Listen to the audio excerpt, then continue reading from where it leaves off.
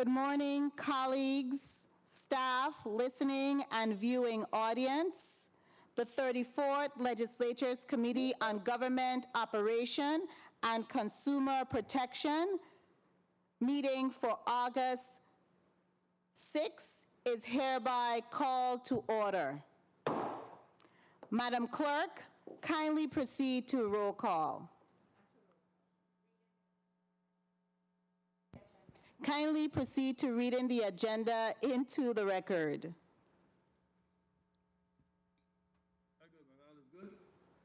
The Committee on Government Operations.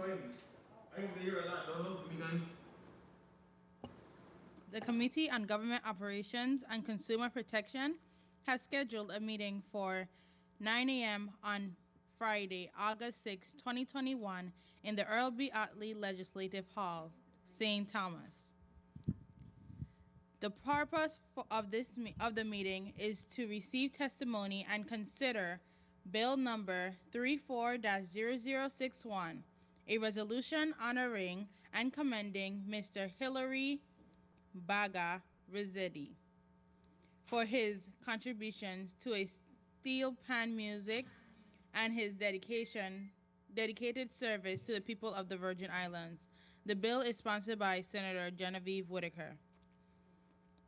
The committee will also receive testimony and consider Bill number 34-0065, an act honoring and commending Eldridge Blake for his outstanding accomplishments in sports and contribution to the people of the Virgin Islands, naming the University of the Virgin Islands Sport and Fitness Center in his honor, and appropriate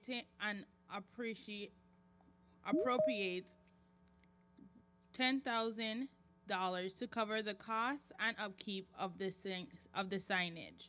The bill is sponsored by Senator Dwayne M. DeGraff. The committee will also receive testimony and consider Bill number 34-0080 and an act providing for the legislature to hire special investigators to conduct an investigation of the Virgin Islands Water and Power Authority and making an appropriation of $250,000 to the legislature of the Virgin Islands to pay for the services of the special investigator. This bill is sponsored by Senator Kenneth L. Gittins. Finally, the committee will receive testimony on the operations of the Virgin Islands Taxi Cab Commission. Thank you so kindly, Madam Clerk. Can we now proceed to roll call?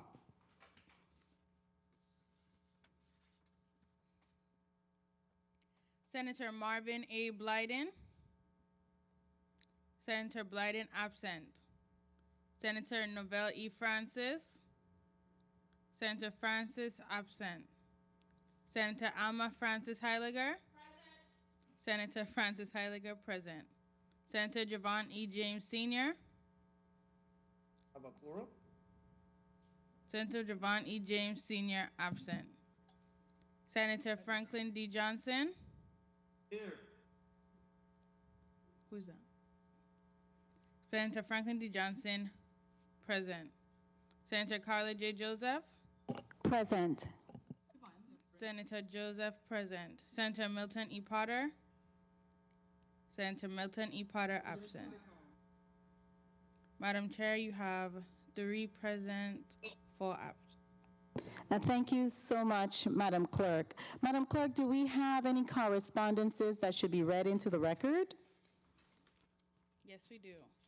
Kindly read them into the record.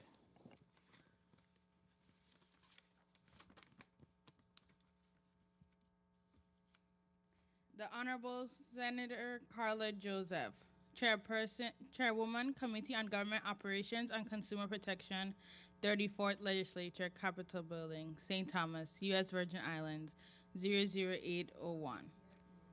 Dear Madam Chair, this letter is to inform you that due to previous scheduled medical appointments out of the territory, I will be absent from the Committee on Government Operations and Consumer Protection hearing scheduled for Friday, August 6, 2021, 9 a.m. in the Earl B. Otley Legislative Hall. Please mark my absence as excused. Thank you in advance for your understanding in this matter. Sincerely, Novell E. Francis Jr., Senate Vice President, 34th Legislature of the Virgin Islands. Honorable Carla J. Joseph, Chairwoman, Committee on Government Operations and Consumer Protection. 34th Legislature of the Virgin Islands, the Capitol Building, Shatamali, Virgin Islands, 00802. August 5th, 2021.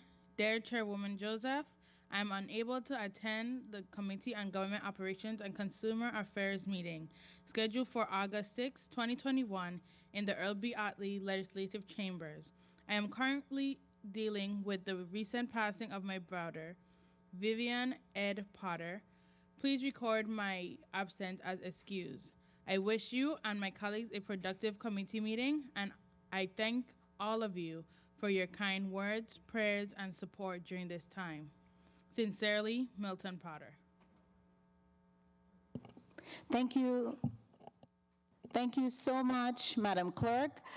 The committee will stand in recess for 5 minutes. Madam President, Madam Chair.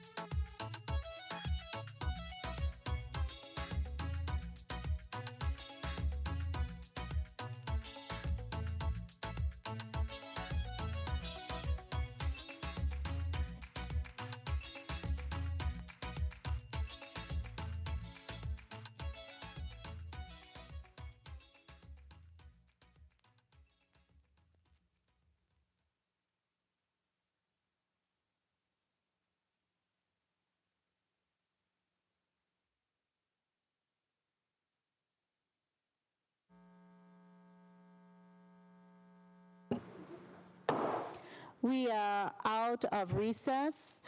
I would like to take this opportunity and I would ask you to kindly join me in congratulating my summer intern, Ms. Shania Nieves, and she's seated right here to my left. Ms. Nieves is the valedictorian of the St. Peter and Paul Catholic School for being, and she is a recipient of the Adam May Hepeth Scholarship, which is sponsored by Sterling Optical. This prestigious scholarship is known for helping many of our young graduates in pursuing higher education and becoming successful professionals in their respective careers. Ms. Nieves will be using this award to help in her education at Savannah College of Arts and Design, also known as SCAD, to pursue her goals in fashion and graphic design. Congratulations again to you, Ms. Nieves, and to all the other recipients of the Adam McHapeth Scholarship. I would also like to take this opportunity to really thank Mrs. Nieves, former economics, physical education, civics, and homeroom teacher, Mr. Eugene Farrell, for introducing and encouraging Ms. Nieves to apply to my senatorial office Summer Youth Employment Opportunity Program. This is Ms. Nieves' 5th week as my intern, and she has been doing an excellent job. Her last day working with me will be Tuesday, August 10th. Additionally, I would also like to congratulate the 14 other young people who applied to my office's Summer Youth Employment Opportunity Program and were selected to participate in the program. Over the past 5 weeks, we had a lot of young people who were engaged in on-the-job training. Our office also was the facilitator of a workshop which included resume building, interviewing skills, as well as budgeting. I want to also thank all of our employer partners who provided opportunities for our young people to work and receive on-the-job training at their place of business, to include the legislature of the Virgin Islands. We have Mr. Daquan Milliner. He's working and assigned with the media service, our public relations division here at the legislature. In addition, we have the Hotel and Tourism Association. We have Lime Tree Bar and Restaurant, and the Boys and Girls Club out of Oswald Harris Court. We also have Catholic Charities who did an awesome job and really partnered with us strongly and provided opportunities for 6 of our young people. We also have Dr. Baku office. He also partnered with us. We have finally, Ebenezer Gardens. I really want to thank all of you for being supportive and to understand that really and truly our young people are our future, and to support them. When we support them, they in turn will grow up prepared and be willing and able to support us too. Madam Clerk, would you kindly read the roll call once again, because we need to assure that we have established a quorum.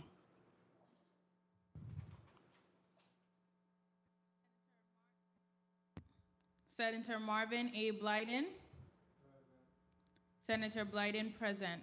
Senator Novell Francis Jr. Madam Clerk, kindly note that Senator Francis sent his note and he is excused, so record his his portion of the roll call as excused. Senator Alma Francis Heiliger. Senator Alma Francis Heiliger. Present. Senator Javon E. James Sr. Senator Javon E. James Sr. absent. Senator Franklin D. Johnson. Senator Franklin D. Johnson present. Senator Carla J. Joseph. Present. Senator Carla J. Joseph present. Senator Milton Potter. Please record Senator Milton Potter as excused based on his note. Senator Milton Potter excused. Madam Chair, you have 4 present, 1 absent, 2 excused. Thank you so much, Madam Clerk. We do have a quorum. Madam Clerk, kindly read into the record our first block of items on the agenda. The committee will receive testimony concerning Bill number 34-0061, a resolution honoring and commending Mr. Hilary Bagarizzetti for his many contributions to steel pan music and his dedicated service to the people of the Virgin Islands. The bill is sponsored by Senator Genevieve Whitaker. Invited testifiers are Mr. Tyrone Ambrose and Mr. Laurel Gerard.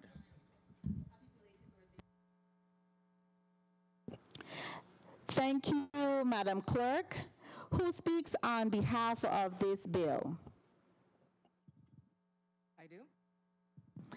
Kindly proceed, Senator Whitaker.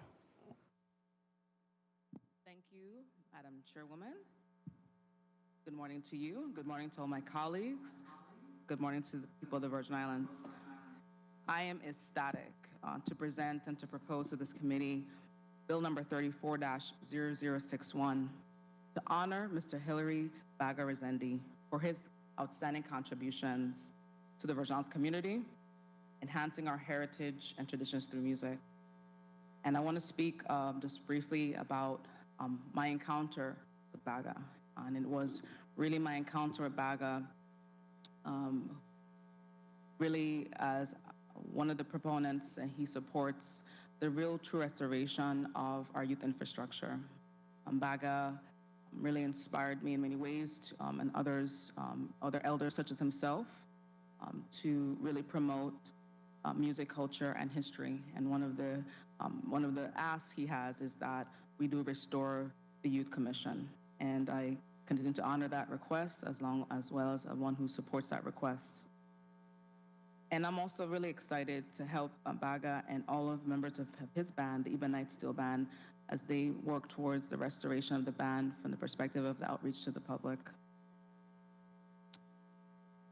Bill number 34-0061, a resolution honoring and commending Mr. Hilary Bagarizzetti for his many contributions to steel pan music and his dedicated service to the people of the Virgin Islands. Whereas Mr. Hilary Bagarizzetti was born in Port of Spain, Trinidad, West Indies in 1937.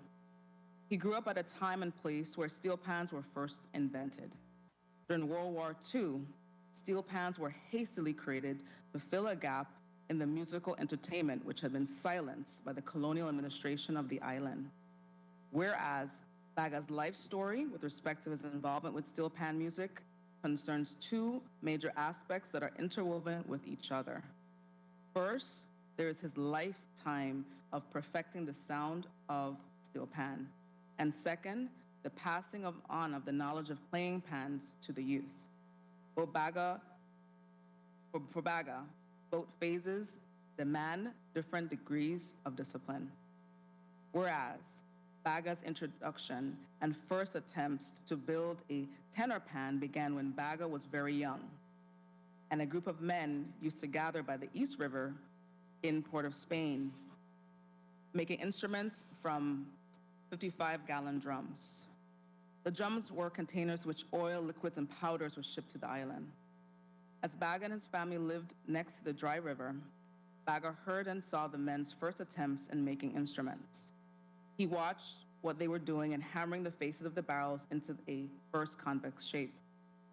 Whereas later he saw another band during carnival time pounding the face of the barrel in a concave shape, making the face into a large bowl. In hearing the sound of that surface, he realized that the notes in the concave bowl surface sound far better. Whereas watching and listening to the men crafting barrels into musical instruments inspired Baga at the age of 8 to work on 1-gallon butter tins, which were the only metal containers he could find. He then hammered down the surface of the face and divided the tin surface into sections for the notes. To keep the notes in place and not have them run into one another, he used a nail as a punch, creating an outline around each note to contain it. Then with a smaller hammer, he gently pounded each note a certain way to get a specific sound for each of the notes marked out. Whereas soon Baga expanded using butter tins. At the age of 13, he founded a 55-gallon barrel which had held disinfectant. At 6 a.m. in his backyard, he started making a tenor pan, the soprano sound of a band. He cut off the top 13 inches off the barrel and put that portion flat on the ground to make his first tenor. As he looks back at his first attempt of making a steel pan, he says that it was a crude sounding instrument. It had a sound, but not a musical one, he explained. Whereas as Baga grew more proficient in making tenor pans, he was drawn to the different pan yards. In the Bellevue neighborhood, the village band was Cairo Steel Band. One day, band members were waiting for their big-time pan tuner to come to start tuning the pans. After waiting for the tuner to show up, someone said, "Baga does tune pans. Let him tune the band." Whereas of that time, Baga recounts that he was extremely frightened. "I did not know whether I would be able to tune all the notes in each of the different pans which made up a full band," he explains. When the band's tuner finally showed up and heard the sound of the tenor pan Baga was working on, he told him to continue the rest of the tenor pans while he worked on the others. Baga went on to build and tune all of the pans in the band, including the double second, guitar, cello, and bass pans. Whereas in 1966, Baga left Trinidad and Tobago and got a commission in Antigua to build back the brute force steel pans from scratch. Ideally, this was the prime time of his career where his work was recognized. His pan produced sweet tones. As he recalls, a woman upon hearing the sound yelled out, "Lord Jack, them pans sound like organs, yeah." Whereas a year later in 1967, Baga then relocated to St. Croix, Virgin Islands. Baga was invited by the Bill Bass of the Mellow Tones to rebuild over and tune pans for his band. Baga also started performing the bass's 7-member band, which performed 7 nights a week at the Estate Carlton Hotel. Over the years, they performed in all hotels on St. Croix. Whereas in the early 1970s, when Bill Bass was the instructor of the Central High School Band, the band was invited to the Rose Bowl Parade in Pasadena, California. Baga built the band and traveled with the student players and kept the pans tuned throughout the tour. Whereas in 1975, Darwin King, assistant director and social worker of the Virgin Islands Commission on Youth, offered Baga the position of director of a teenage band for which he was to build the instruments and instruct 100 students. The band was located in the D. Shepard Housing Project at Richmond Penitentiary and was called the Ebonites. With Raymond Massey James, Baga recruited the students to join the band. This after-school organization was to promote wholesome activities and to demonstrate that discipline in playing an instrument carried over into successful school study habits. Whereas the Ebonites band was invited to play in various activities of the Crujan Christmas Festival on St. Croix, at the opening of the agricultural fair, and performed the national anthem at the first triathlon. Whereas the Ebonites were then invited yearly to participate in various events of the St. Thomas Carnival, people loved the band playing at the early morning tramp in the streets, Juve, the food fair, and in both the children's and adults parades. In order to participate, players had to demonstrate good scholarship and grades in school. Whereas Baga invited a few of the students from the Ebonites band to join his and Massey's own steel band, the Zodiacs, to play in hotels, entertaining tourists and locals on Tuesday night buffets and Sunday beach barbecues at Hotel on the Key. Besides playing, the band provided backup music for limbo dancers and fire eaters, which became a part of a larger cultural performance. The Zodiacs were then invited to play during the summers at the Schaefer Canal House in Chesapeake City, Maryland. Whereas in the summer of 1989, Baga joined other Virgin Islands cultural artisans to demonstrate his art of making steel instruments at the Smithsonian Folklife Festival, staged on the Washington Mall. This week-long session of workshops introduced steel pan making to a new audience. Everywhere there were artisans went, they were serving as cultural ambassadors for the Virgin Islands. Whereas Baga then returned to St. Croix to concentrate his efforts in building, tuning, and teaching in St. Croix schools. He made instruments for many of the public schools as well as for church youth groups. He continued to tune pans in St. Thomas for carnival activities. Whereas, in addition to putting in the hours and teaching young adults how to play musical instruments, he instilled in them to play with focus, discipline. Baga stresses that the sound of the instrument is important, but the dedication with which the player approaches the playing shines through the musical melody. And whereas Baga continues to pass his legacy on to the younger generation when it comes to making, producing, playing a steel pan instrument. He wants to pass on a piece of culture for every young adult with whom he comes in contact. Baga's motto is, to stay focused, you must discipline yourself in whatever you do. Whereas Baga hopes that every time he teaches someone how to play the steel pan or interacts with a player, his association with that person enhances the person's life. Now, therefore, be it resolved by the Legislature of the Virgin Islands, Section 1, the Legislature of the Virgin Islands, on behalf of the people of the Virgin Islands, honors and commends Mr. Hilary Baga Rezendi for his many achievements and contributions to steel pan music, his attainment of sweet notes, and his dedicated service to the youth and community of the Virgin Islands. Section 2, the President of the Legislature of the President's designee shall prepare and present a perma-plaque copy of this resolution to Mr. Hilary Baga Rezendi at an appropriate ceremony. In summary, once again, the resolution honors Mr. Hilary Baga Rezendi for his contributions to steel pan and music and service to the people of the Virgin Islands. Baga, we honor you, and we're glad to give you your recognition in your days, and we thank you. And again, I want to thank you as well. Thank you to the chairwoman. Thank you, and I'm just asking for this committee to support and commend this amazing man who has left an indelible mark and continues to support the development of our youth. And at this time, again, I offer Bill number 34-0061 and honor and commend a resolution honor and commending Mr. Hilary Baga Rezendi. Thank you. Thank you so much, Senator Genevieve Whitaker. At this time, we have two testifiers who are here joining us virtually, and we want to thank you so much, Mr. Tyrone Ambrose and Mr. Lariel Gerard, for joining us virtually. We're going to do a quick microphone check to make sure that we can hear you, as well as our listening and viewing audience can hear you. Mr. Tyrone Ambrose, say good morning to the people of the Virgin Islands. You need to unmute, Mr. Ambrose. Unmute.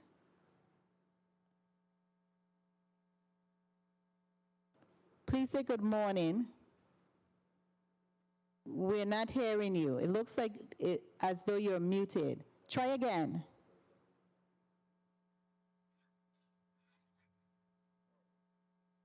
What about you, Mr. Gerard? Can you say good morning? Good morning. We can hear you loud and clear. Turn up your mic a little, the volume, Mr. Gerard, a little bit more on your mic. Now, Mr. Ambrose, once again, let's try with you. Say good morning. Good morning. Okay, we could hear you now a little clearer, Mr. Ambrose. So, Can you hear now? yes, I can hear you now. Okay. Okay, Thank you. hold one moment for me. I believe I hear Senator Javon James Sr. Senator James. Yes, thank you, Madam Chair. I've been here for like several minutes. I just want to kindly tell you that I'm here so you could mark me present. I'm in the same criteria. I can see you clearly, Senator James. Madam Clerk, kindly mark Senator Javon James Sr. present and our roll call. Mr. Ambrose, we will begin to receive your testimony first. Kindly proceed with reading your testimony for Bill number 34-0061 into the record.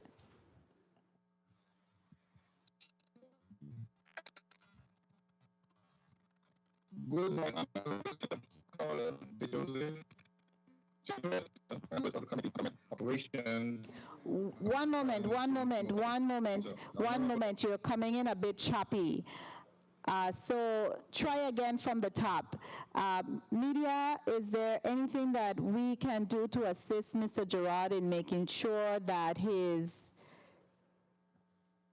testimony is clear? We're going to just take a brief 1-minute recess to assure that we get all of the technology in sync. Mr. Gerard, you do not go anywhere, neither you, Mr. Ambrose. Give us 1 moment to get everything settled down. Thank you kindly. The committee stands in recess for 1 minute.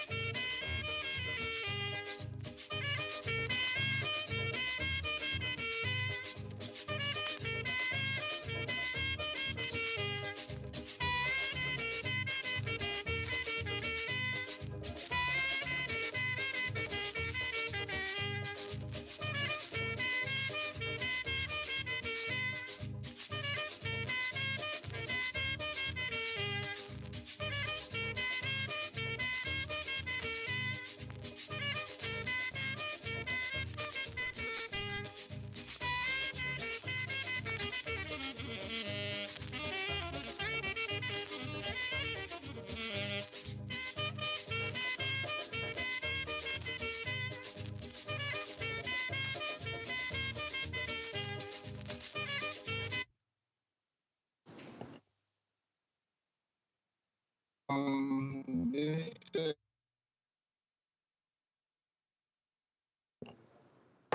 We're back on record. Mr. Ambrose, Mr. Gerard.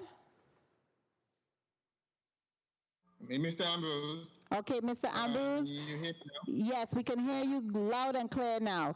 Kindly proceed with reading your testimony into the record. Okay.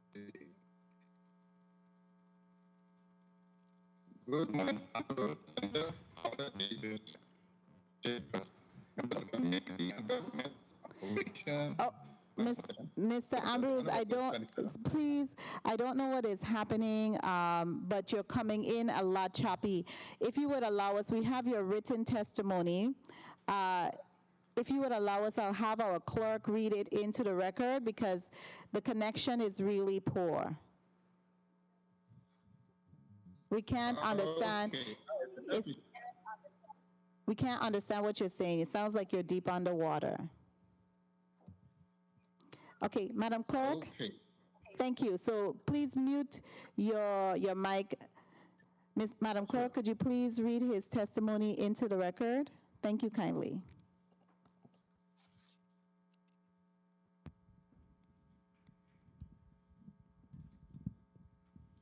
Greetings, the Honorable Senator Carla J. Joseph, Chairwoman of the Government Operations and Consumer Protection Committee, other committee members, non-committee members, legislative staff, and the listening and viewing audience. My name is Laurel Gerard, a retired former elementary school teacher at the Pearl B. Larson School. I'm an alumni of the University of the Virgin Islands with a BA in elementary education, a former band member, band director of the St. Croix Majorettes Marching Band, and the to-be director of the 10th annual Laurel Gerard USVI Walk of Fame Music Awards meets the Grammys in June 2022. I met Mr. Hilary Baga Rossetti in 11th grade at St. Croix Central High School in 1972, along with Bill Bass and the late Raymond Massey James. They were getting our CHS Carib Steel Band ready to go to Pasadena, California in December 1972 for the January 1st, 1973 Tournament of the Roses Parade. The Possible Dream was the name of our float, with the three queens of St. Croix, from St. Croix, St. Thomas, and St. John. We won the Ambassador's Award and brought recognition to the U.S. Virgin Islands. Baga was like a father figure for all of us. He had great talent and expertise in tuning steel pans. Later on, he chose to work with the Ebonite Steel Band, which I knew he could handle the task asked of him by Darwin King, Executive Director of the Virgin Islands Commission on Youth in 1975. In 1976, I played the xylophone and led the St. Croix Majorettes Marching Band from 1978 until 1997. In 2001, I began recording and singing calypso and entered the calypso competition on St. Croix and St. Thomas, with the stage name being The Teacher.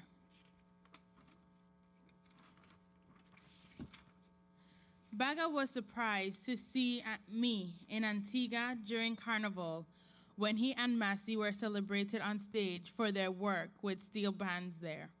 I wrote a song that paid tribute to Baga around 2008 and in 2018. I honored Baga with a certificate, trophy, and other award items. I thank the 34th Legislature of the Virgin Islands for recognizing Hilary Baga Rossetti and his work with many students and steel pans. I want to congratulate his family and wife, whom I have known when she taught us at CHS, St. Croix Central High School. To Baga, I say, bask in the glory of God's shining grace today. Recall the great memories of how CHS Carib Band members worked hard to win the above award. The possible dream, then, has come true for you. Today is your possible dream. You have conquered the great fight, the battle you have won. However, if you can tune those pans, I know I will be getting steel pans started after the pandemic. May God bless you, and may God bless and keep the 15 members of the 34th legislation working to produce fantastic legislation like this one. Thank you. Sincerely, Mr. Laurel E. Gerard, St. Croix, USVI. Thank you so much, Madam Clerk, for reading that into the record. Mr. Gerard, we trust that our clerk did justice to your testimony.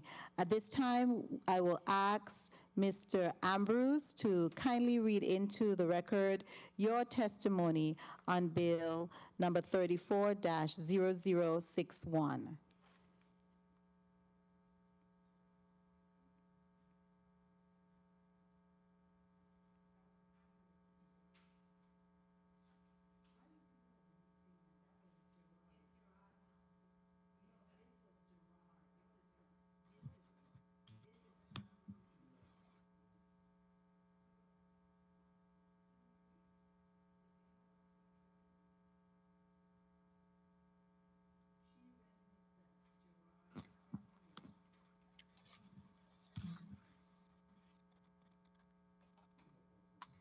Good morning.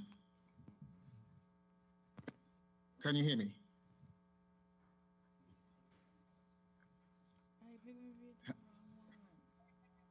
Can you hear me now? One minute. We're going to take a recess because it's very difficult for the chair to see who is up on the screen. So one moment for us. That's you. You are Mr. Ambrose? Actually, you said you had some issue with my clarity, so you're probably going to have the clerk read my testimony. Okay. And please identify who is speaking. This is Tyrone Ambrose. Mr. Ambrose. Mr. Ambrose. So she has, yes. Okay, so we're going to take a 1 minute recess. Thank you.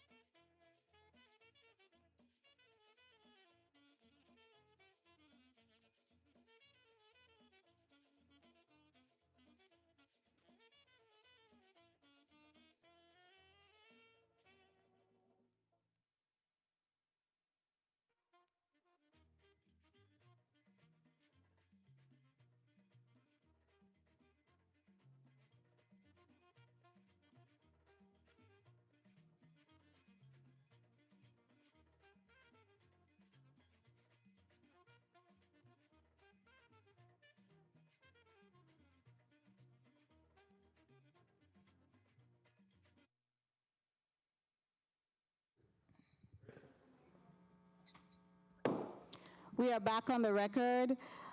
I want to take the opportunity to apologize to our viewing and listening audience, as well as our testifiers. We do encounter with this new paradigm and the way we conduct business in the legislature and in the world, some technical issues. But we are asking for your patience as we iron those out. Remember that we just recently returned to virtual testimony this week, and so we would have had persons testifying in our chambers. We are going to ask our clerk to read into the record the testimony that was provided by Mr. Tyrone Ambrose. Mr. Ambrose and Mr. Gerard, stay tuned, but what we will do so we could try to iron out and resolve some of those issues that we have, and we'll ask you questions, is I will call your name, and so once I call your name, you could respond. The other person who is not responding and not testifying, you should mute your mic as well as turn off your video so we could lower the amount of bandwidth that is being used, and that would allow the person who is speaking to be heard and seen. Okay, so Madam Clerk, kindly read into the record the testimony provided by Mr. Tyrone Ambrose.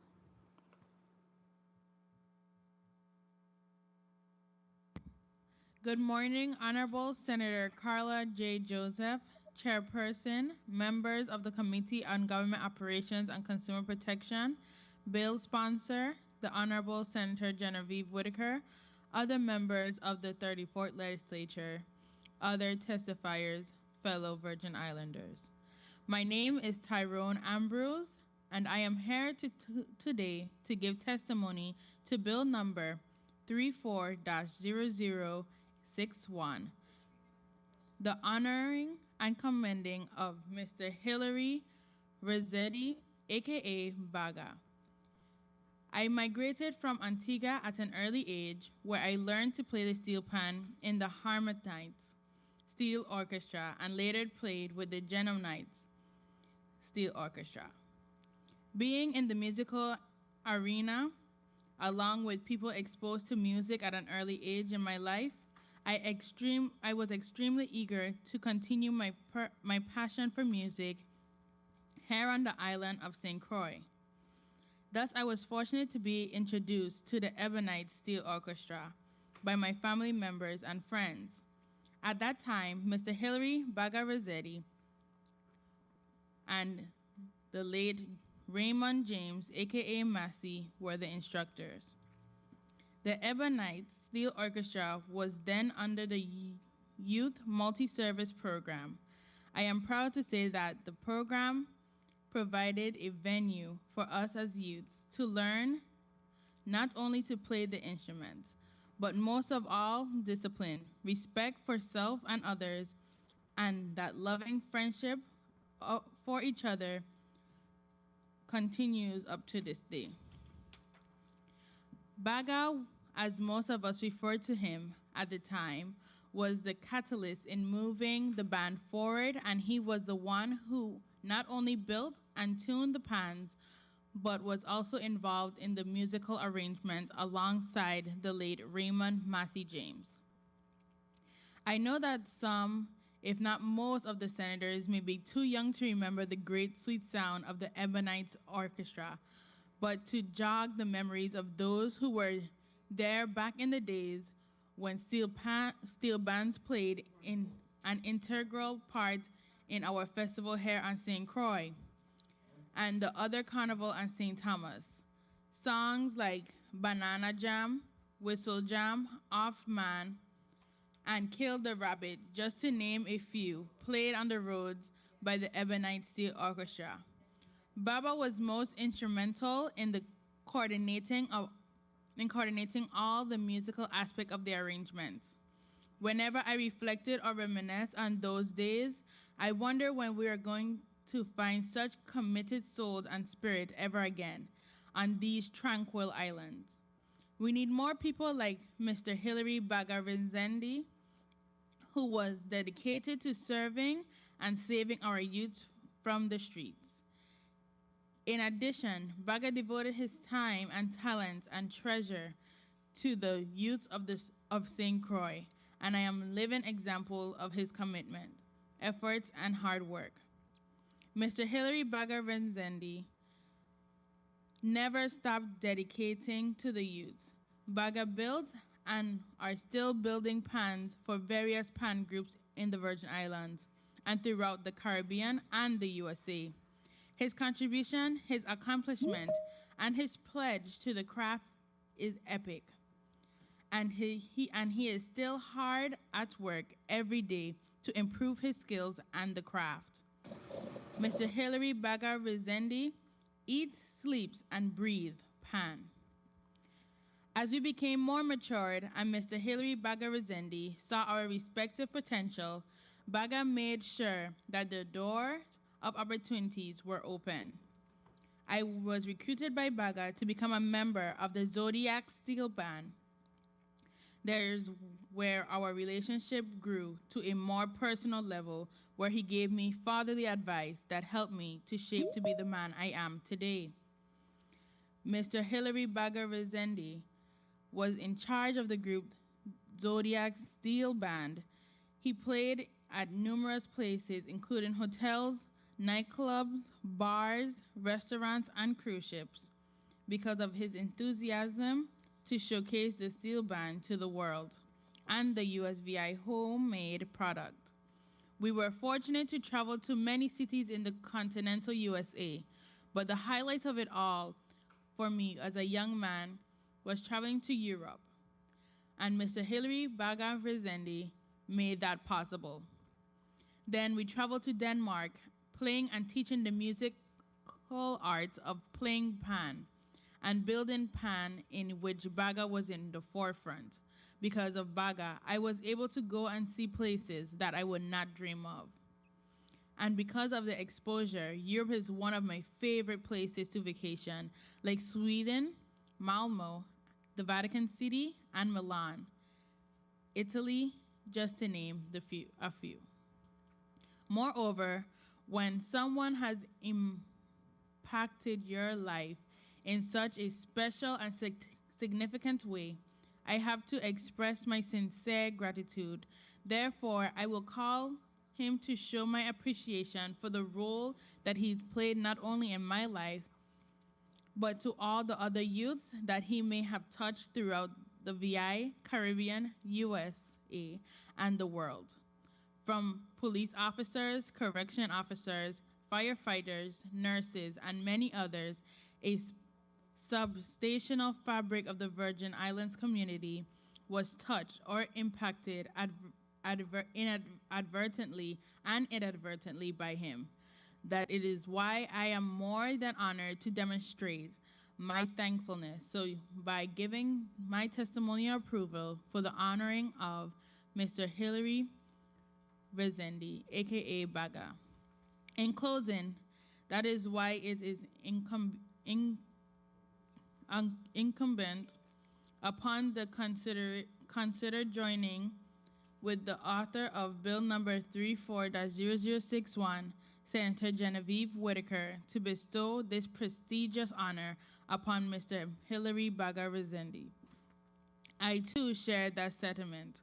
Once again, thank you to the Honorable Senator Genevieve Whitaker.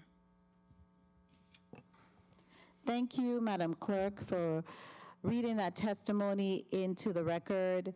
Colleagues, we will go to a 1 minute round. 3 minutes, 1 minute round. We will begin our discussion and deliberation on bill number 34-0061 with Senator Franklin D. Johnson, and will be followed by Senator Alma Francis Heiliger, then Senator Marvin Blyden, and finally Javon James Jr., and the chair will speak last. The sponsor will speak last. So we will begin with 1 3-minute round.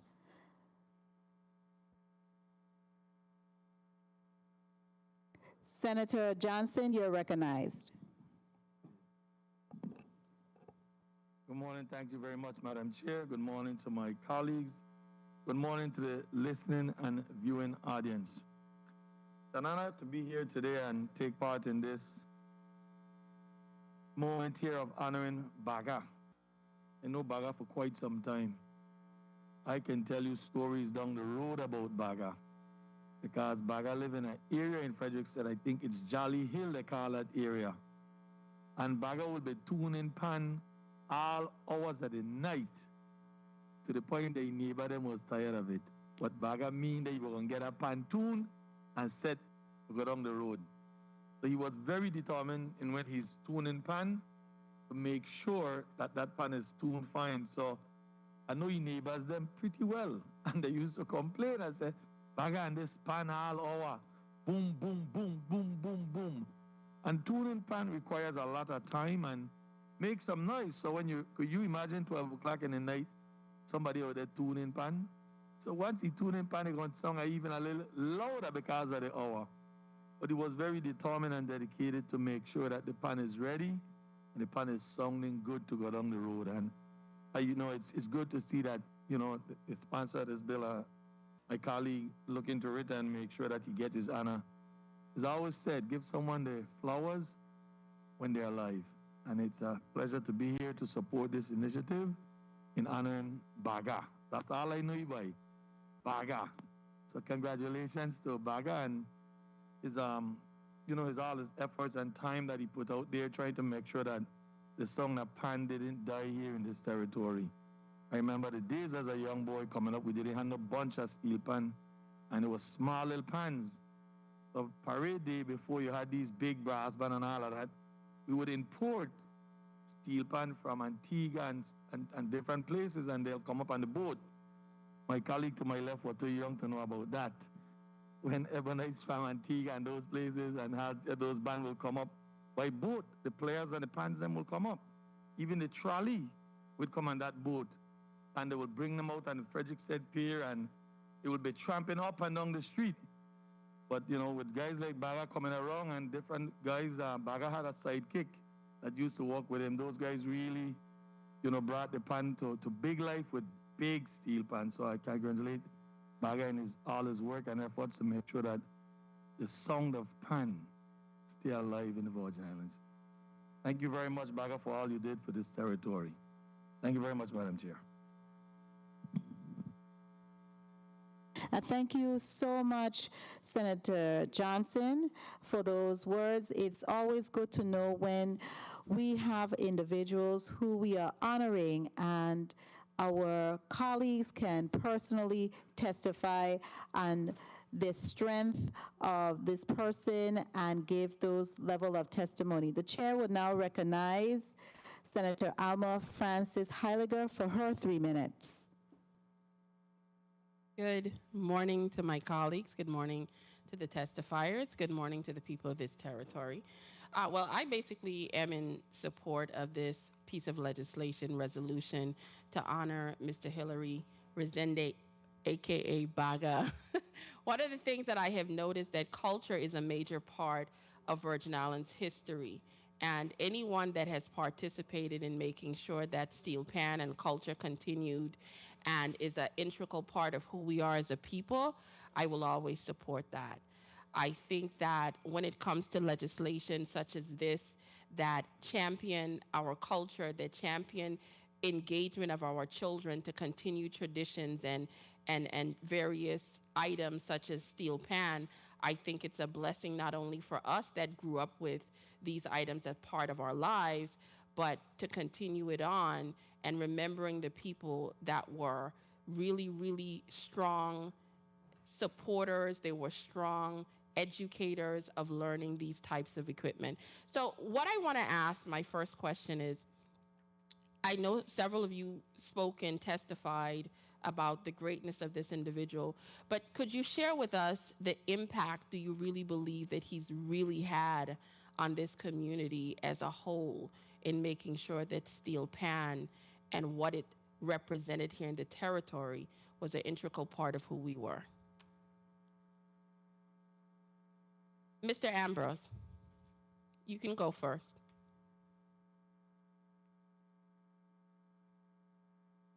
Mr. Ambrose, please unmute your mic.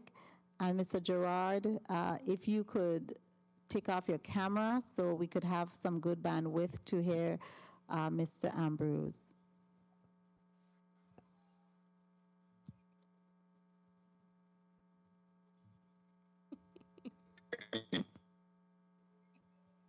Yeah, my mic is on mute. Can you hear me? We can hear you We can now. hear you.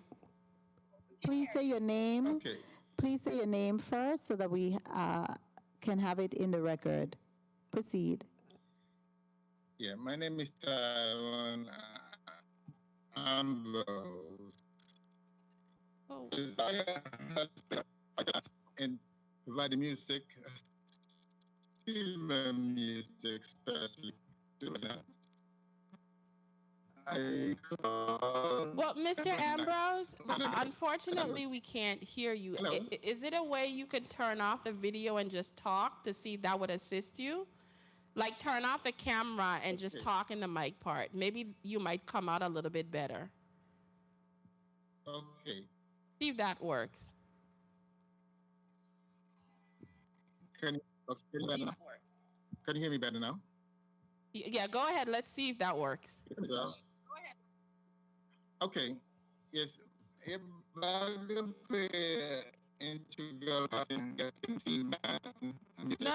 Mr. Ambrose, unfortunately, we can't hear you.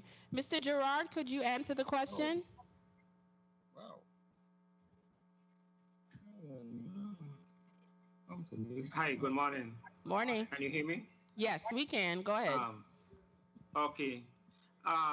When I met Baga, remember I was one of the steel band players for the Tournament of Roses Parade.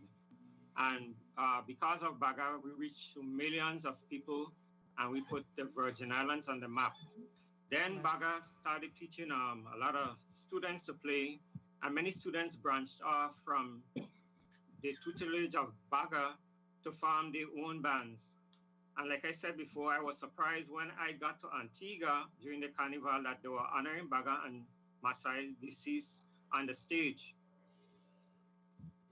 Well, thank you so much for bringing that, because one of the things I realized with any of these bills for resolutions, it is always timely when we take the time out to honor these people that have participated to help build our culture. And I'm going to keep repeating that because as a Virgin Islander born and raised for 47 years, I am proud to have individuals like this that keep pushing us, that kept adding, that kept educating. You spoke to the fact that other children ultimately branched off because of his teachings, ultimately branched off and started their own bands. This is a prime example of when you take an opportunity to really teach a child, this is what you will get. So I rise in support. I am 100% in support of this resolution. And I want to thank you, gentlemen, for coming here and putting your thoughts and testimony on the record. Thank you, Madam Chair. Thank you so kindly, Senator Alma Francis Heiliger. It is indeed a wonderful day that we could definitely give honor to individuals who have sacrificed their time and given the climate that we know that we're in now. We can't have any, and there's very limited steel orchestra practicing, but that was a time wherein individuals were working, building, and nurturing young people in a cultural art, which is steel pan. Thank you so much, Senator Heiliger. Senator Marvin Blyden, you are now recognized for your 3 minutes. Thank you, Madam Chair. Good morning to my colleagues, view and listening audiences, staff, central staff. Good morning to all, and good morning to the testifiers, and thank you so much for your testimony. I want to start off first by thanking the sponsor of this legislation, Senator Whitaker. Thank you so much for bringing forth this bill. I must say, in reference to Hilary Baga, Rossetti, Rossetti, I must say, First of all, based on the testimonies we have heard, of course, first he was the ambassador for the territory, an instructor, a pan builder, a tuner, a ranger, and on and on. And that says a lot about what he meant to our culture and what he felt as in terms of pan. I remember as a young boy growing up, I just sneak on my mother's house to run and go push the pan, coming on the road. I didn't care about anything else but actually holding the pan and pushing it down the road, because it's not like now where you have rising sun and everyone else have a car to pull the trolley, but it was pushed by individuals like myself who really was into it, and you actually feel the vibes in terms of the trolley bouncing, and you're the one that, okay, let's move forward. You're the one, you feel you're the one, until you push it won't move. So it was a good feeling. I really enjoy pan. Ain't nothing more sweeter than pan, ain't no other music sweeter than pan music, trust me on that. But I want to say congratulations. Let me ask Mr. Gerard, because we cannot get the other song system up. Let me ask you, because I knew he was an instructor and he basically influenced many youngsters in the territory. But I know he was a pan builder and a ranger. Did he also train youngsters to go in that route also? Yes, not only in the Virgin Islands did he train youngsters to take over, to teach other children to play pans, but he also went and in Antigua, and he worked with Superstars, Harmonites, and other bands, and he trained students over there. And I remember the Harmonites. I want this state of the island, which is St. Thomas St. John district, but I always heard of the Harmonites, sweet Harmonites. They were bad, man. They were nice. Let me ask you also, because Mr. Ambrose spoke to the opportunity to go to Sweden and other foreign countries. What impact back in the day, which were the early days, did the steel pan and Baga had on those their culture and their influences as you guys traveled throughout the world? Because I know they didn't know or have a clue that folks can take a pan and actually make it play sweet music like the steel pan does. What type of responses did you guys get during those times from the people in them different foreign countries? Okay, well, like you said, it was a sweet tune, sweet pan. Time. And Baga, when it came to playing the pan and tuning the pans, he was a great arranger also. He happened to work with Bill Bass, who was one of the persons that got us to the Tournament of Roses parade in Pasadena, California. But our trip was different because we had several engagements. Whenever we came off the buses, Bag and them had already tuned the pans, and we went and we just started to play. One particular example was that they separated the band members. They had, let's take for example, a big hotel, and they put each band member in a particular window. So we were actually trying to communicate to the people of California, and it was in freezing temperature, was like 47 degrees, that we were playing pan with our sticks in the air, with the pans then one up in the hotel, and it came across on, I think it was ABC, to millions of viewers in the Virgin Islands, and we won the Ambassador's Award. Wow, well, that was a great feat, and I must say, I'm sure of it. Mm-hmm. While the music was playing, nobody was feeling cold. They were just feeling the vibe. So I appreciate it, and thank you so much for your responses, and thank you, Madam Chair, for the time. You're very welcome, Senator Blyden. I'm sure you have photos, Mr. Ambrose, of that event. I hope so, because that's things that we could keep in our memory and even add to the resolution. Things like that, actions like that, when our people are out there enjoying themselves. There's nothing sweeter than music. Music inspires people and are able to lift you out of your doldrums and give you and push you forward to overcome. Senator Javon James Sr., you are recognized for your 3 minutes.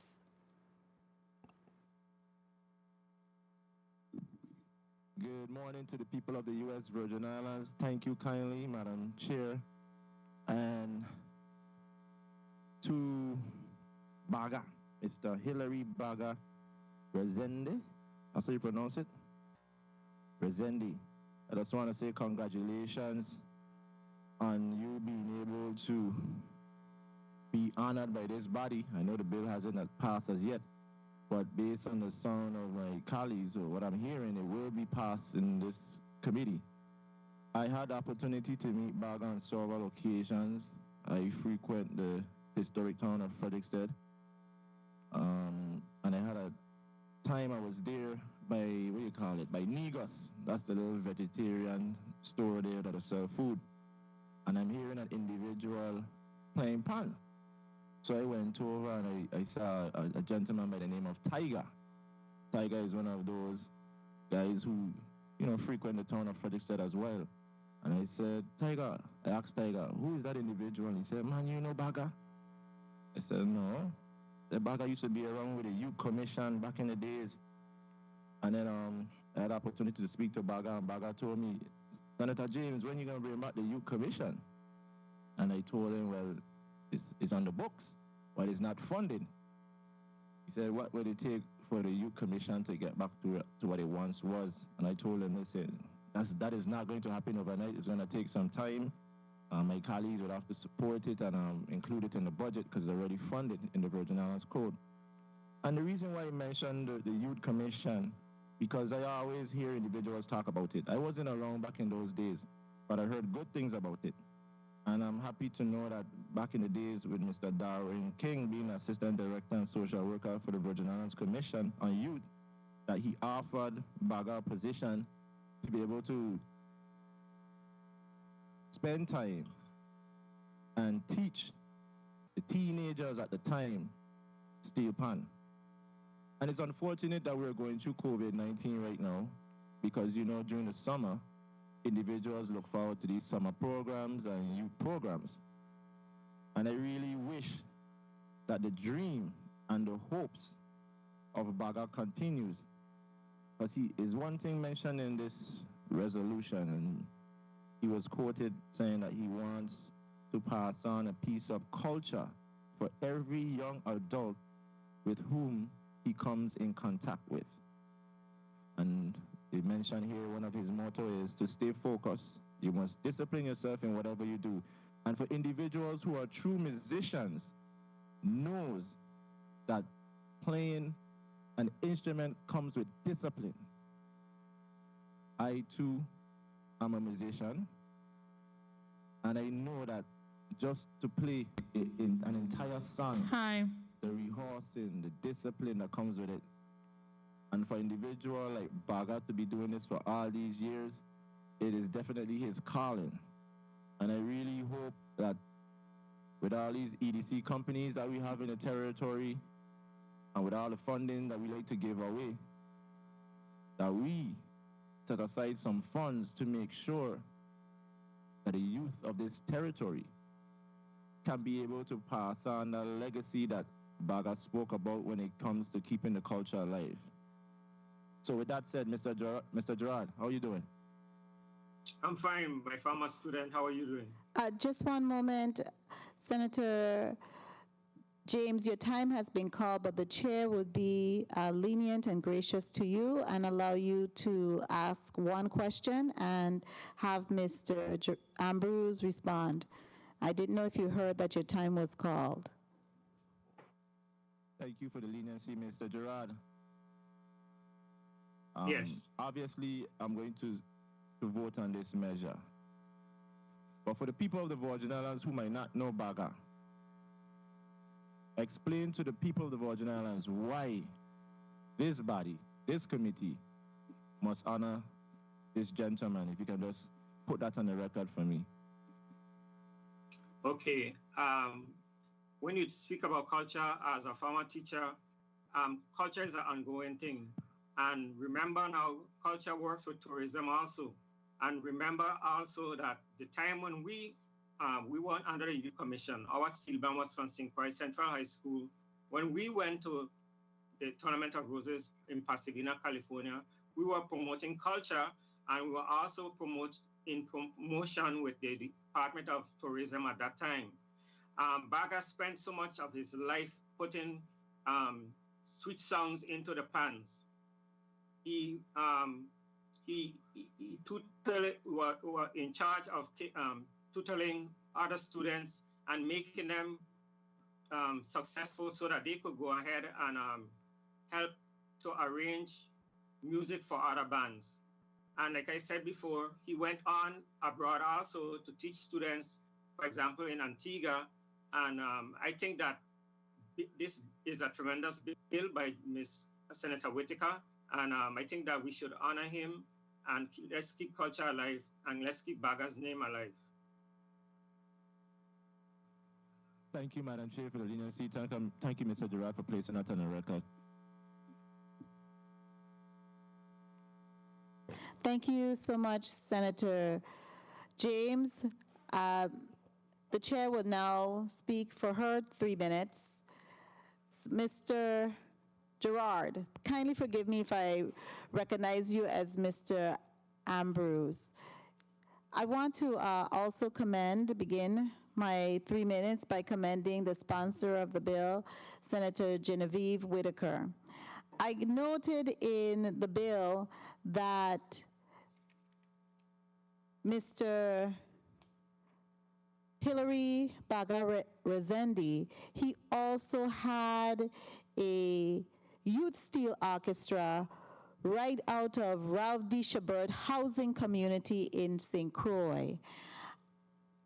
And that community no longer stands today, but we are here honoring a man who took the time out to teach young people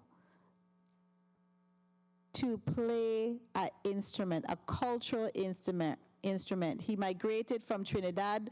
That's a land in the Caribbean where all carnival began. I've had an opportunity to actually go to Trinidad and partake in their festival. And also, I know about another type of band, and it's called Iron Band. And I've also had an opportunity when I've traveled to my parents' homeland, Antigua and Barbuda, to also see individual partake in Iron Band.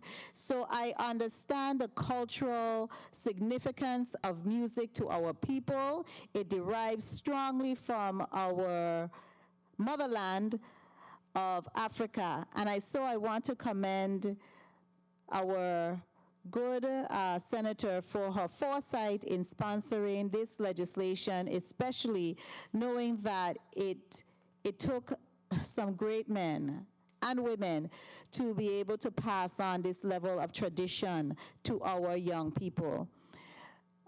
Mr. Gerard, the question is to you. What can we do to continue to do that? What can we do? This is a strong legacy, and if I speak with a sense of urgency, it is to do that. I worked in the Virgin Islands Housing Authority. I know that we had steel pans active in John F. Kennedy housing community in the St. Thomas, St. John district. We had steel band orchestras at Corwin Terrace, as well as in Bovoni housing community where I grew up.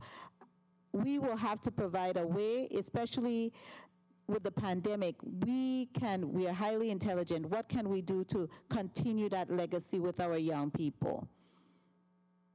Well, as a former teacher at the Paul B. Larson School, I think that what we can do is, well, after the pandemic, is to allow for programs that won't take up too much time during the day, maybe after school, where instructors, even if Baga is able to go and teach the children, and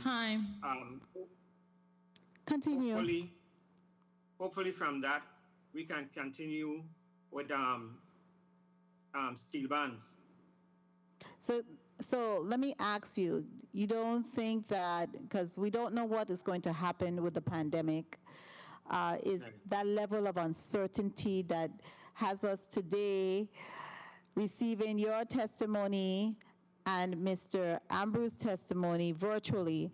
So it is how we're looking at reshaping ourselves to be able to continue the legacy.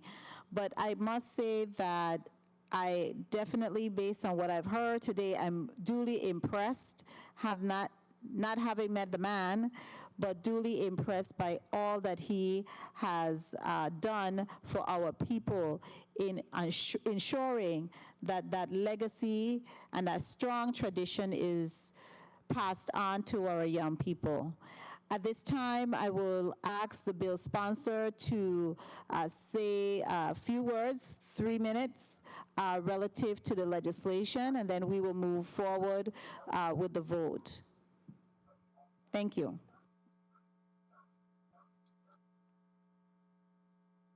Thank you, Madam Chairwoman. First off, as I speak to Baga as well and communicate with him, and to both of the gentlemen who came here in his support, providing testimony, truly thank you. And I wanted to really provide an opportunity for, because we of course have some issues with the internet service, which is something I am also addressing in another space. So Mr. Gerard, can you speak to, let the public, my committee members and the public know the current status of the Ebonites? I also want to place on the record that we actually, one of the things that I'm working with the Baga is on a project right at this time where we can get individuals, adult learners, and children as well, learning how to put together, construct a steel pan. So can you speak to the Ebonites ban, just giving us additional history in this limited time about the Ebonites ban? And secondly, I would also like you to continue to express the importance of the Youth Commission. Just by way of information to this committee, to the public, to you, to everyone, the Youth Commission is on a track of restoration from January up until, very consistently. I've engaged Governor Bryan to appoint the youth commissioners, and so that is taking place, and so that's a good thing. And so, Mr. Gerard, can you speak more about the Ebonites ban and how we can help support it as a body, and if when the Youth Commission is restored and even the Youth Senate here in the legislature, how we can have the Ebonites support youth initiatives? Well, I was not in Ebonites ban. I'm so sorry that my friend here, his mic isn't working because he was in the band. I was in the St. Croix Central High School Caribs Steel Band, who were in a different program. No, I just mean to the extent where you had interactions with Ebonite, what your understanding of the band, not that you were in the band. Like, what was your interactions with the band at any time during your tenure? No, that's what I'm saying. I was never associated with Ebonites, but at the time that Ebonites were playing, I was in the St. Croix Majorettes Marching Band as a leader. And we look forward every year to see Ebonites coming down the road, and Baga would be jumping up there, and he would, before they got on the road, I know Baga tuned those fans, and they were sounding very good, And I would just love to see that this Ebonites, if it can be revived, that it continues, And also it will help other children to keep off the streets and find something productive to do. I agree. Thank you so much. Thank you for that. And I want to also express that, yes, we know that the linkage between programs and opportunities are clear strategies to address the deterrence, right, crime prevention. And so I really look forward. So again, I'm asking my colleagues to support this measure, to honor Baga, Hillary Baga Rezendi, and also to help support, as a body, we help support this, their organization and others dedicated to youth development. And I stand firm in my commitment to the restoral of the Youth Commission. That's on the part of the governor and the part of us as senators, the Youth Senate, the Legislative Advisory Council, that we have our young people, and these are ways in which we can have individuals such as Baga who inspire youth as an elder. And it's really important, I want to emphasize, especially to our young people, it's very important to honor your elders. It's really important. and we have to continue to do so. We do so in many ways, and let's continue to honor them and respect them, and also for us, the younger generation, do what we can to honor them, and we honor them also by continuing their works. So again, I offer bill number 34-0061 to honor Baga Razendi. Thank you.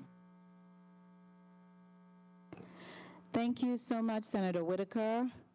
Colleagues, we have exhausted our deliberation and time on this item. Do I hear a motion?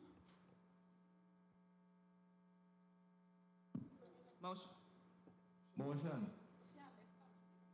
You are recognized, Senator Javon James, for your motion. Thank you, Madam Chair. Madam Chair, I move that bill number 34-0061, a resolution honoring and commending Mr. Hilary Baga Razendi for his many contributions to steel pan music and his dedicated service to the people of Virgin Islands, be voted on favorably in the Committee on Government Operations and Consumer Protections and be forwarded to the Committee on Rules and Judiciary for further consideration. I so move. The bill has been properly moved by Senator Javon James Sr. and seconded by Senator Alma Francis Heiliger. Roll call on Bill 34-0061, a resolution honoring and commending Mr. Hilary Baga Razendi for his many contributions to steel pan music and his dedicated service to the people of the Virgin Islands. Madam Clerk? Senator Marvin A. Blyden. Senator Blyden, yay. Senator Novelle E. Francis, absent. Senator Alma Francis Heiliger. Senator Alma Francis Heiliger, yay. Senator Javon E. James Sr. Yes. Senator Javon E. Sr., yay. Senator Franklin D. Johnson. Yay. Senator Franklin D. Johnson, yay. Senator Carla J. Joseph. Yes. Senator Joseph, yay. Senator Milton E. Potter. Senator Potter, absent. Madam Chair, you have 5 yeas, 2 absent. Thank you, Madam Clerk.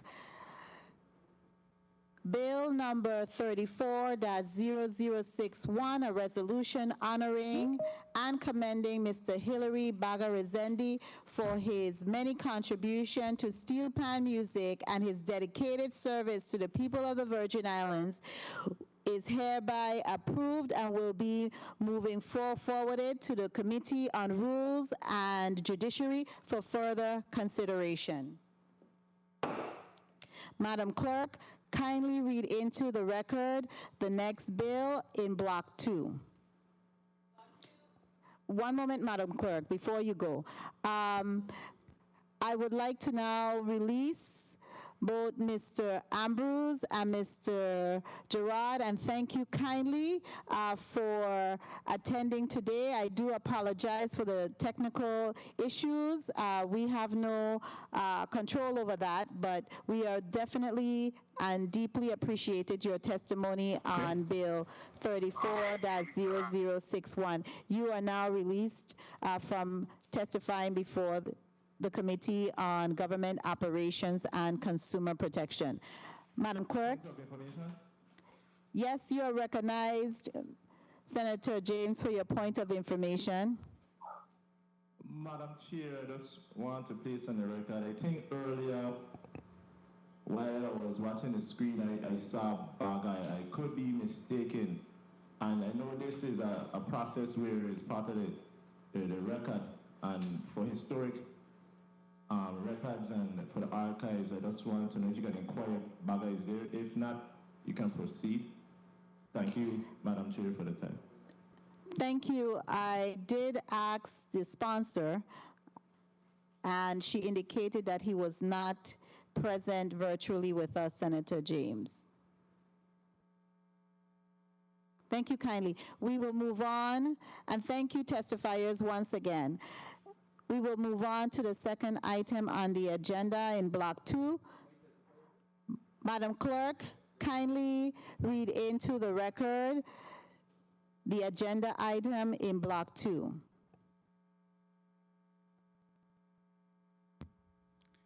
Block 2, 10:30 a.m. to 12 p.m.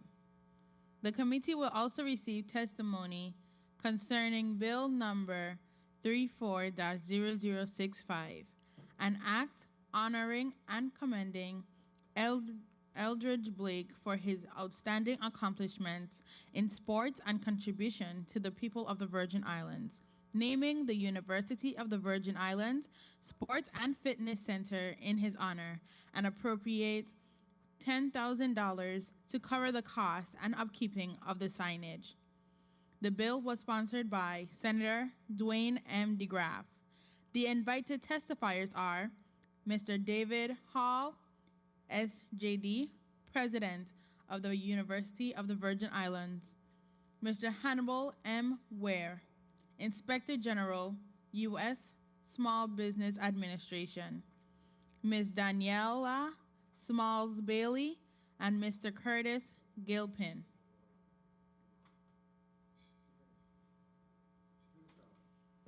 Thank you so much, Madam Clerk. Who speaks on behalf of this bill? I do, Madam Chair.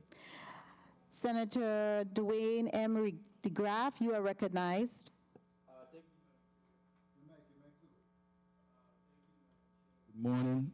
Thank you, Madam Chair. Good morning, colleagues. Good morning, testifiers, all of you listening and present.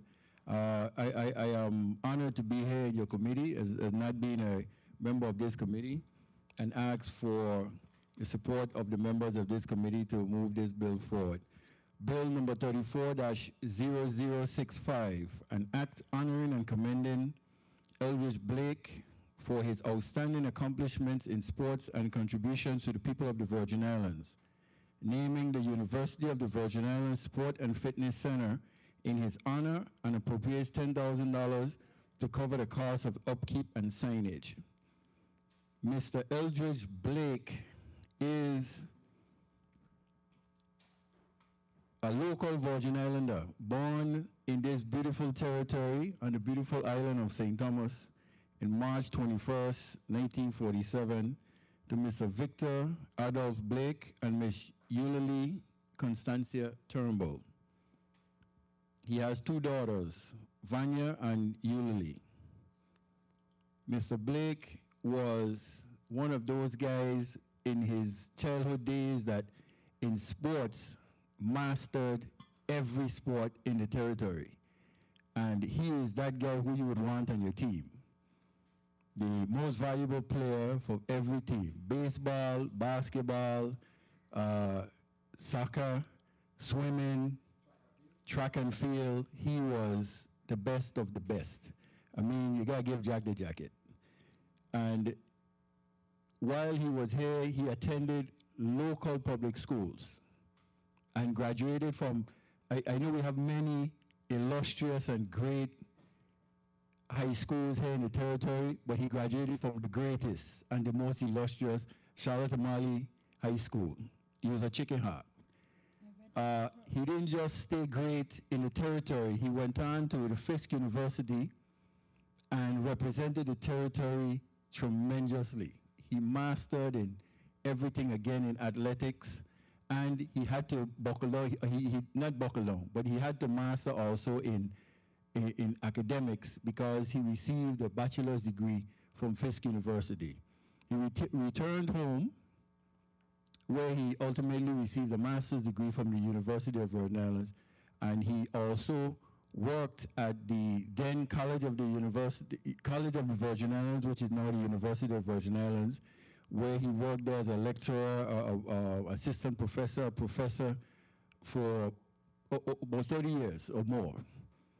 His impact in athletics at the university, he put the university on the map in volleyball, basketball, and he has mentored and been an inspiration to thousands of young individuals who some are here today to state their, give their testimony as to his greatness. Therefore, I believe it is only fitting to put his name on the University of the Virgin Islands and the Sport and Fitness Center, and put a $10,000 appropriation towards the putting that in the upkeep. And I use the number 10,000 because when we passed the bill for another great Virgin Islander, Dr. Ken, who the campus is named after, we put $100,000 there for him. So I believe that there's sufficient funding to cover the Sport and Fitness Center at this time. So I ask the colleagues to vote favorably on bill number 34-0065, and I'll sit and wait and listen to all the great things that may be said about Mr. Blake. Thank you for the time, Madam Chair. You're most welcome, Senator DeGraff. We have 4 individuals, I believe, who will be joining us and testifying on behalf of this bill. We have Dr. David Hall, the president of the University of the Virgin Islands. We also have Ms. Daniela Small Bailey, Mr. Curtis Gilpin, and Mr. Hannibal M. Ware. I believe he's not going to be joining us virtually, but we do have his testimony, and our clerk will read it into the record. Dr. Hall, we would test your mic to make sure that we can hear you clearly. Good morning. Are you able to hear me? We can hear you perfectly. Thank you kindly. Thank you. Mrs. Daniela Small Bailey, let's test your mic to assure that we can hear you clearly. Good morning. Can you hear me? Beautifully. Thank you kindly. And Mr. Curtis Gilpin, let's test your mic as well. Good. Thank you kindly. The order we will start and begin is the same order that I tested the mics. Dr. Hall, you will begin, followed by Mrs. Small Bailey, and Mr. Gilpin, you will end up, and then Madam Clerk, you would read into the record Mr. Hannibal M. Ware's testimony. Thank you. Dr. Hall, you're recognized. Thank you. Good morning, Chairwoman Joseph and members of the Committee on Government Operations and Consumer Protection, and other members of the 34th Legislature present, other testifiers, members of the press, persons in the viewing and listening audience, ladies and gentlemen. My name is David Hall, President of the University of the Virgin Islands, and it is indeed an honor for me to appear before the committee to offer testimony on behalf of the University of the Virgin Islands. I've been asked to provide testimony regarding Bill 3400. May I continue? Yes, please continue. I have been asked to provide testimony regarding Bill 340065, which honors and commemorates the accomplishment of Coach Eldridge Blake by naming the Sports and Fitness Center at the University of the Virgin Islands in his honor. It is clear, based on the information contained in the bill, information contained in the files and the institutional memory of the University of the Virgin Islands, that Coach Blake has made outstanding and memorable contributions to the Virgin Islands, especially in the field of athletics, as a player, a coach, a leader, and mentor. From the perspective of the university, we are proud of his contribution to our volleyball program and the pioneering work he did to create what is now a very diverse and meaningful athletic program. Since I have been president, which is now 12 years, he is the only coach that former student athletes talk about in such glowing terms and recollections. He clearly left an impact on so many of them, and their testimonies and memories about his coaching style and care are always inspiring and compelling. The fact that he is one of the few individuals to be inducted into the University of the Virgin Islands Athletic Hall of Fame is alone an outstanding tribute to his contribution to the university and thus to the territory. The university has been very intentional in honoring the contributions of Virgin Islanders through our honorary degree program. We have bestowed our highest honor upon over 20 Virgin Islanders. Thanks to the leadership of various members of the legislature and governors, our St. Croix and St. Thomas campuses are named in honor of outstanding Virgin Islanders. And this is an aspect of our mission and culture that we cherish.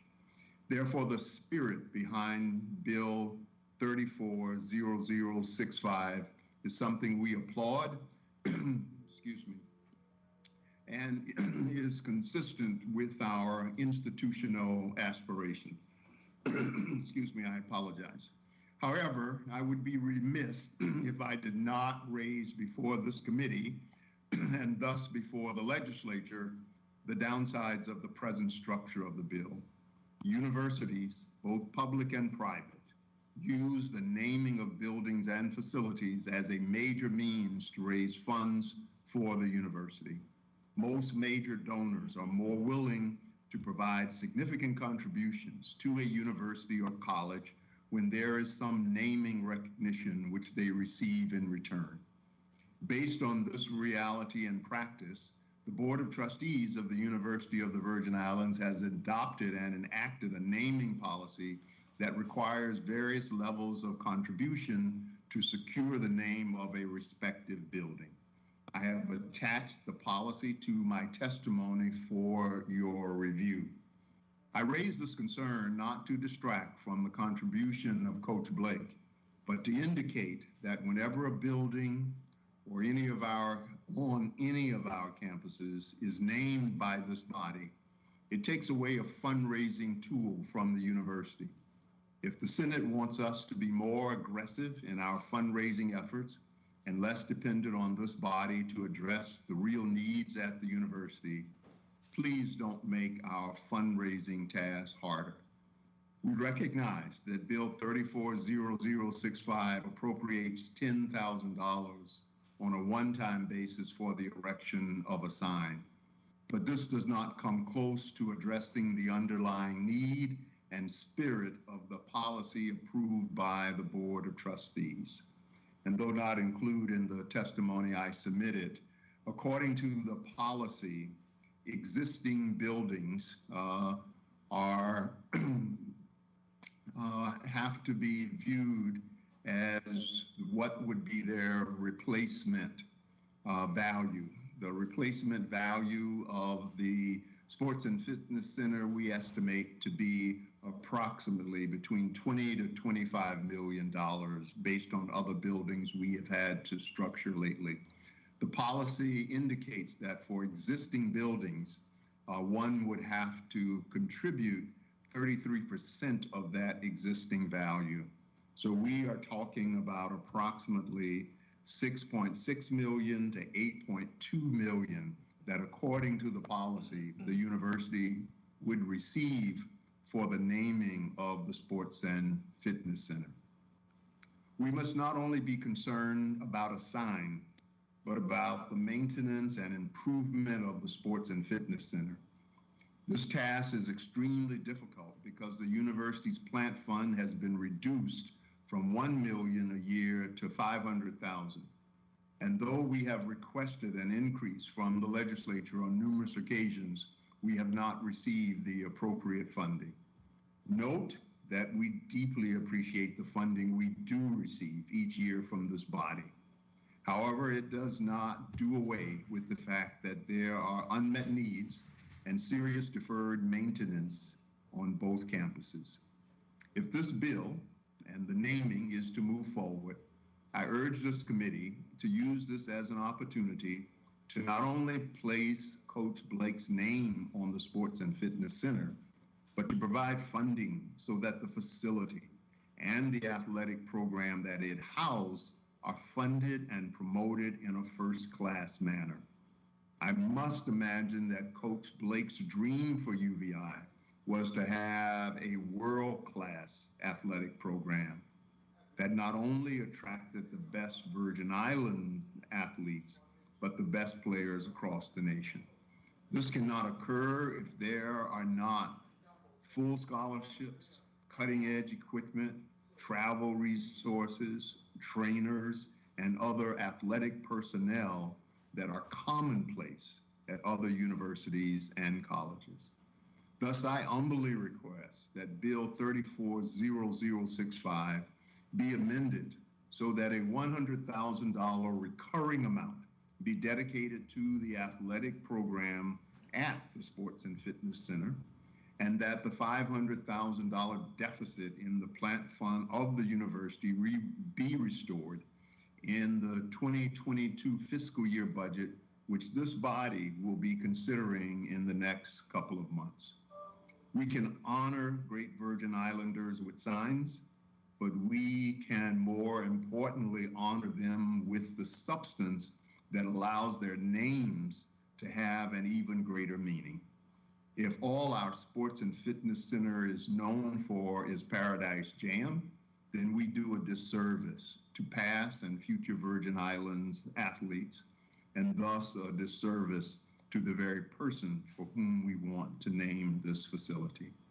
I thank you for your patience in listening to me, for your understanding and your bold vision behind this legislation, and I await your questions and support. Thank you. Thank you so much, Dr. Hall, for your testimony. We will now allow Mrs. Bailey to place her testimony on the record.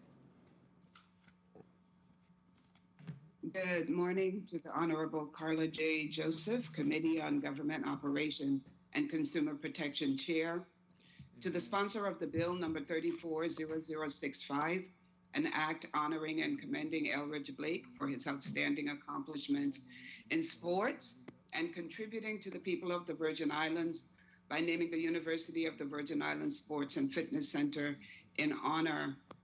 Bill sponsored by Senator Dwayne McGrath, to the members of the 34th Legislative Committee, and to all distinguished members and guests of the legislative body.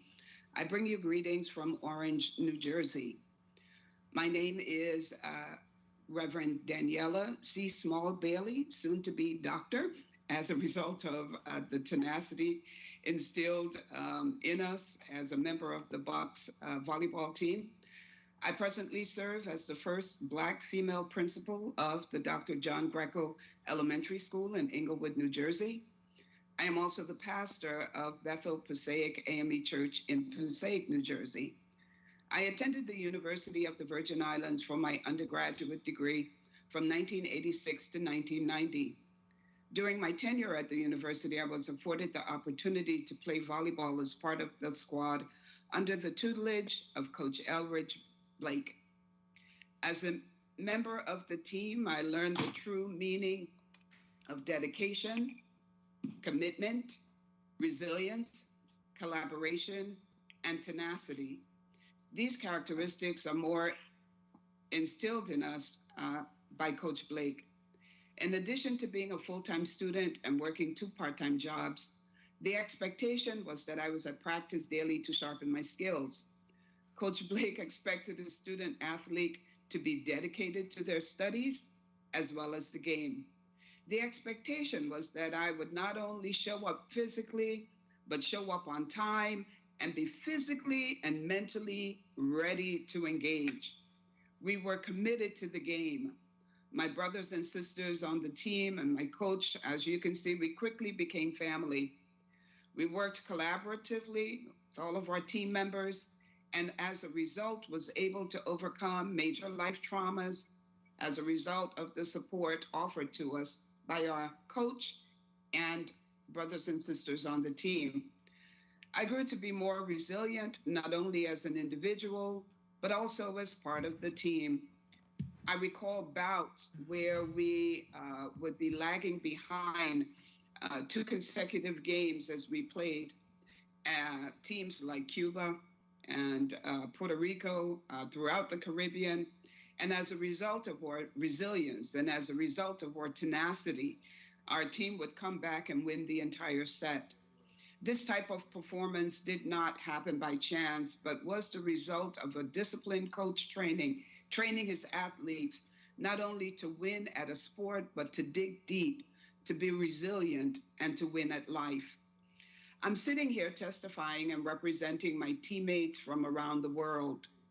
The development of character and leadership in all those who were impacted by his teaching and tutelage extend far throughout the Caribbean, extend far throughout Canada, Europe, and the US mainland. Under Coach Blake's dedication and direction, these individuals have returned to their respective homes, countries, and extended UVI's outreach by serving as entrepreneurs, serving as teachers, serving as lawyers, as principals, as diplomats. They are prime ministers, surgeon generals, doctors, and the list continues to wind on. They are coaching and developing their country's youth and others the same way Coach Blake has taught us. As a result, the University of the Virgin Islands is well known and respected throughout the Caribbean and throughout the world because of Coach Blake's ambassadorial endeavors. Coach Blake has been responsible for the development of programs on major levels, trickling down to Olympic and national team members in many sports. Coach Blake is a man who exemplifies integrity, commitment, service, and dedication. What a legacy to leave behind, and what an honor to seal that legacy by naming the sports complex after him. Coach Blake is a true sportsman and dedicated teacher, a recognized athlete throughout the Caribbean and abroad. Mr. Elridge Blake extended family reaches for generations to come with heads of government and athletic organizations and the development of youth and athletic programs throughout the world. I want to thank you, the legislative body, for the opportunity to testify on behalf of this bill to our sitting president of the university, President Hall. I hear you, the request for the support financially. My hope is that each of the committee members will find it in their heart to support this bill. And today being my birthday would be an awesome birthday gift to support it and name the fitness center and complex after our illustrious coach, Coach Elridge Blake. Thank you for this opportunity. Thank you so much, Mrs. Daniela Small Bailey. I really want to also congratulate you on your tenacity to further your education, and also that you're working in New Jersey. Yes. That's correct. Okay, that's a great state, the Garden State. Now I'll ask Mr. Curtis Gilpin. You are recognized to place on the record your testimony. Thank you, Honorable Carla Joseph, and thank you for this body for giving us the opportunity. It is with great pride and admiration that I will afford the opportunity to testify here on behalf of this great gentleman. I read all accolades. One moment for me, Mr. Gilpin. Can you kindly turn on your camera? Oh, my. It was on before. There we go. Yeah, there we go. We can see you clearly now. Thank you. Please continue. Okay. However, I would like to add to many things that were said and that are recognized in the bill. And the legacy of this gentleman, who was a coach, teacher, instructor, mentor, friend, father, you name it, and true ambassador of the University of the Virgin Islands and the territory of the U.S. Virgin Islands. And one may ask, as Dr. Hall did, why the Sports and Fitness Center? Considering the fact that Sports and Fitness Center has been open since 2001, we're now in 2021. We haven't found that particular donor yet to give us a big chunk of money to put a name on the sports and fitness center. But let me continue. I am among the many talented and tortured individuals that were trained and nurtured by Coach Elridge Blake. I'm the longest tenured player. I know I didn't stay at the university for 15 years to get a degree, but I was allowed to play with him right and came back next number of years. I've traveled with this man, I've traveled with his teams, and I've seen him, the impact he has made with students here and abroad, and it's unmatched by anything else. We played against tremendous odds and we won both the matches and the halves.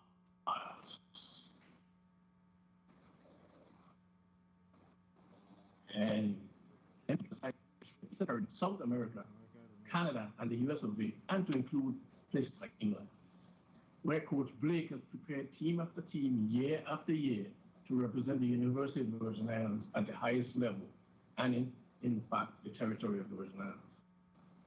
As a result, Blake was recruited to coach many of these same teams, many of these same islands and their national teams. Whether to coach or train them, Blake made an impact on them.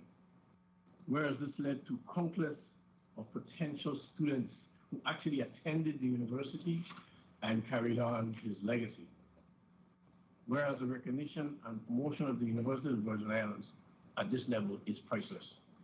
There's no advertising budget that can fit or match what the impact that Coach Blake has made with the volleyball program and his teachings, etc. Many players under his tutelage have become coaches. You've heard it from Daniela. They've become successful individuals, but I want to touch on the fact that they've become coaches of their own right and have continued the impact on the promotion of the University of the Virgin Islands.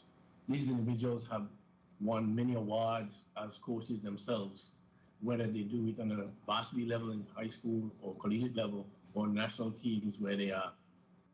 These coaches have led to the greatest impact on the recruitment pool for the University of the Virgin Islands. So over the years, many students have gone on, whether they have had their own children return to UVI or played their coach elsewhere and continued Blake's legacy, and the University of the Virgin Islands became a household name as a result of it.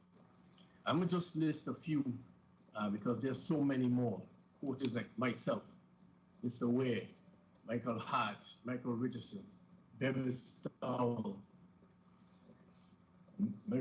George, R. George, Martha George, Sean Morton, Quincy Quinlan, Mr. Lightwood, McLaughlin, Halliday, Romney, Berry, Bradwick, Foy, M. Foy, D. Foy, Azar, Sarah Wells, Andrews, Fredericks, Liz Williams, Miranda, Cornwall, Bradwick, Dunkirk, all the coaching awards, like I said, and championship through, who have all carried on his teachings and his principles. And they have returned, sent athletes and students to the University of the Virgin Islands, whether they were volleyball players or not. The name of UVI is well known throughout the Caribbean. As a former student athlete and administrator of the university, being that I was a student housing supervisor and then an athletic director, I know and see the impact of many of these students returning or potential students attending UVI. It is such a tribute to visit another Eastern Caribbean island and to hear someone calling your name out or the Bucks name out or UVI as you walk down the street. You don't have any idea who it is, but because of this man's legacy, this is what has happened. Just think of the impact of him coaching all the national teams that he has in the Caribbean, etc. And those coaches have went on and recruited other coaches, and their players have become coaches, and then it continues. It's a rolling effect. The university is well known throughout the Caribbean because of the volleyball program that Mr. Blake instituted, and carried out mostly throughout his tenure at the university. I would like to also mention that Daniela touched base on where these places have been impacted, but you can consider the number of mainland you're talking from California to North Carolina, Georgia, Atlanta, Texas, New Jersey, Netherlands, Antilles. You're talking St. Kitts, BVI, Statia, even Little Statia, St. Martin, and Dominica. I myself am very well known to St. Martin. I can walk the street. I have a friend and a brother elsewhere because the people remember UVI and the days that we played and nurtured and trained their teams. Many of these players, like I said, have gone on. The impact is just tremendous. I think that the time is right. Mr. Blake truly deserves an honor of this magnitude.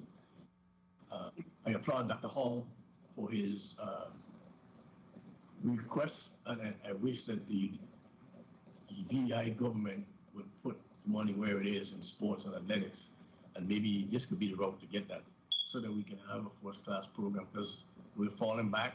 We really should have been farther ahead right now, and sports is so vital to bringing in the kind of revenue they need to keep it going and to have the impact we have worldwide.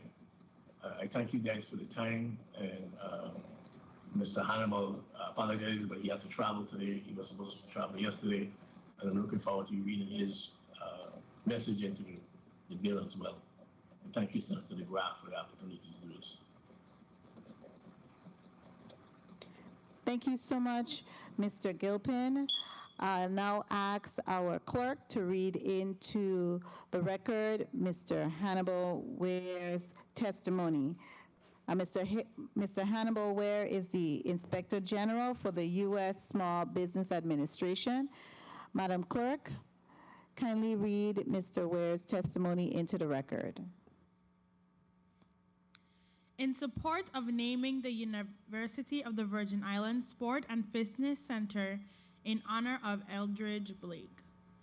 Chairwoman Joseph, distinguished members of the committee, thank you for inviting me to speak with you today, for your continued support of the people of the Virgin Islands. I come before you today to testify on behalf of a coach, leader, educator, and icon who has had sustained impact on the lives of thousands of students at the University of the Virgin Islands and people across the Caribbean, South America, and the United States. I came to the University of the Virgin Islands in 1987 and was fortunate to have my life trajectory altered for the better through the mentorship of Eldridge Blake. As a member of the university's volleyball team from 1987 to 1992, I learned many of the life lessons that made me who I am today. His dedication to the times of the young athletes, particularly through the sport of volleyball, is beyond commendable. We took away so many of his teachings, both in terms of technical skills and life lessons, that many of us emulated him by traversing into the field of coaching. I know over 15 of us who went on to coach throughout the Caribbean, South America, and the United States. Undoubtedly, there are far more. All of us have carried on not only the technical skills of volleyball learned from Coach Blake, but more importantly, the life lessons he imparted on a daily basis. His legacy is far-reaching in that regard. From these tiny islands, a tiny dot on the map, at a tiny school, have come people who are doing mighty and powerful things on the world stage. The list of successful UVI volleyball players coached and mentored by Coach Blake is quite impressive. I know because many of us are still in contact and speak weekly in a group chat. There are doctors, lawyers, government officials, successful business people, community activists, and educators. Just a few examples from the team I played on alone comes Sylveria Jacobs, Prime Minister of St. Martin, Ian Tomlinson, and Reggie Villian, owners of major IT companies and consultant firm doing business throughout the United States and Caribbean. Dr. Michael Penn, one of the premier doctors in the Caribbean. Daniela Blaley, the first Black principal at her school in New Jersey, and myself, the first Black Inspector General in history of the Small Business Administration. The list is lengthy from our team, and it would take take up far too much time if I go on. We are we all share the same commonalities. We came like in raw pieces of material. We face major adversity in completing that part of our educational goal. Along came Eldred Blake, who invested heavily into transforming us into some of the most successful people in our respective fields. Coach Blake mentored all of us by visibly demonstrating resilience and expectation of excellence and drove home those points by his actions. After Hurricane Hugo, of course, the university gym was badly damaged. Did that stop us from practicing? It did not. Coach Blake personally created courts out on the outside of the damaged gym, and we practiced by a single light hanging from the broken wall. Resilience personified. He would take no excuses, and what we learned served to underpin our successes in life. He cemented within us that through grit, determination, and discipline, adversity is but a springboard for sustained success. Coach Blake turned us all into ambassadors for the Virgin Islands and the University of the Virgin Islands throughout our regular volleyball tournaments in South America and the Caribbean. We visited and played in places like Guatemala, St. Kitts, St. Martin, Anguilla, Tortola, and Antigua. Today, two things stood out the most. First, everywhere we went, Coach Blake was treated like a celebrity and was asked to put on training clinics on the technical aspects of volleyball. It stood out to us that people in those islands/countries recognized him for his expertise and dedication to the sport for far more than what he experienced in his own home. Second, Coach Blake's team were able to travel only by raising their own funds and then having that subsidized money out of his own pockets. We all learned valuable lesson of saving and budgeting through his example. We also learned that true commitment is a personal choice and not contingent on the support of others. I can't begin to count how many people from the islands we visited ended up as students at the University of the Virgin Islands, all because of Coach Blake's sacrifice and his expectation of excellence from every member of his team. True impact is measured by tangible effects in the lives of others. Eldridge Blake is the common denominator in the successful life of many of us who are proud to call the University of the Virgin Islands home. It is the great honor and pride that I support naming the University of the Virgin Islands Sport and Fitness Center in his honor.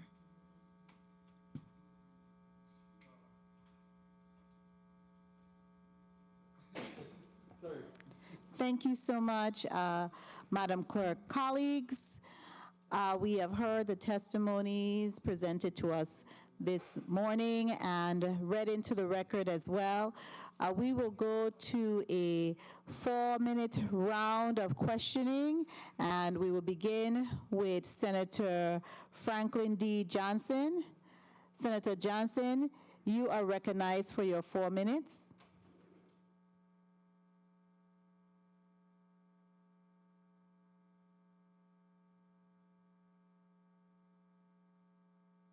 Please turn on Senator Johnson's. Good morning. We can hear you now, Senator Johnson. Thank you very much, Madam Chair. You're most welcome.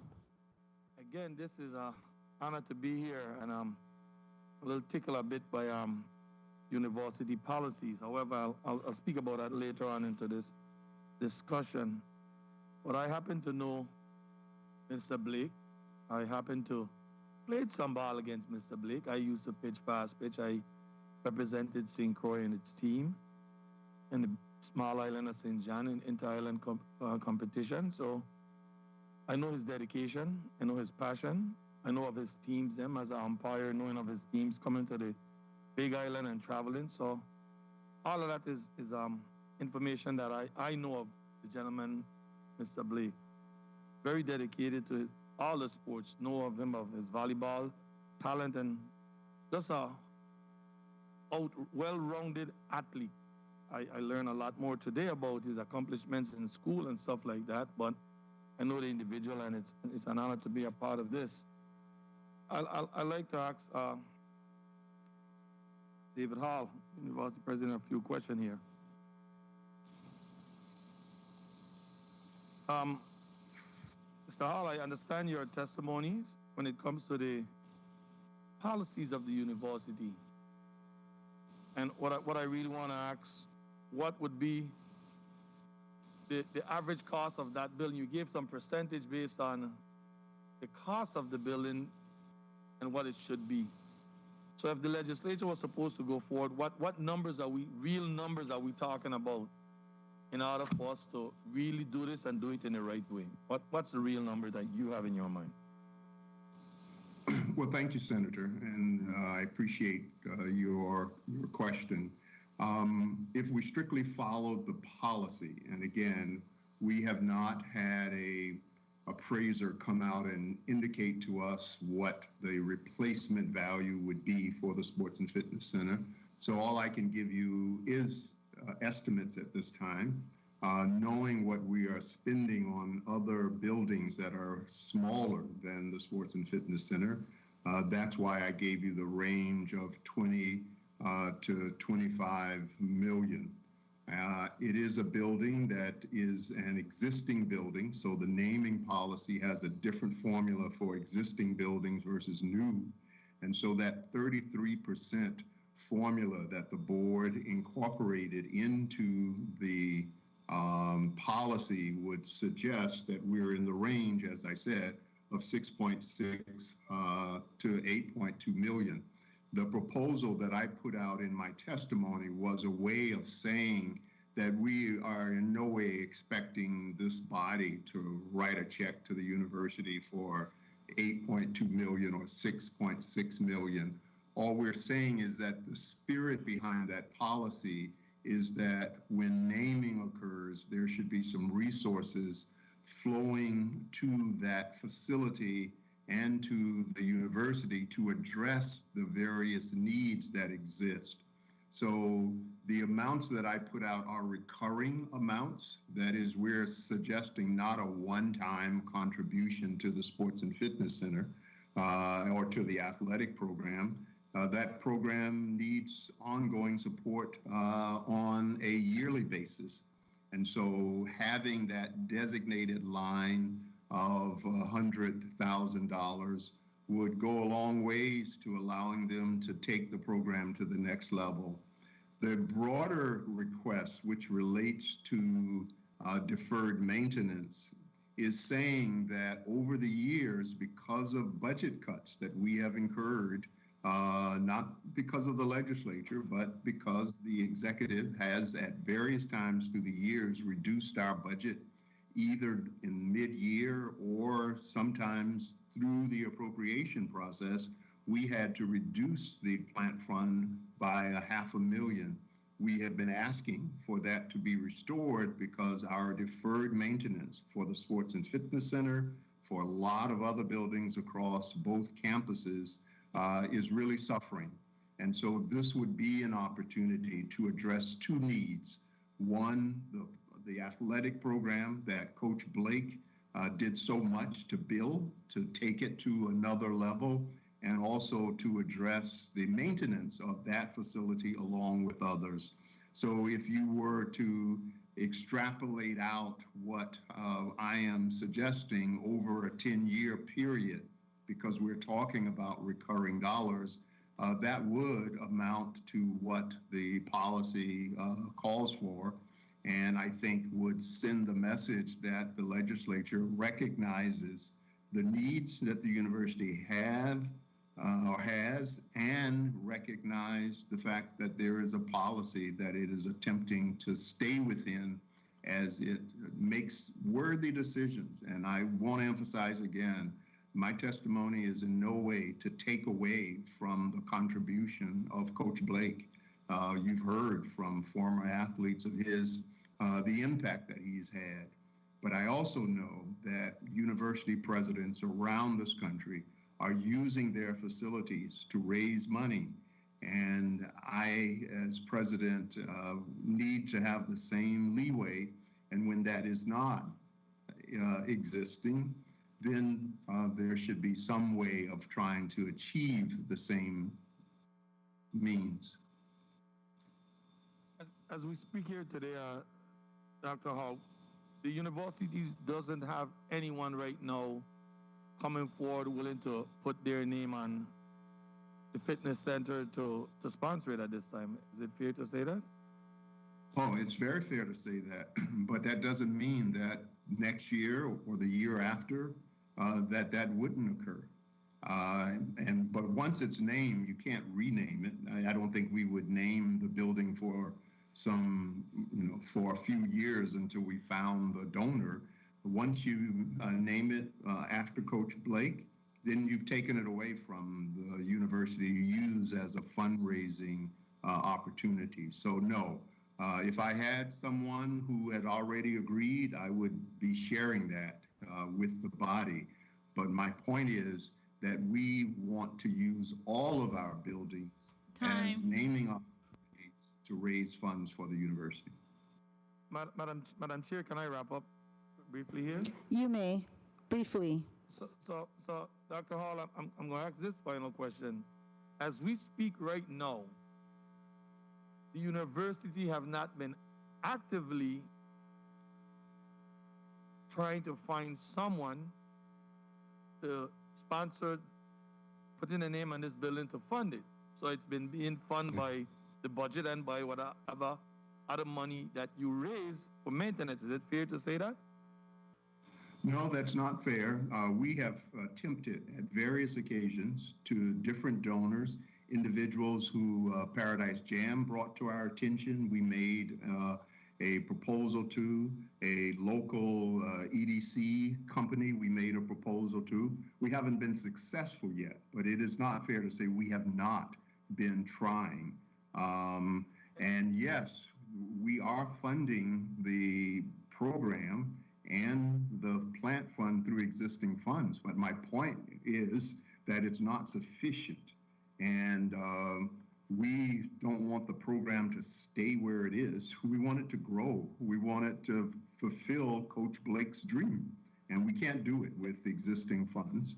And we don't want our buildings to crumble. I mean, we're proud of sports and fitness, but if we can't devote more funds to addressing deferred maintenance at the Sports and Fitness Center and at other places, the campus will not be a wonderful reflection of the territory. Keep in mind, 500,000. Paradise Jam has been there for what? At least 15 years? Excuse me, Senator Johnson. But you just said you were going to wrap up, and it was just one question. The chair has been very lenient with you. So, and we have other senators who would like to ask questions as well. So I just want to let you know that the chair has been lenient. Dr. Hall, we appreciate your testimony and your response to Senator Johnson. We will now be moving forward with the next senator, which is Senator Alma Francis Heiliger. Senator Heiliger, you are recognized for your 4 minutes. Thank you kindly. Thank you so much. Good afternoon, testifiers. Good afternoon to the people of the territory. Good morning. I'm already into the afternoon. Well, Dr. Hall, welcome. How are you? I am well, thank you. How are you doing? Good. I was skimming through the naming policy that you have. First of all, the first question I want to ask: how old is the Sports and Fitness Center building? I think it's approximately 18 years old. I don't have the exact date of construction, but it's within that range. Okay. Could you share with us a specific amount that you might be aware of where the university has made attempts to get individuals to name this building? Yeah, I mentioned the two that that has happened under my. So in 18 years, you know about twice. No, that you know I've of. only been here. Yes, I've only been here 12 years. Now, again, I'm talking about outreaches that I made. We have a vice president of institutional advancement. I don't know how many different people he may have spoken to. Do you guys keep a record of that? Do you keep a record of it? Because it would be interesting if you're doing it, the VP is doing it, and nobody has a concerted effort to try to get someone to name. So you don't know, outside of your 12 years, you only know about twice. Is that what you're sharing? That you know of? Okay. That I reached out. Okay, two. And again, you don't reach out to anyone. Thinking about the amount of money we're talking about, it has to be individuals who have the capacity to give millions of dollars. Okay. And you just don't come across those types of individuals every day. So the efforts on my part and the effort of our VP for institutional advancement is something that has to be focused on individuals who have the capacity. And as a university, from my understanding, the university utilizes the naming of buildings as a tool to fundraise. Is that what you're sharing with us today? Yes, and this is not just this university. This is a standard practice of universities across the country.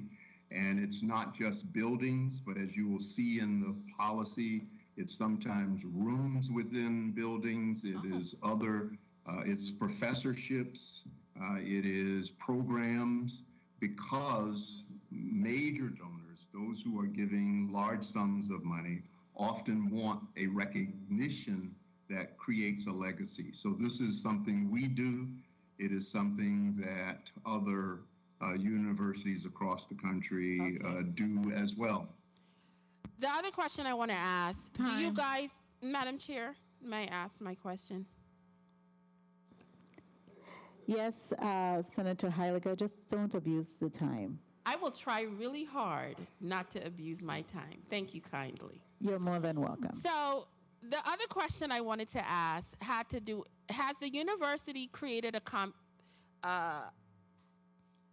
a matrix, has compulated amount that they have done over the years, for example, of getting funding for naming building, rooms, etc., so we here could better understand the types of monies that can come into the university by allowing people to name the buildings as opposed to us potentially doing it through legislation?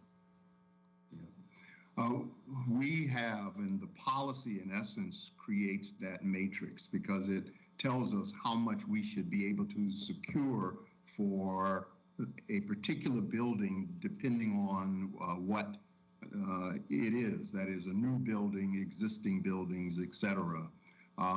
So what we try to do, in addition to the policy, is to come up with a list of potential donors who we know have the capacity to provide certain amounts. And we use that. We have to do research on donors. And so that list is something we are refreshing every year.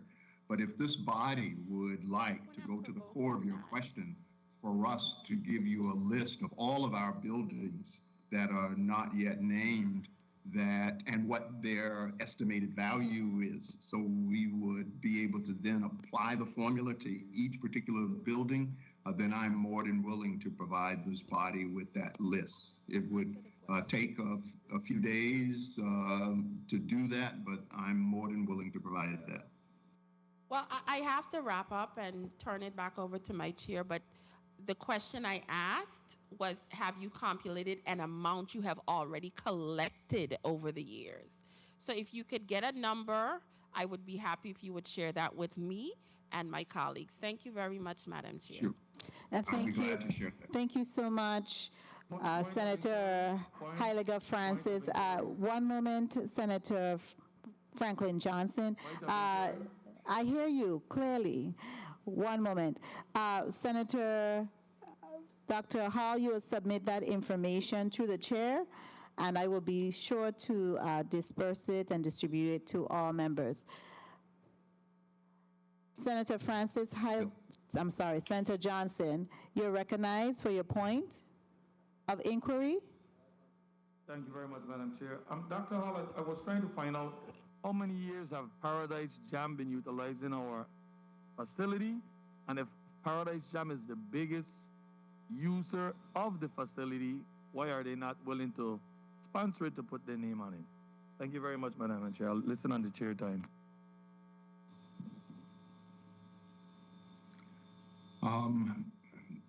Paradise Jam has been using the facility for over 10 years. I think they celebrated their 10th anniversary a couple of years ago. They do pay us for use of the facility. As I indicated in my earlier testimony, they identified a particular donor who they were trying to get to name the facility. They weren't successful in that particular effort. And I believe that they have not been willing or able to come up with the types of funds that are required to name that facility. As I said, we're talking, based on the policy, we're talking somewhere between $6 to $8 million. And again, I can't speak for Paradise Jam, but just based on the negotiations we have with them around the use of the facility, I would be surprised if they had the capacity to name the facility after their organization.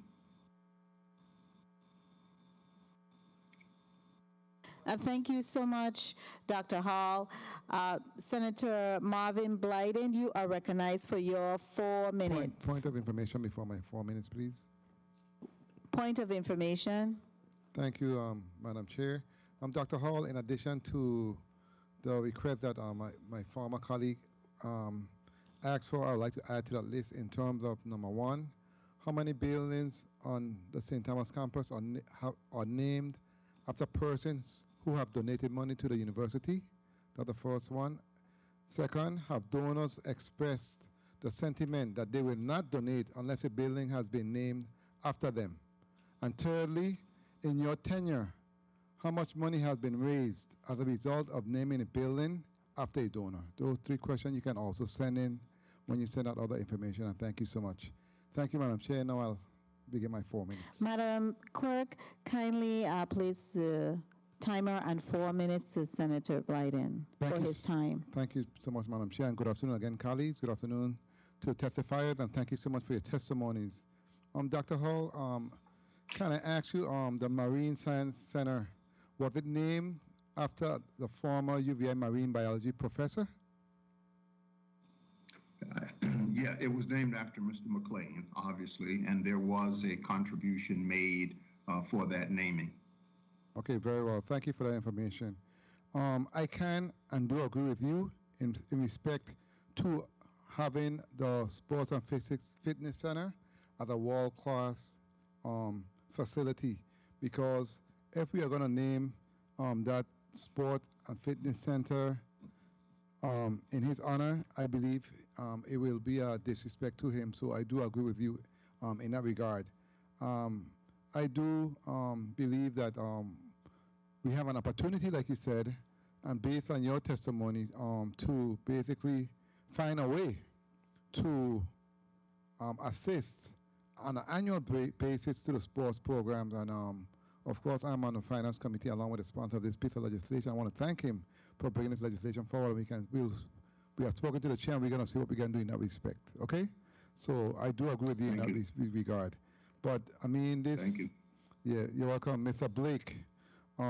Based on the WEAS clauses and other Virgin Islander, I myself did not know of the depth of this individual.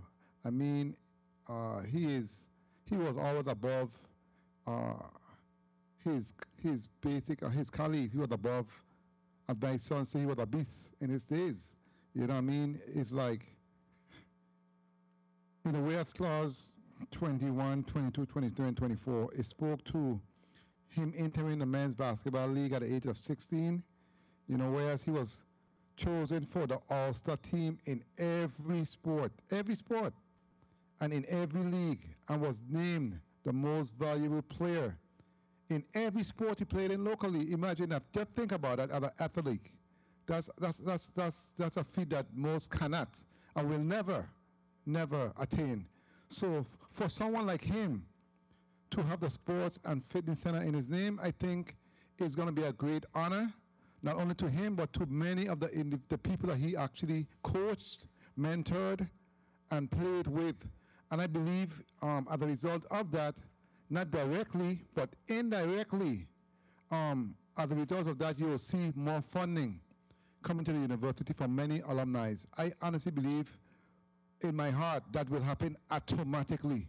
So even though it's not a direct, it's going to be an indirect increase in funding as a result of what this dynamic Virgin Islander have accomplished in his lifetime, and as an athlete, the many individuals he have inspired and basically assist them in their dreams, you know, and not only Virgin Islanders, but when he traveled, it was mentioned in the testimony and in Warehouse classes. Everywhere he has traveled, he has touched individual lives. And I'm sure, Dr. Hall, that once that is done, you will actually see an increase when it comes to the alumni in terms of giving back to the university. Would you believe that would be something that you can see happening as a result of us doing that? Because if you read the Warehouse clauses, I mean, this guy was amazing.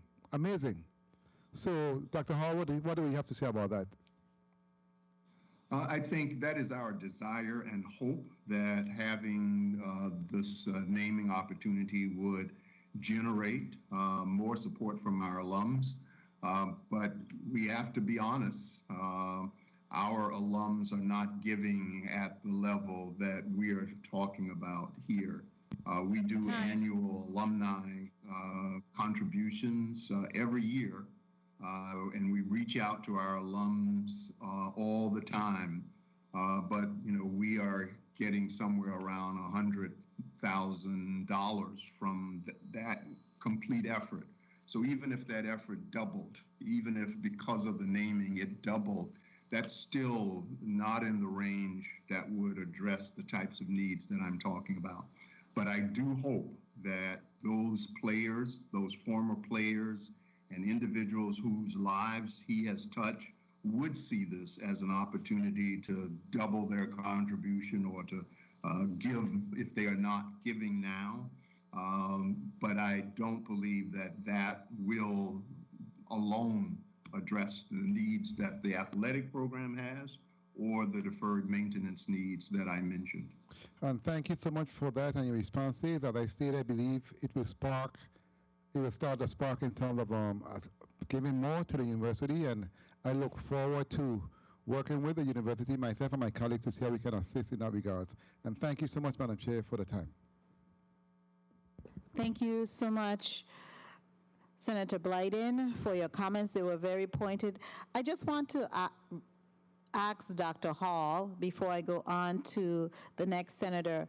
I recall, I can't remember what year, that the University of the Virgin Islands won a prestigious award and was recognized for the amount of money that it received from its alumni for an aspect of being a historically Black college. What year was that, Dr. Hall? It was at our 50th anniversary, so that would have been in probably 2012 was the year, and we did percentage-wise reach a very high mark, which was having 50% of our alums. I think in the anniversary year, we had about 44%, and then the following year we were able to get it up to 50. The thing you have to keep in mind, though, is that those contributions were very small, because percentage can be based on a person giving $1 or giving $2. So we were able to set a record in regards to the percentage, but the overall amount was not a significant amount. We were very appreciative of even the small amounts that our alums gave to us. But you are right, Senator. That was a major accomplishment for us as an HBCU and as a university. Thank you so much.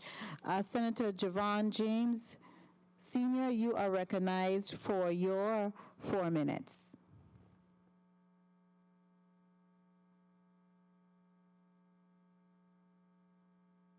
Please recognize Senator Javon James Sr.'s mic.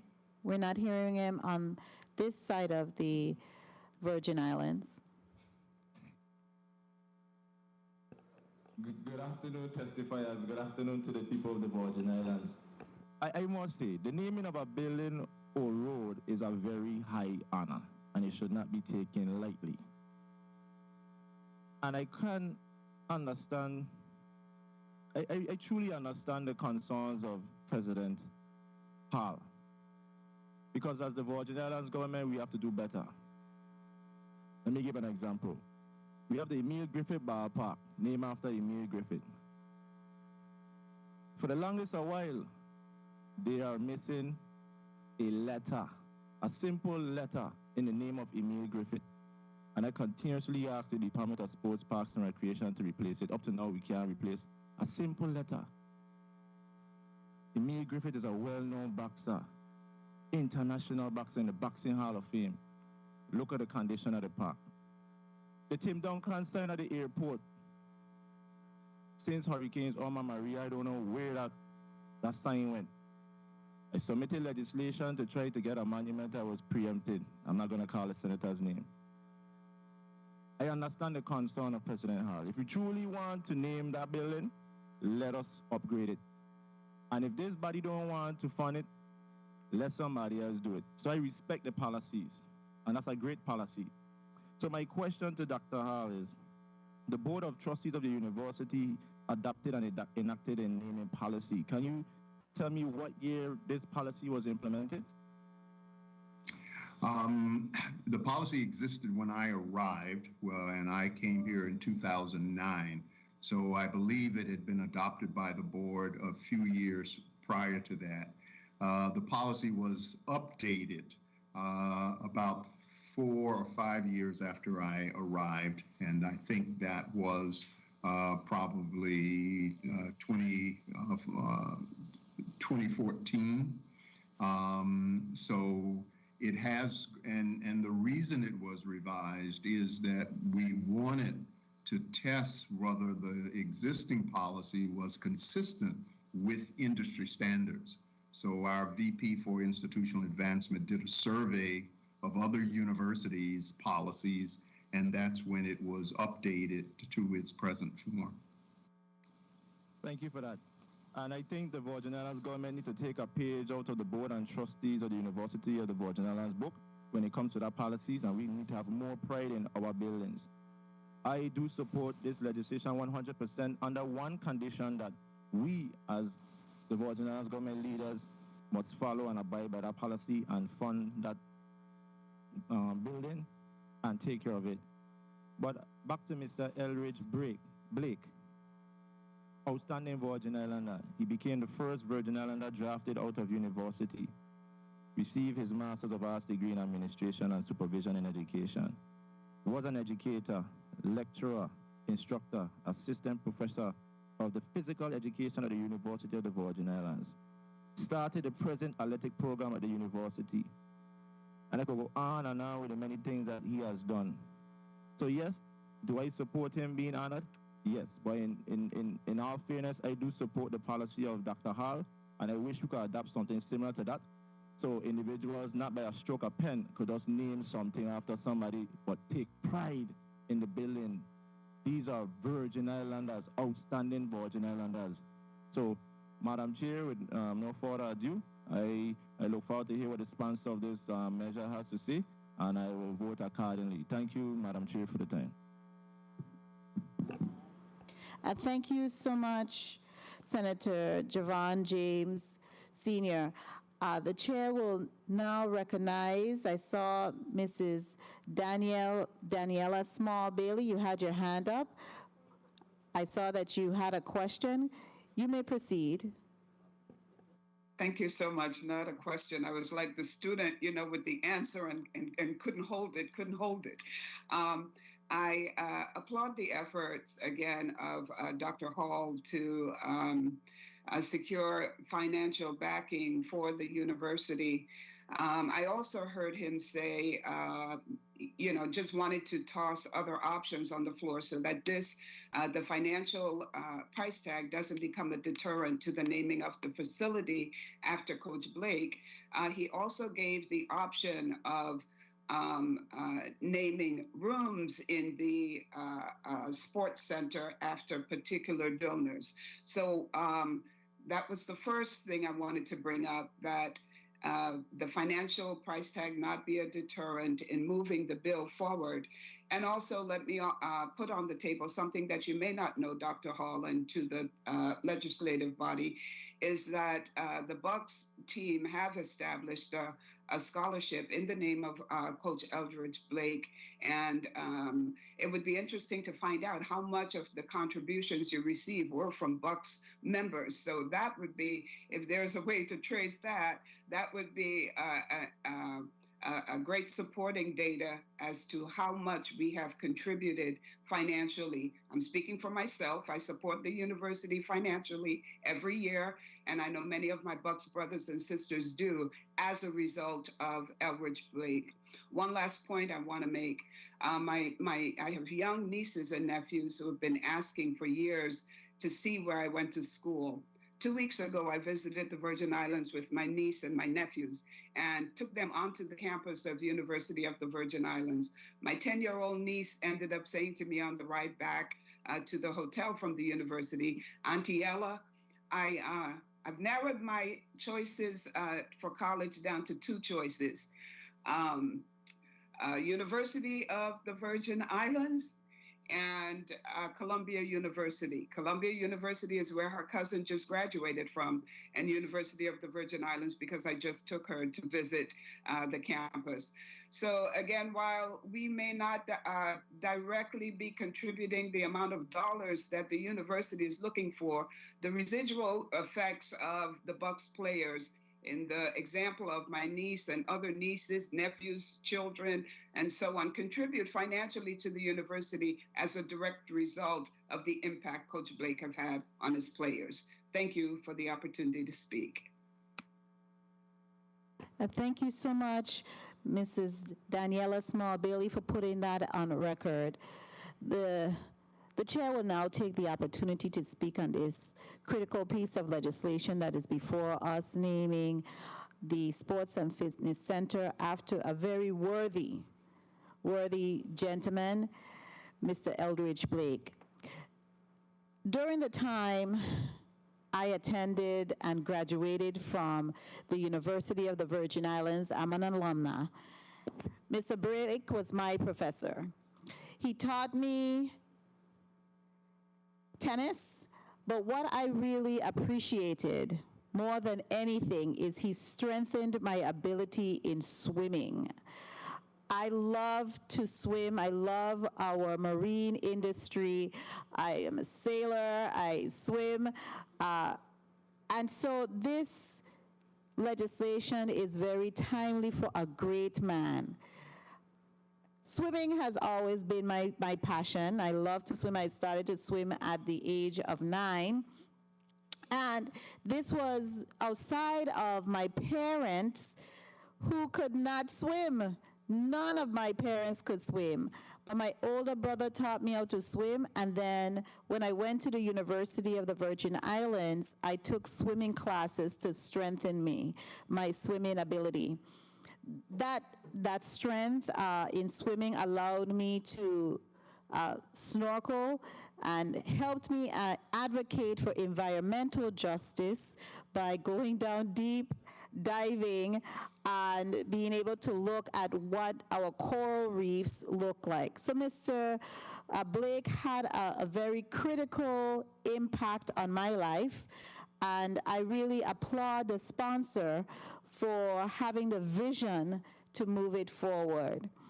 Relative to the issue of funding, it's a major issue, Dr. Hall, and I appreciate that. I'm a graduate 1993 of the University of the Virgin Islands, and I'm an alumni, and I give.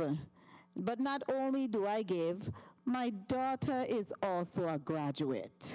We follow in the footsteps of my aunt, who is also a graduate of the University of the Virgin Islands.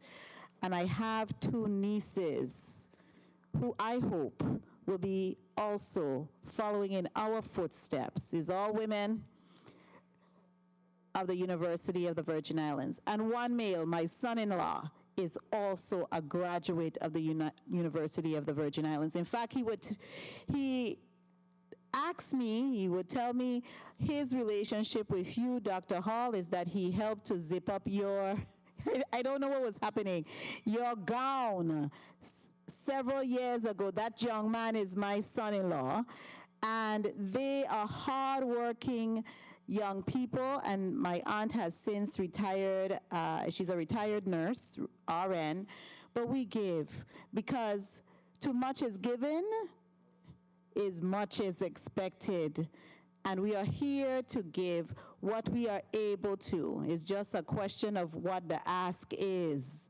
And so we have to start to raise the bar and look at how we as alumni can be able to give to our prestigious university while looking ahead and seeing what the future may hold. Deferred maintenance is a major issue, not only at the university, as you know, but also territorially. That is one of the reasons why I work in the trenches to provide training to young people in construction. Everybody just think about construction as building up a building. No, it's the maintenance is critical. Preventative maintenance, deferred maintenance, that's critical. And because it's going to happen, I'm going to support this legislation because it needs to happen for this great man. I wouldn't be the person I am today if there was not a Eldridge Blake in my life to teach me how to swim strong and go out far and build that level of courage, because I used to stay in the shallow waters, but I don't stay in shallow waters any longer, and that's how I'm sitting here today as a senator, that level of courage. So I really want to thank the sponsor again for putting forward this piece of legislation, and I will be supporting it. Thank you kindly. My time has expired. I will ask now that the mic of Senator Dwayne M. DeGraff be recognized. Thank you, Madam Chair. I would have been lenient and give you some more time if you needed. I mean, but thank you, Madam Chair. Dr. Hall, I would like to just put on a record, I would like to respectfully agree to disagree. And I'm a member of the Finance Committee, and it is my commitment, and we will look to make the UVI whole, because again, this is our higher institution of learning. But I don't want to send a message out to Virgin Islanders who've lived here all their lives, who've done great things, that because they don't have $6.8 million to put a name on a facility in the Virgin Islands at the University of the Virgin Islands, that they're deprived of that. So, and I'm not saying you send that message at all, but I'm just saying I don't want that message to come out of this bill.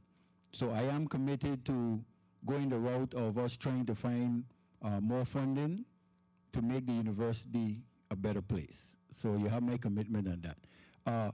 Mr. Gilpin and Ms. Bailey, I don't want to seem like we just came here to beat up on Dr. Hall, because that wasn't the intent. Dr. Hall is a great contributor, and I too support the University of the Virgin Islands under his leadership also.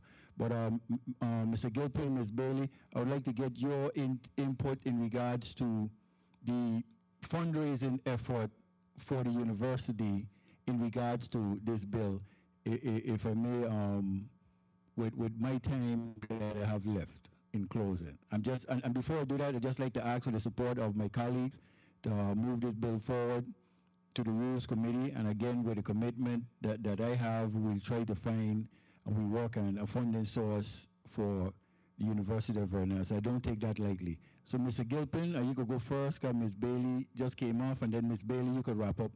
Thank you for the time, Madam Chair.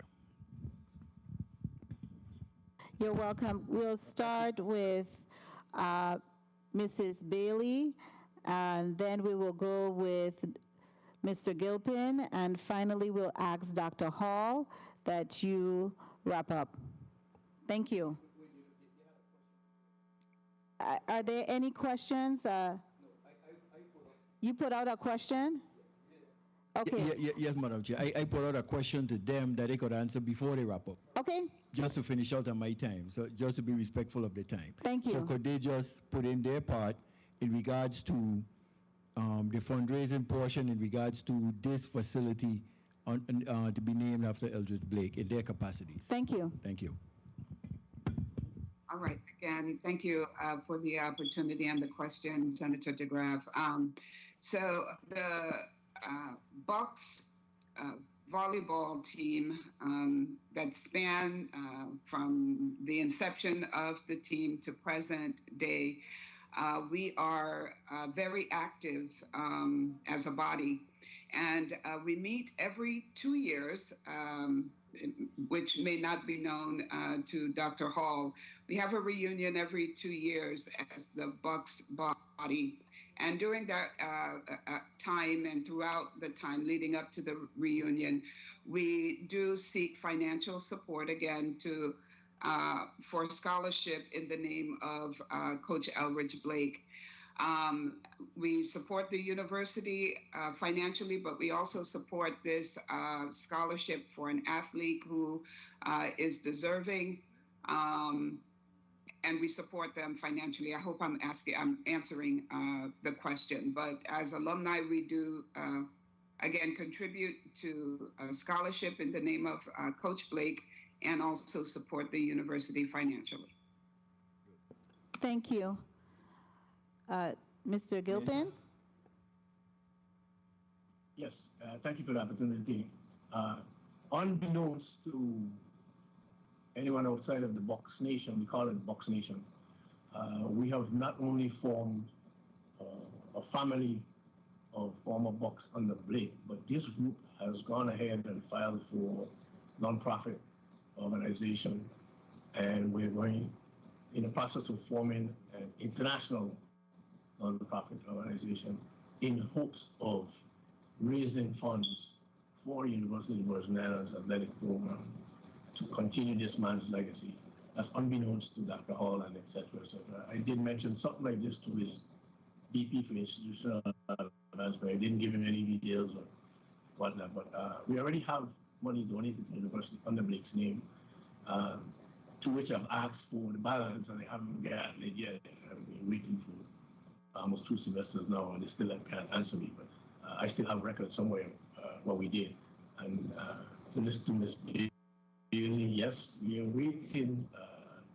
We waited, and this will only propel it forward for us to do what we want to do, because we believe internationally that this man's legacy will reap rewards for the university from every Caribbean island that he has coached, and every other way, places that other coaches have coached, and under his tutelage, under his name, we will continue to help the university in that way. Thank you so much, Mr. Gilpin. Dr. Hall? Well, first of all, I want to thank this committee for inviting me to testify. I want to thank the sponsor of the bill for putting this outstanding Virgin Islander before this body and thus before the territory as someone who needs to be recognized and honored. And as I said before, nothing in my testimony should be interpreted as taking away from his contributions and honor. But I do want to clarify a couple of points in my concluding remarks. Senator DeGrasse, I think you may have misunderstood what I am saying. I am in no way saying that Virgin Islanders who don't have 6 million sitting in the bank should never be recognized. What I am saying is when we as a body, when this legislative body who speak for and represent the people of the Virgin Islands, who step in the gap when they can't, should do what they are not able to do. I don't expect the family of Coach Blake or the wonderful alums that he has developed and helped inspire to come up with $6 million. But I am saying to this body that is attempting to recognize him to do what the policy suggests in a different kind of way, in a creative way that can be spread out over time, and more importantly, that contributes to his legacy. He wants a first-class program. He wants a first-class facility, and we can't do that without your support. So the message that we're sending is not that Virgin Islanders shouldn't be recognized. The message we're sending is that Virgin Islanders should be recognized, and they should be recognized with the support from this body, not in name only, but in substance. The second point I want to make to all of our alums who are present as testifiers and those who are members of this body, again, nothing that I have said should in any way indicate that we do not receive support from our alums. We do on a consistent basis, and we value that support. Both the monetary support, but the in-kind support. I am glad that we are now the choice between Columbia and UVI, that it's the choice is between Columbia and UVI. And I hope the scales tip our way. And those things are important. I'm also glad that the chairwoman's son-in-law at my inauguration was the one who helped me put on my regalia for the first time 12 years ago. So I am thankful for all of the alums who give to this university in an ongoing basis. But just as I said before, most of our alums, as hard as they work, as successful as they are just not able to write $1 million checks or $500,000 checks. I hope we get to that point.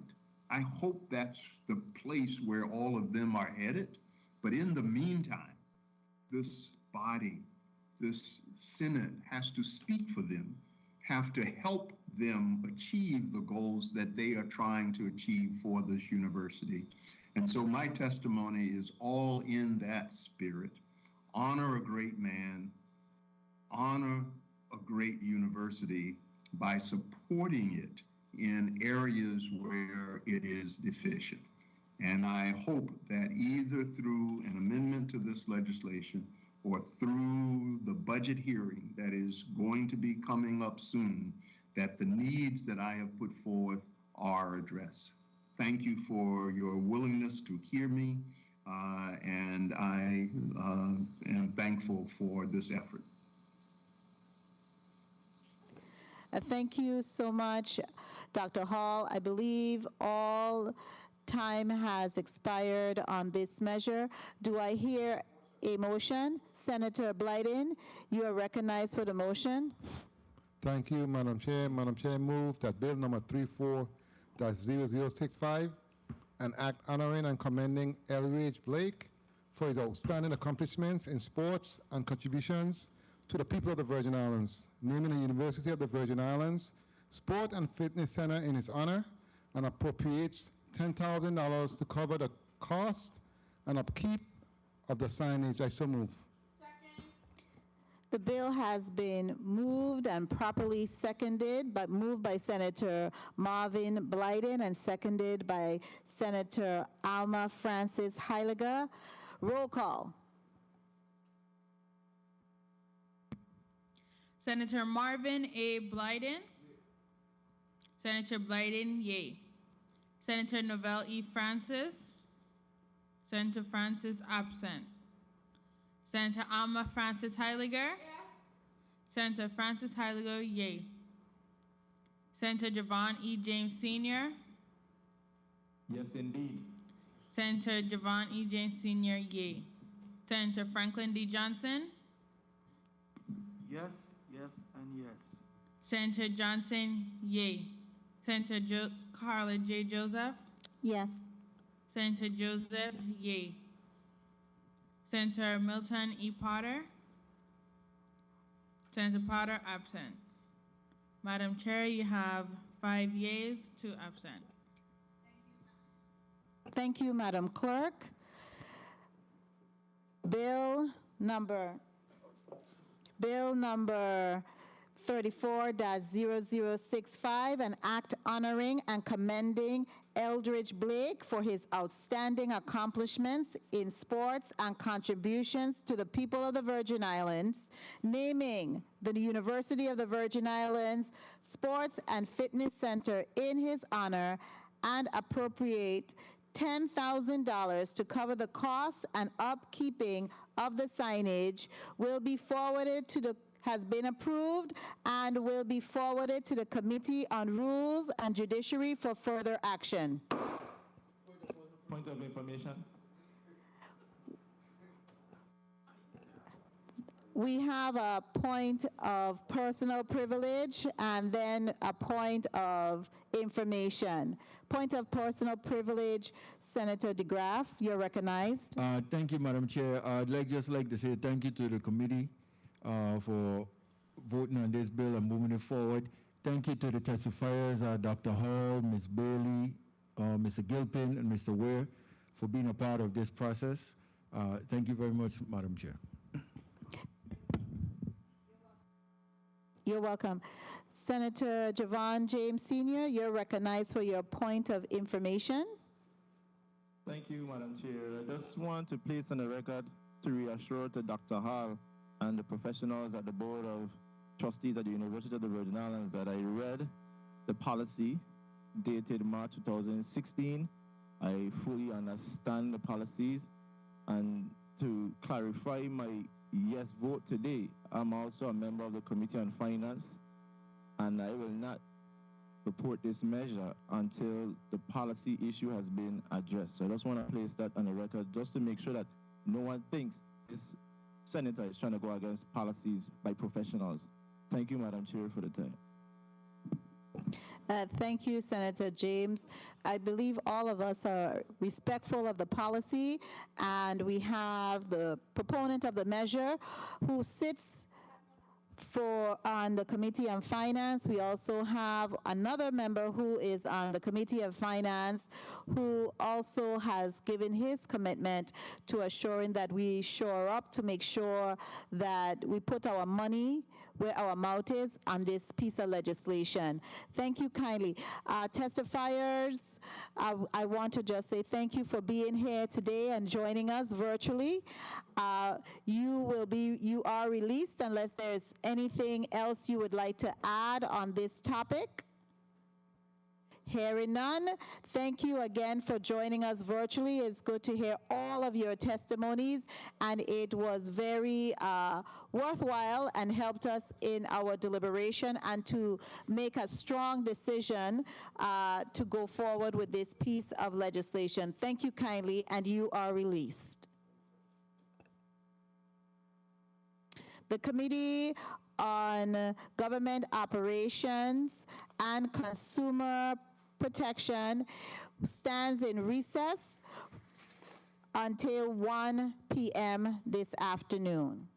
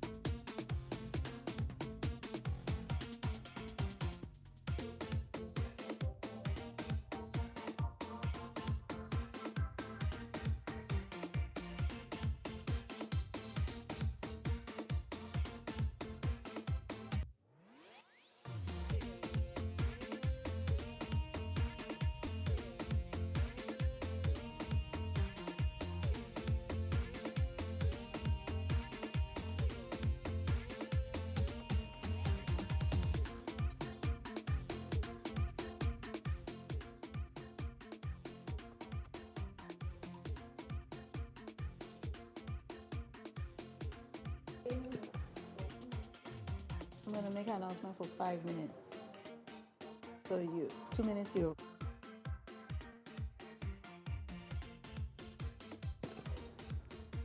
A pleasant good afternoon. The Committee on Government Operations and Consumer Protection will resume the meeting scheduled for today, August 6, 2021, will resume in 5 minutes.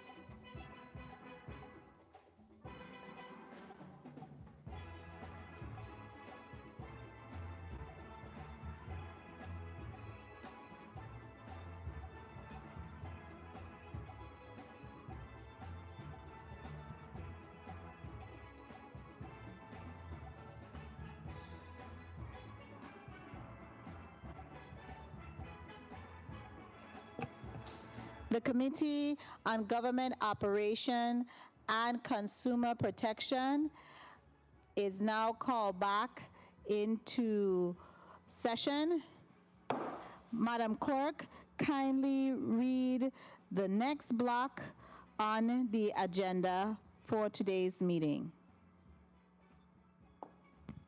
Block 3, 1 p.m. to 2:30 p.m. The committee will receive testimony and consider Bill number 34-0080, an act providing for the legislature to hire a special investigator to conduct an investigation of the Virgin Islands Water and Power Authority and making an appropriation of $250,000 to the legislature of the Virgin Islands to pay for the services of the special investigator. This bill is sponsored by Senator Kenneth L. Gittins. The invited testifiers are Mr. Kyle Fleming, Chair of the Governing Board of the Virgin Islands Water and Power Authority, Mr. Donald Cole, Director of the Virgin Islands Public Service Commission, Ms. Denise George Esquire, Attorney at the Department of Justice, and Mr. Stephen G. Van Beerhout, Inspector General of the Office of the Inspector General. Thank you, Madam Clerk. Who speaks on behalf of this bill? Madam Chair. Senator Kenny Gittins. You are recognized as Kenneth Gittins. You are recognized to speak on behalf of Bill number 34-0080. Kindly proceed. Thank you, Madam Chair, and good afternoon to all. You know, usually when I introduce a bill, I would usually say I'm proud to bring it to the floor.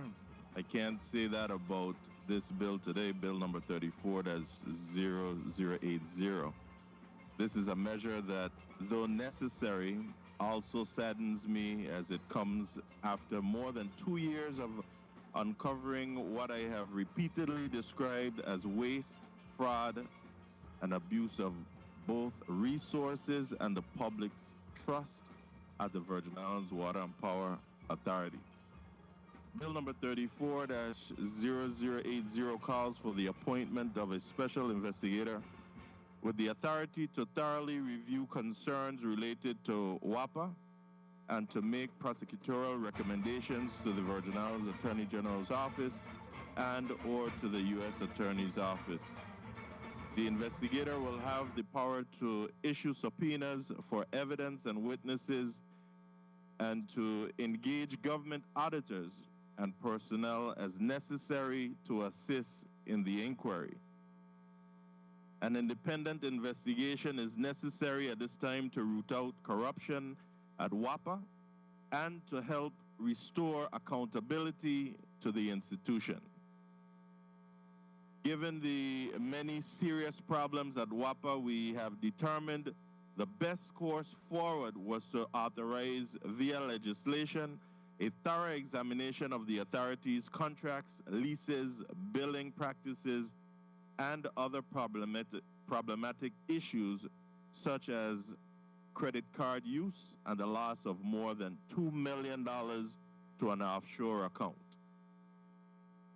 While the bills we vetoed on Tuesday provide for what we hope will be better controls and a plan going forward, we cannot turn our backs on the malfeasance we have uncovered.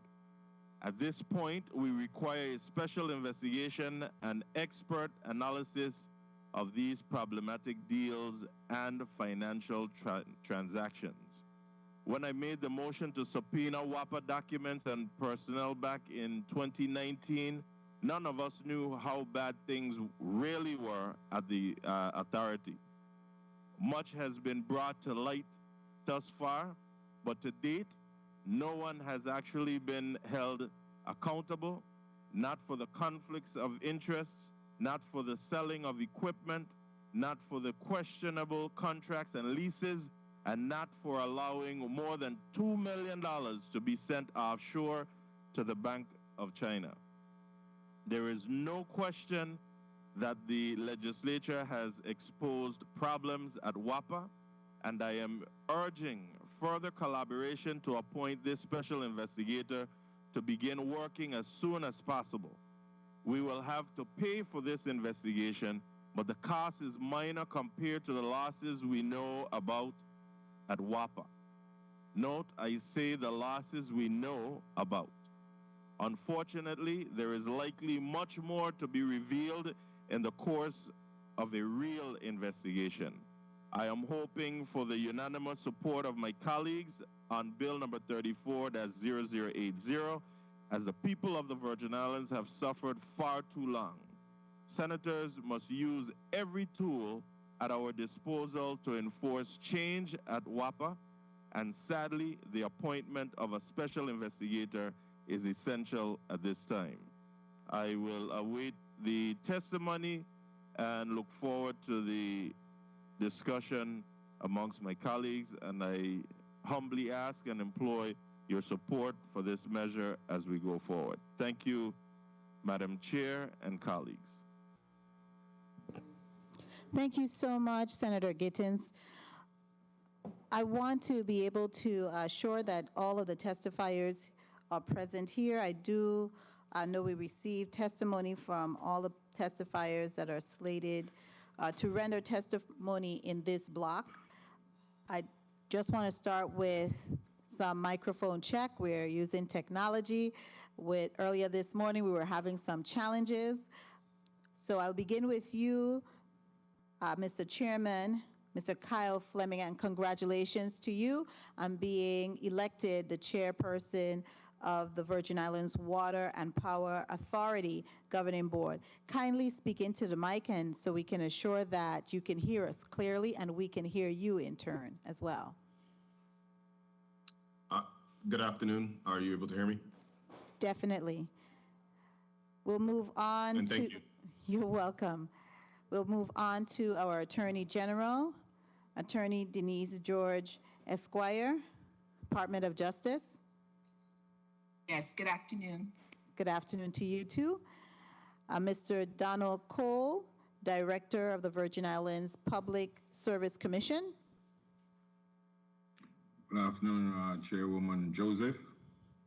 Thank you. I am doing well and I'm very thankful. Colleagues, thank you so much for joining us. I see I have my one colleague over there, Senator Johnson. We will proceed with Director Kyle Fleming, now Chairman of the Governing Board of WAPA, with your testimony. You may proceed. Thank you. Good afternoon, Honorable Senator Carla Joseph, members of the Committee on Government Operations and Consumer Protection, and other distinguished members of the 34th Legislature present here today. My name is Kyle Fleming, Director of the Virgin Islands Energy Office and newly elected Chairman of the Governing Board of the Virgin Islands Water and Power Authority. Before I begin my testimony, I would like to take a moment to thank the men and women of the Virgin Islands Water and Power Authority for all the effort they put forth, despite fulfilling what is often viewed as a thankless job. As this is my first testimony before this body within this capacity as board chairman, allow me an opportunity to professionally introduce myself. I'm a licensed professional engineer with a master's degree in energy systems. However, my experience in the energy industry far transcends the academic arena. Throughout my career, I have positioned myself as a change agent within every opportunity presented to me, from designing and manufacturing battery packs to deploying residential and commercial microgrids to rebuilding and operating utility-scale solar farms. Energy is not simply my job, it is my passion, and I'm honored to be in a position of meaningful impact as it pertains to relieving the energy burden across the territory. Energy burden is defined as the percentage of gross household income spent on energy cost. There is no need for exhaustive analytics to quantify what we already know, that the energy burden in the USVI is one of the highest in the country. Obviously, the pressure applied on the community by this energy burden is why we're here today. It is also why VI WAPA finds itself in financial turmoil, constantly testifying before this body, and being the butt of jokes and the source of viral memes throughout the territory. But the focus of my testimony today is not to belabor the challenges WAPA faces, but rather to highlight the opportunities before us. When I use the word us in this sense, I'm not speaking for the board or for WAPA, I am speaking for the entire Virgin Islands, as we all stand to gain from the affordable and sustainable operation of the utility. Electricity is an essential part of innovation, progress, and life. Unaffordable and unreliable energy access represents more than just a loss of potential. It stands against the moral principles that govern our decisions at every level. And it goes against the basic principles promoting equality and the right to an adequate standard of living to promote health and well-being. I understand that the chairman of the WAPA governing board is a position that many would vehemently avoid at all cost.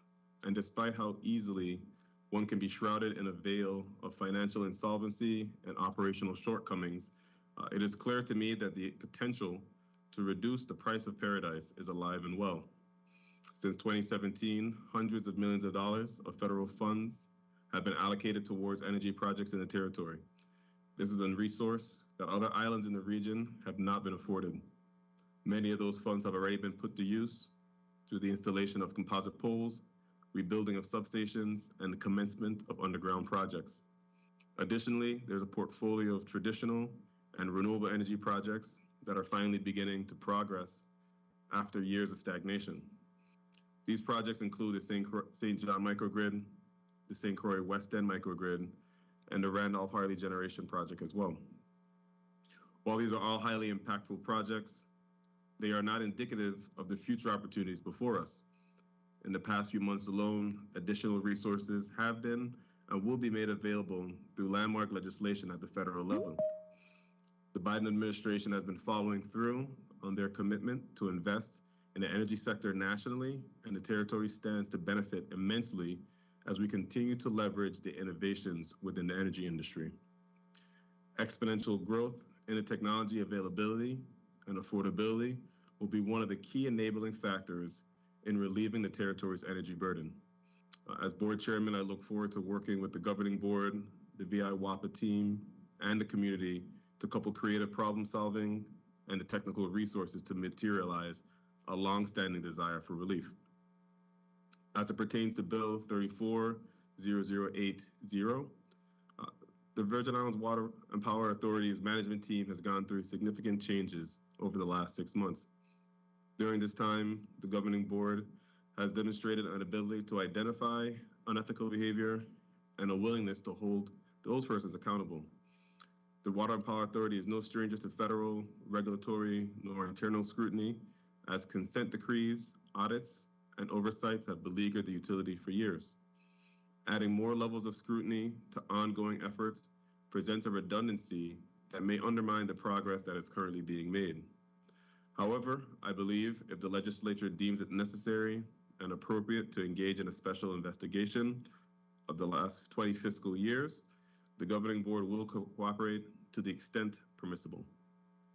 This concludes my testimony today. Thank you for the opportunity, and I hope that any questions you may have. Thank you so much, Director. Actually, I'm so sorry, still new. Mr. Chairman Kyle Fleming of the WAPA Governing Board. We will now hear from Attorney General Denise George. You are recognized to place on the record your testimony.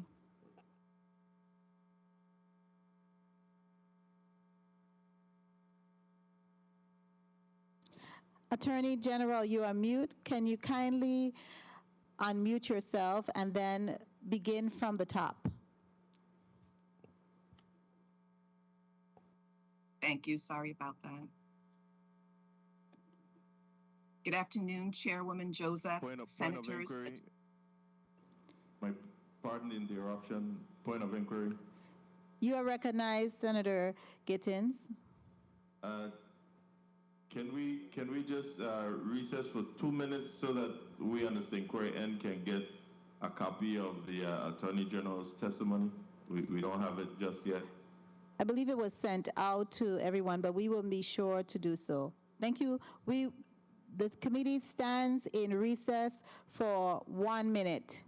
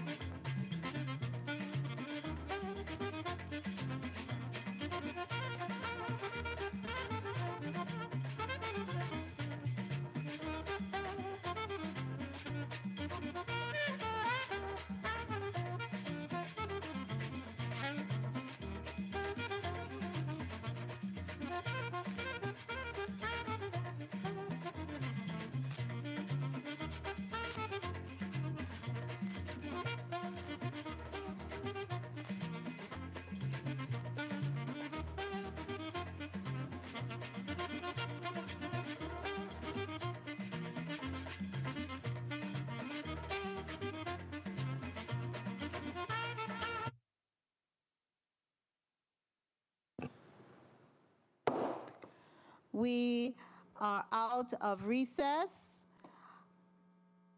Let's commence with hearing the testimony from the Attorney General, Denise George. Before you begin your testimony, I just want the listening and viewing audience to know that we wanted to assure that all committee members received your testimony, which was sent in this morning. So we did timely submit our requests. We understand that members of the executive branch are very busy, and we did have a time frame to get your testimony, which I believe, if my memory serves me correct, was August 2nd. And it's so that we don't have too many breaks when we are getting, and getting those testimonies in timely is so that we don't have all of these breaks. Our members' time is respected, just like your time is respected. So I really would love if everyone just could adhere. We know we all have busy schedule, but just adhere to the time so we don't have any delays with the proceedings. I'm hoping that all the members in the St. Croix district now have within their possession the Attorney General's testimony. My dear members, Senator Javon James Sr., as well as Senator Franklin Johnson, and also the testimony that will be read in the record and was submitted on this legislation from the Bar Association. Both documents, I have done my quality control, are available on our public drive. Okay, so not hearing any objection, kindly proceed with reading your testimony into the record, Attorney General. Yes, Madam Chair.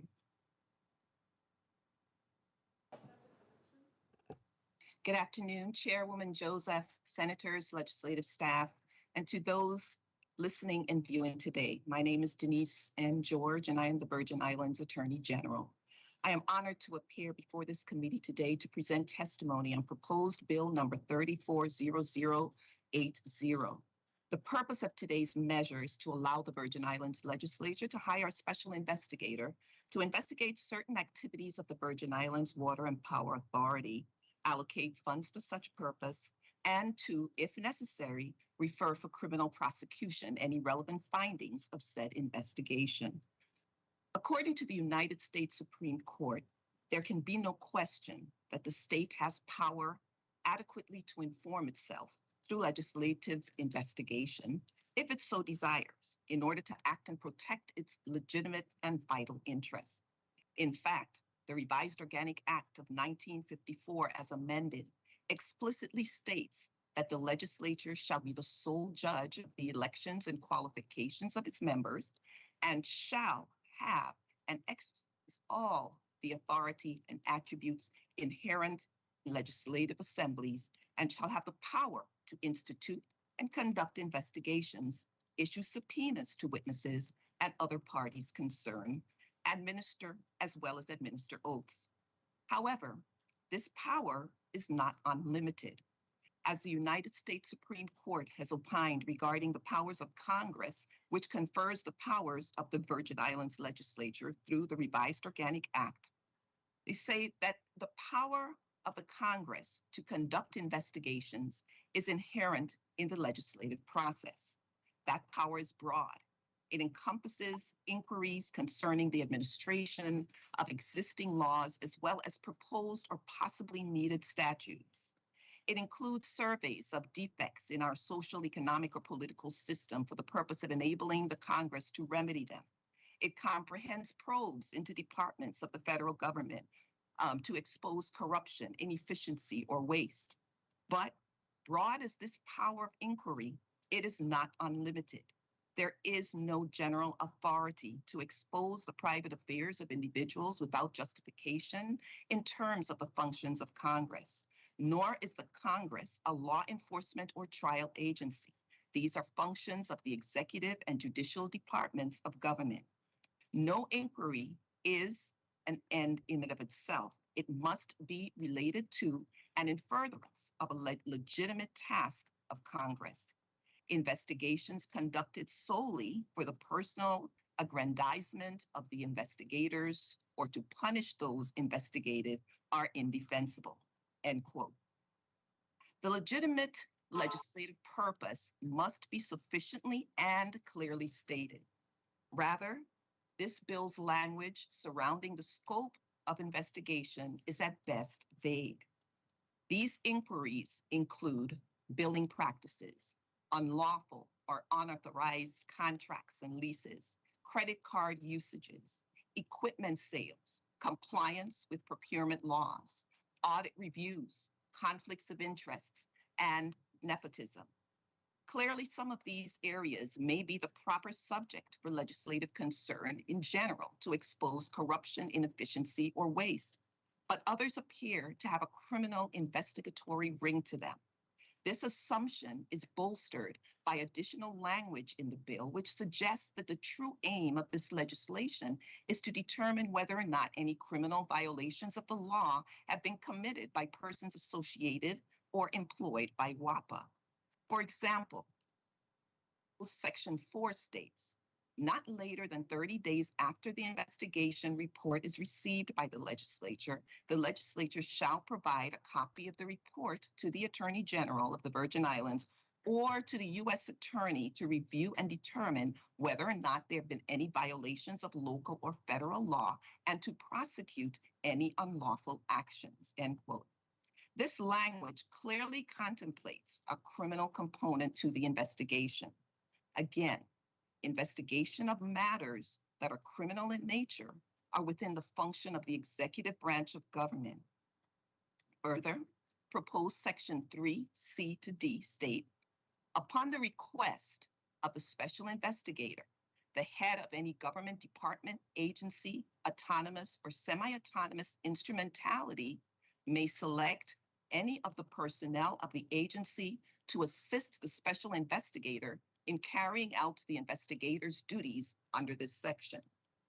The special investigator may secure directly from any agency information necessary to enable the special investigator to carry out the investigator's duties. Upon request of the special investigator, the head of the agency shall furnish the requested information to the special investigator. This language appears to be a thinly veiled instruction to either or both the Department of Justice and the Inspector General's office, each executive branch agencies, to cooperate with and assist the special investigator and to reveal sensitive investigatory information for the purpose of making a criminal referral. Not to mention, these sections smack of a violation of the separation of powers doctrine by commanding executive branch agencies to comply with the instructions of a legislative investigation in executing its executive functions. Even if these proposed sections were allowable, they would still violate the best practices of confidentiality in law enforcement investigations. Revealing to any outside investigator the information or findings of an ongoing criminal investigation would likely violate existing employee confidentiality matters, put a witness or law enforcement personnel in danger, jeopardize the integrity of the whole investigation or prosecution, or prejudice the rights of any possible future criminal defendant. I do not believe any committee members sitting before me today would want that burden on their shoulders.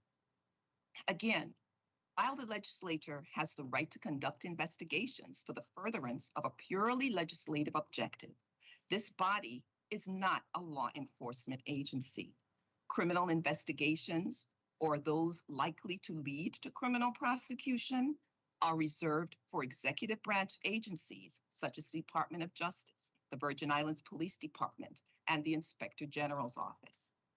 In short, scope of today's proposed measure appears to exceed legislative authority by violating the doctrine of separation of powers through facilitating legislative investigations into criminal matters, commanding executive agencies to reveal potentially confidential, sensitive, and protected information in their possession, and also by including unmistakable language that infers the true intention of a legislatively sanctioned criminal probe by referral to the Attorney General or U.S. Attorney for prosecution.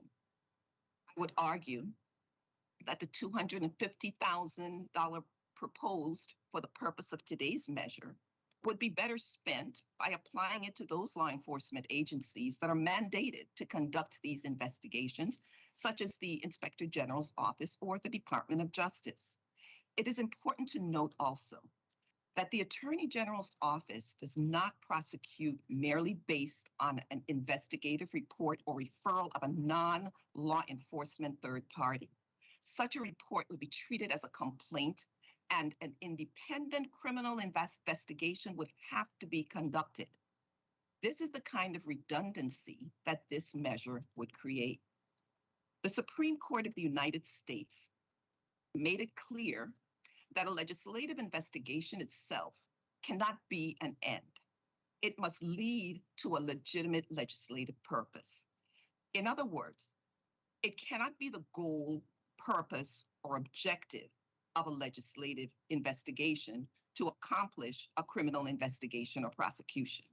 But we agree with the legislature's reviewers' notations on this measure that states, quote, an investigation that itself is an end or has as its gravamen to the submission of the independent investigator's report to the U.S. Attorney's Office or to the Attorney General for possible prosecution is not in the furtherance of a valid legislative purpose, end quote.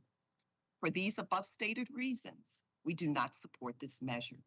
This concludes my testimony, and I'm available for any questions the members may have. Thank you. Thank you, Attorney General Denise George, for your testimony. I want to also recognize that Inspector General Mr. Stephen G. Van Beverhout has joined us virtually. Inspector General, could you just check for us momentarily your mic so we can assure that we can hear you and you can hear us? Good afternoon. How do you hear me? Perfectly. We can hear you perfectly. Right. Thank you kindly for joining us. We will now proceed and ask Mr. Donald Cole, the Director of the Virgin Islands Public Services Commission, to present your testimony on the record.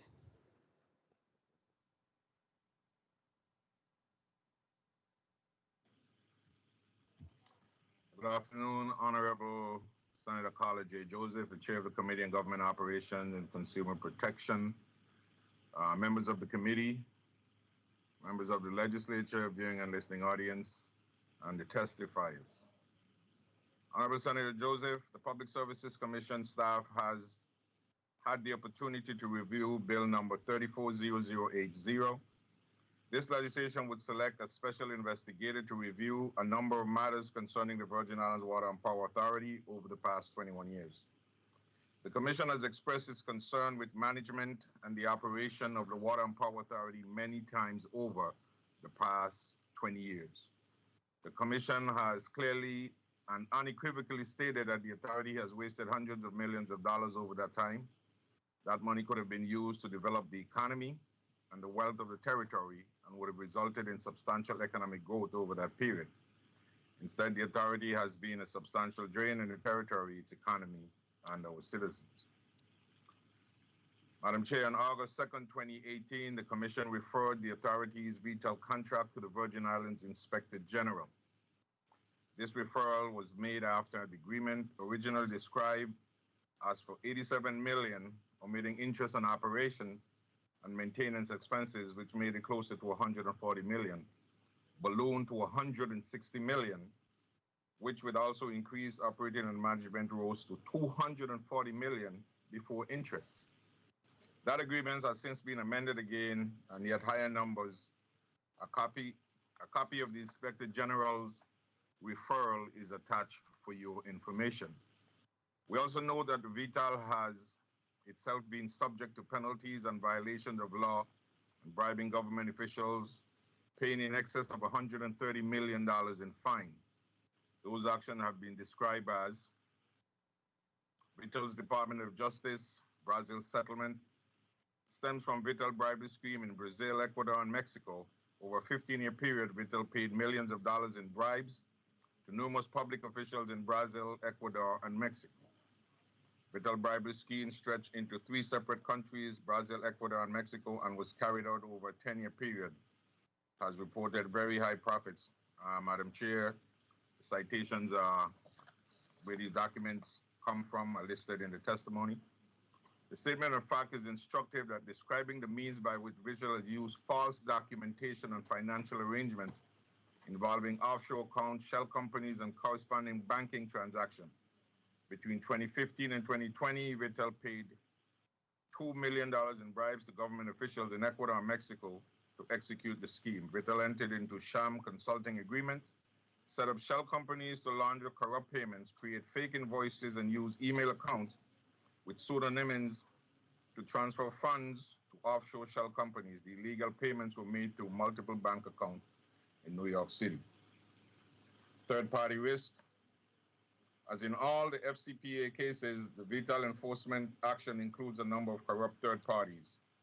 The statement of facts outline a common technique, a sham consulting contract, fake invoices, and unusual payment arrangements.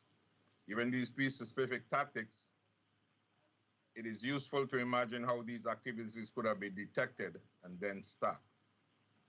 In addition, we note that there has been substantial testimony before this body on the authorities' leasing practices and much recent discussions concerning WAPA's contracting for conflict of interest and other inflated contracting prices and allegations of kickbacks. We note that the extended time period is far greater than that likely the statute of limitation and criminal matters. We also note that the special investigator is mandated to deliver a report to this body. However, any actions to correct the deficiencies or prosecute actions will be determined by others. Those other entities, such as the Department of Justice, may have sufficient information to conduct an investigation at this time. We also know that the authority remained an entity with reasonable credit ratings, unavailable borrowing capacity, and financial statements until sometime after 2012. However, since that time, the authority financial situation appears to have deteriorated sharply, while its rates have skyrocketed. We know that the Vital contract was announced in 2013. In 2011, the authority's residential base rates were set at 0.83225 per kilowatt hour. Today, those rates are 0.231577 per the first 250 kilowatts, and 0.25775 for every hour above that. That is a 300% increase, and yet the authority bought no new generation during that decade, with base rates none. The new Watsilas installed in St. Thomas in 2020 were purchased with the gas tax revenues provided by the legislature, not base rates. The next set of new generators scheduled to come in online at the end of 2022 are being purchased with federal grant monies. At the same time, WAPA has experienced a significant reduction in sales, approximately 30% loss of sales over the past decade. It has also received an amount of generation equipment that it owns and maintains. For example, in 2011, WAPA owed nearly 200 megawatts of generation capacity in St. Thomas. It currently owns about 94 megawatts. Maintenance costs should be substantially reduced. To make up for the large generating capacity, WAPA leased generating capacity from others. As recently as 2019, WAPA was leasing 3 generating units from APR unit 25, 26, and 27 with a total capacity of about 70 megawatts on St. Thomas. It was also leasing Agreca units for St. Croix 20 megawatts. The cost of those leases were provided to WAPA in rates and remain in rates despite termination of the APR leases. Unit 27 has been released from GE, and WAPA is now in litigation with APR. WAPA has also had judgment entered against it by Trafigura of $24 million in unpaid fuel expenses in 2017. WAPA has a lawsuit pending by Watsila for the failure to pay $24 million for 3 units currently operating in St. Thomas. To be clear, the many of WAPA generating units should have been retired years ago. There also should have been a plan to replace those units with modern efficient units and with renewable power mandated by this body in the Energy Act of 2009. The need to replace all of its generation and emphasize and laid out clearly in WAPA 2015 management audit and in 2016 integrated resource plan. Neither has been implemented. The management audit was very clear that WAPA could save its customers over $50 million per year by replacing all of its generation with efficient units. That is the most serious financial loss to the ratepayers. The issue raised by WAPA's contracting practices include possible kickback, inflated prices, and conflict of interest are important. The propriety of the Vital contract remained the biggest single hurdle to the possible restoration of WAPA's financial viability. But the replacement of WAPA generating equipment and the establishment of reliable and cost-effective generation is critical to the territory's economy and future. Madam Chair, on the writing of this testimony, Bill 340021 was vetoed, and the legislature have overridden that legislature. And within that bill, granted authority, a lot of authority to the Virgin Islands Public Services Commission.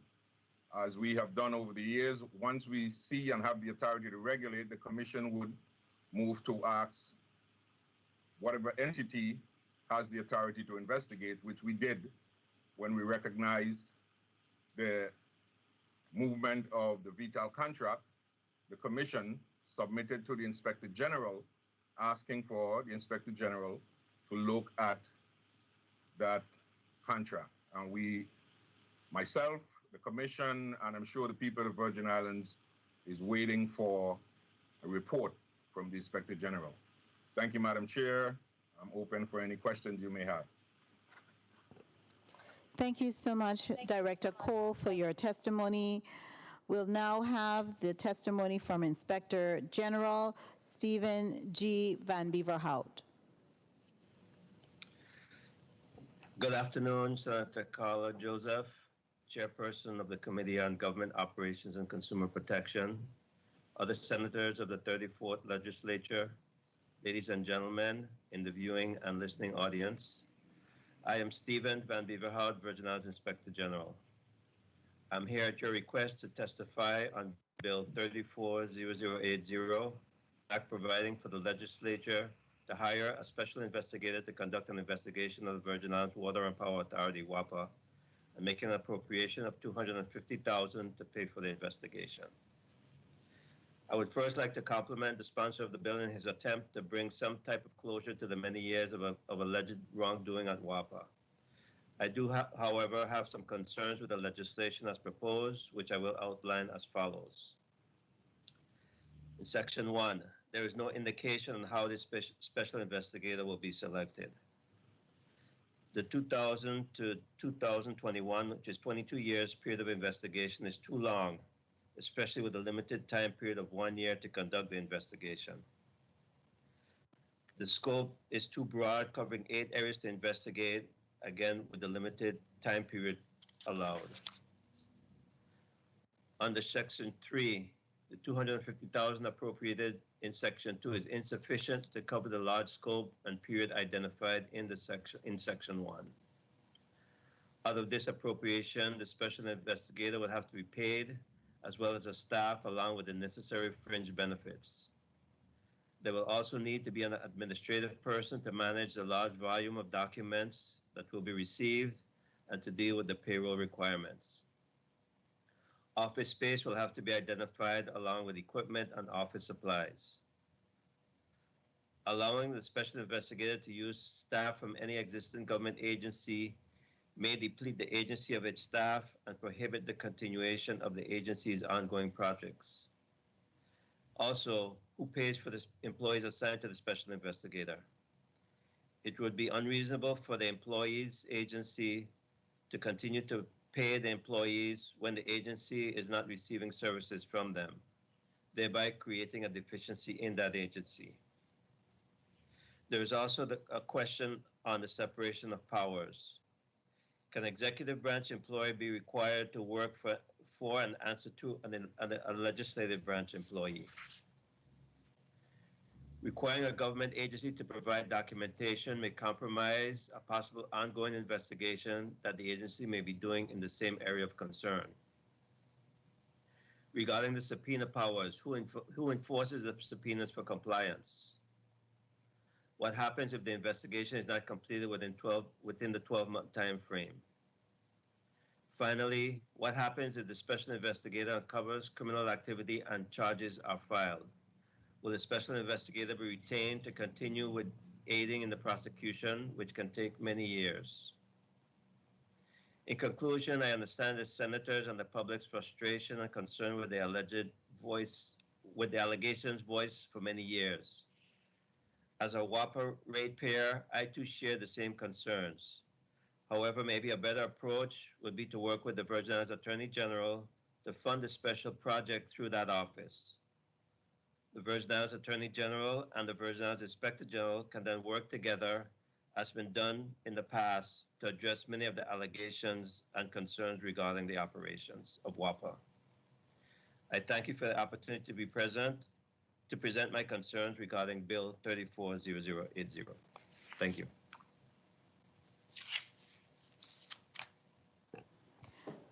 Thank you so much, Inspector General Stephen Van Beaverhood, for your testimony.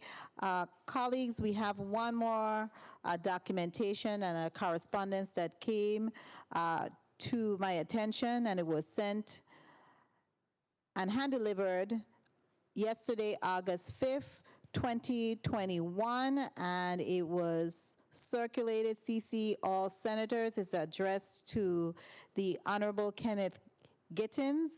I will ask Madam Clerk, it's from the VI Bar Association. I will ask Madam Clerk to please read into the record the letter received from Attorney Charlotte Perel Esquire, President of the Virgin Islands Bar Association, as it relates to Bill number 34-0080. The Honorable Kenneth Gittins, Legislature of the Virgin Islands, Capitol Building, Charlotte Amalie, P.O. Box 1690, St. Thomas, Virgin Islands, 00802. RE Bill 34-0080. Dear Senator Gittins, the Virgin Islands Bar Association, VIBA, writes in opposition to Bill number 34-0080, a bill to create within the legislative branch of government a special investigator to investigate fraud, waste, and abuse at the Virgin Islands Water and Power Authority, WAPA. For the reasons set forth below, the VIBA opposes the measure because it does not serve a proper legislative purpose. It violates the separation of powers principle explicit in the United States Constitution and made applicable in the territory by the Revised Organic Act of 1954. The Revised Organic Act established a system of government made up of 3 branches within its own enumerated powers. While the Act grants the legislature the power to legislate, it limits the power by requiring legislative enactments to be consistent with the Revised Organic Act. Within the 3 branches, the 3-branch structure of the government, as established by the United States Constitution and implicit in the Revised Organic Act, Section 11 of the Act, vests the executive power in the governor and endows the governor with the power of general supervision and control of all the departments, bureaus, agencies, and other instrumentalities of the executive branch of the government of the Virgin Islands. Revised Organic Act of 1954, subsection 11, 48 USC, subsection 1591. This premise is derived from the seminal American principle of government known as the principle of separation of powers. Kendall versus Russell, 572 F. 3D, 126, 135, 52 BI, 1021, 3D,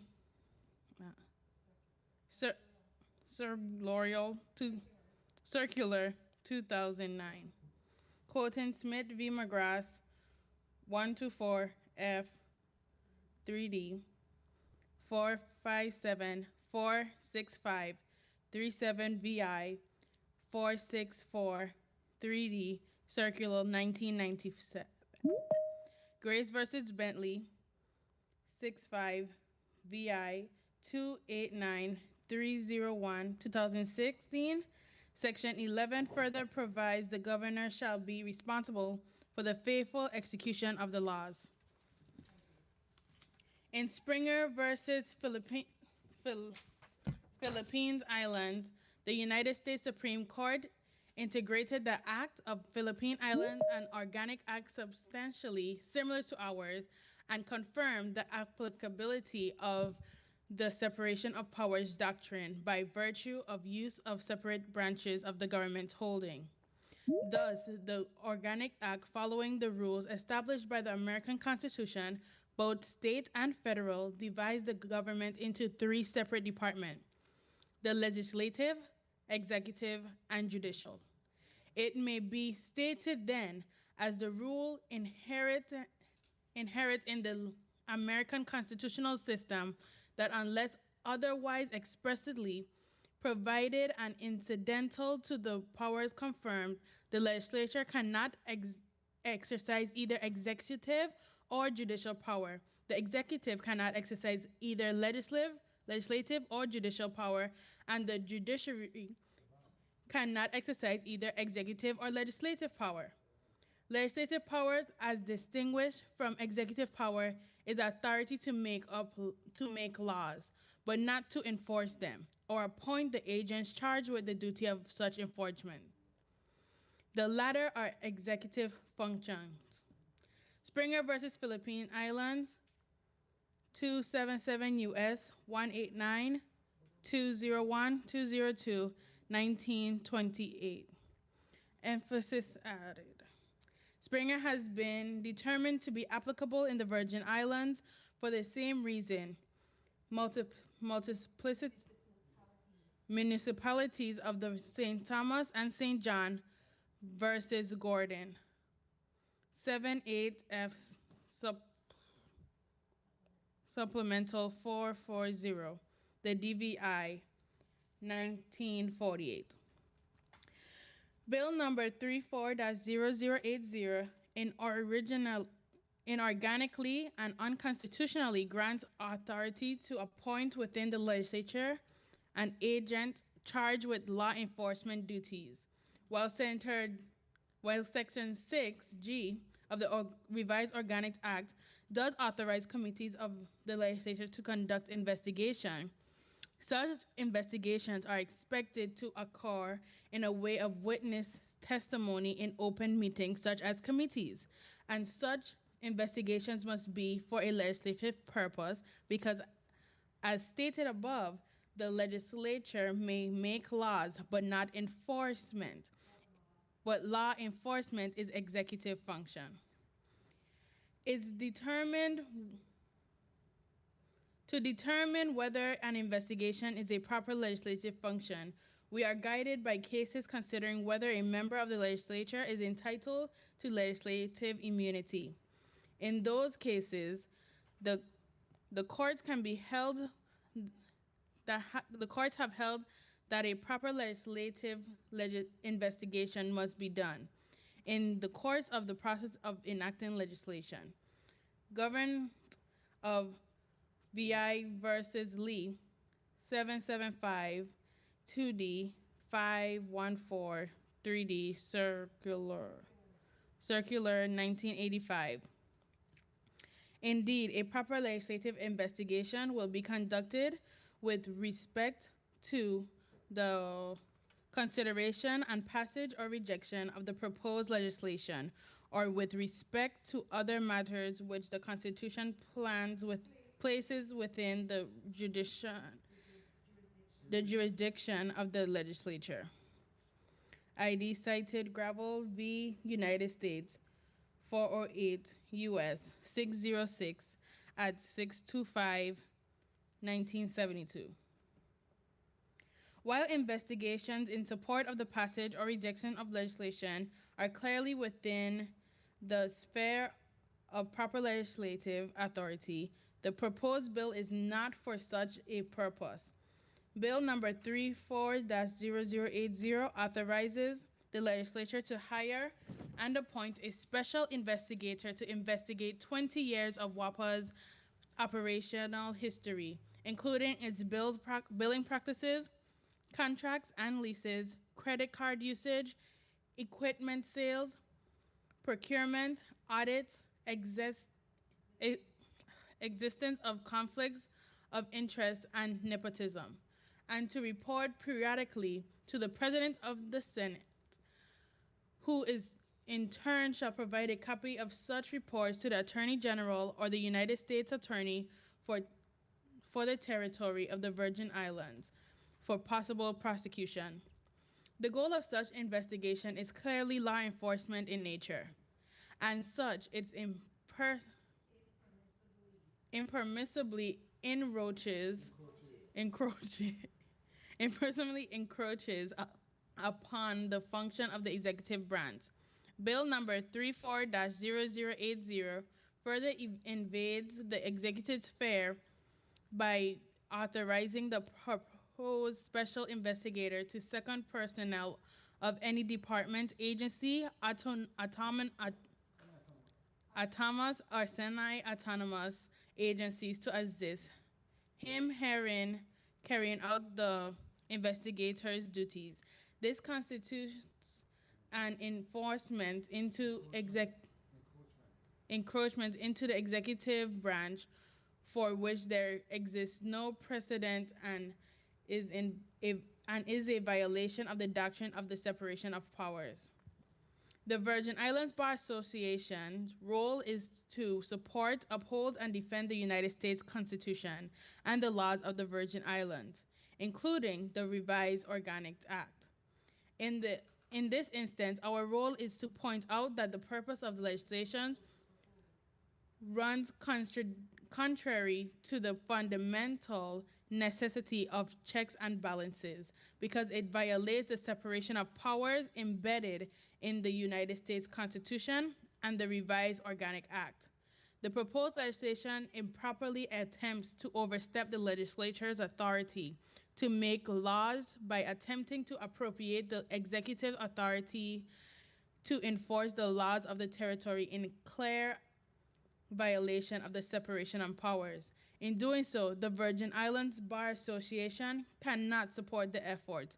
However, mechanisms which do not violate are already in place and are available to accomplish the legislature's investigative goals.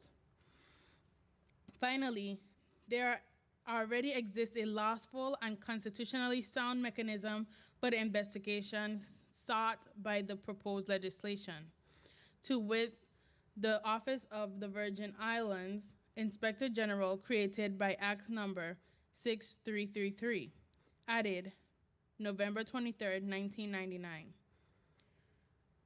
The Office of the Inspector General is a separate, independent agency of the government of the Virgin Islands. 3 VIC, subsection 1200. For purposes of separation of powers principle, the Office of the Inspector General resides within the executive branch. St. Croix Avis versus West Indian Company Limited. 7-1 VI 39, 58 to 59. Superior Court 2019. And the Inspector General duties encompass those set forth in the proposed legislation. 3 VIC, subsection 1203, Specifically, the Inspector General is charged with the duty to conduct and supervise audit inspections and investigations related to the programs and operations of all departments and branches of the government. Moreover, the Office of the Inspector General is vested with the same powers and authorization as those of a peace officer to make arrests. Accordingly, the legislature's goal may be accomplished without violating the separation of powers by provision of funds of the office of funds to the Office of the Inspector General to facilitate investigation. To say the investigation the legislature seeks to foster by the way of the proposed legislation. Sincerely, Charlotte Perrell, Esquire, President. Thank you, Madam Clerk. I know it was a lot to be read into the record. I really want to thank you because that was very long. It's 4 pages long that the Bar Association president sent to us yesterday and had it hand delivered, which it seemed as though it was very urgent that it be sent, and so I deemed it necessary to have it read and be placed on the record. Colleagues, we will proceed with a 5-minute round of questioning, and we will start, as we have started earlier in the day, with the Big Island, from the Big Island, Senator Franklin D. Johnson. You are recognized for your 5 minutes of questioning. Good afternoon, and thank you very much, Madam Chair. Good afternoon to the listening and viewing audience. Good afternoon to my colleagues. Every day, the only story you hear is about WAPA. The people of this territory is tired of this big giant stamping on them economically, socially, and it just keeps going on and on. Where does it stop? This has reached to the point that the legislature have to try somehow, and we have done some legislation that we just passed that will attempt to address that. But we must continue finding ways to make sure if some of the allegations and some of the things that are happening, somebody be held accountable. When you speak about the estimated cost of propane tank costing 80 million and then running up to 160, these are some serious difference in numbers. And as up to today, nobody can answer as to why. I listened to the testimonies of the Attorney General, I listened to the testimony of the Inspector General, and I listened to the Bar Association. But the people cannot continue in these drastic, ridiculous bills with any kind of resolution, any kind of assistance. Especially when you continue hearing, if we spend this, if we do this, and when you see the different costs that is causing the taxpayers, is ridiculous. I would like to start out with the Inspector General. I definitely want to say to you, thank you very much for the service that you have rendered over all of these years to the people of the territory. You're going to be missed. I want to assure you that. I've followed you for quite some time, and I've seen where you're a man of action. You step up to the plate and you do what needs to be done. And I understand, I listened to your testimony, and there's some tweeting that you would require if this should go forward. But my question to you is pretty basic. Don't you think these type of measures needs to be done in order to fix and solve some of these problems that's happening in the power plant, WAPA, at this time? Thank you, Senator, and good afternoon. As I said in my testimony, and as the lawyers have said there's a serious issue with the separation of powers and the far-reaching of this legislation. And I still feel that the best approach would be to work it through both the Attorney General's office and our office. We have worked many cases together. We're working some right now together. And let us do what needs to be done jointly. Give us the funding. So if you need to pass a special prosecutor under the Attorney General's office and provide the funding to focus on that investigation, on that issue alone, that person can focus on that, but it needs to be done the proper way. And, we have allegations all the time, all kinds of allegations. The problem is proving it. And the Attorney General can tell you it's not an easy task to prove all these allegations and all these, you get things that you feel that there's something wrong, but unless you can come and unless the lawyers can get the evidence together to prove it in a court of law, you're going nowhere. You also said that $250,000 is insufficient. What number would you pick that would help us if we pursue the direction that you're asking? What kind of number are you talking about that would be adequate to make sure that we get all the answers and be able to respond to the people and say, well, this is the situation here, and make sure we do a thorough job in this investigation? What are numbers do you have in mind? I would say if you're going to do it through the AG's office and our office, you would have to at least double that. And again, the AG can pitch in as to what her feeling would be as far as an attorney to work on it. But you would have to at least double that to hire the staff that will be focusing on that alone. I mean, her office has, I'm sure she can tell you a lot of projects that she's working on. We have a lot of projects we're working on. So we'll have to go out and find people to work on this special project. So at least double and maybe even close to $1 million. You're talking about a 22-year period. That's a major problem. 22 years of investigation. I'm not even sure if WAPA would have all those records still at their disposal. The scope, as I said, the scope is a tremendous, it's very broad. It would have to be narrowed down so you can focus on specific areas. All of that would have to be fine-tuned. My final question, Madam Chair, if I may. Yes, you can go ahead and proceed, Senator Johnson. What time frame do you think this investigation should go back to in order to be effective and timely? What time frame would you say, Inspector General? I would start with no more than 5 years at the most. I would start with the most current time period and work your way back. If you're talking about looking at credit card usage and stuff, you go back at least in 5-year intervals and see what comes up and see where you go. And then if needs to be expanded, then you can expand the scope or the period. But I wouldn't cover more than a 5-year period initially. And that's stretching it. And again, I say thank you very much for your service to the people of this territory. I wish you well in your endeavors. I'm quite sure you won't be sitting playing golf and relaxing.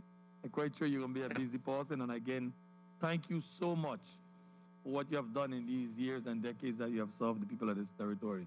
Really appreciate you. Thank you, Senator. Thank you very much, Madam Chair. Thank you, Senator. You're welcome.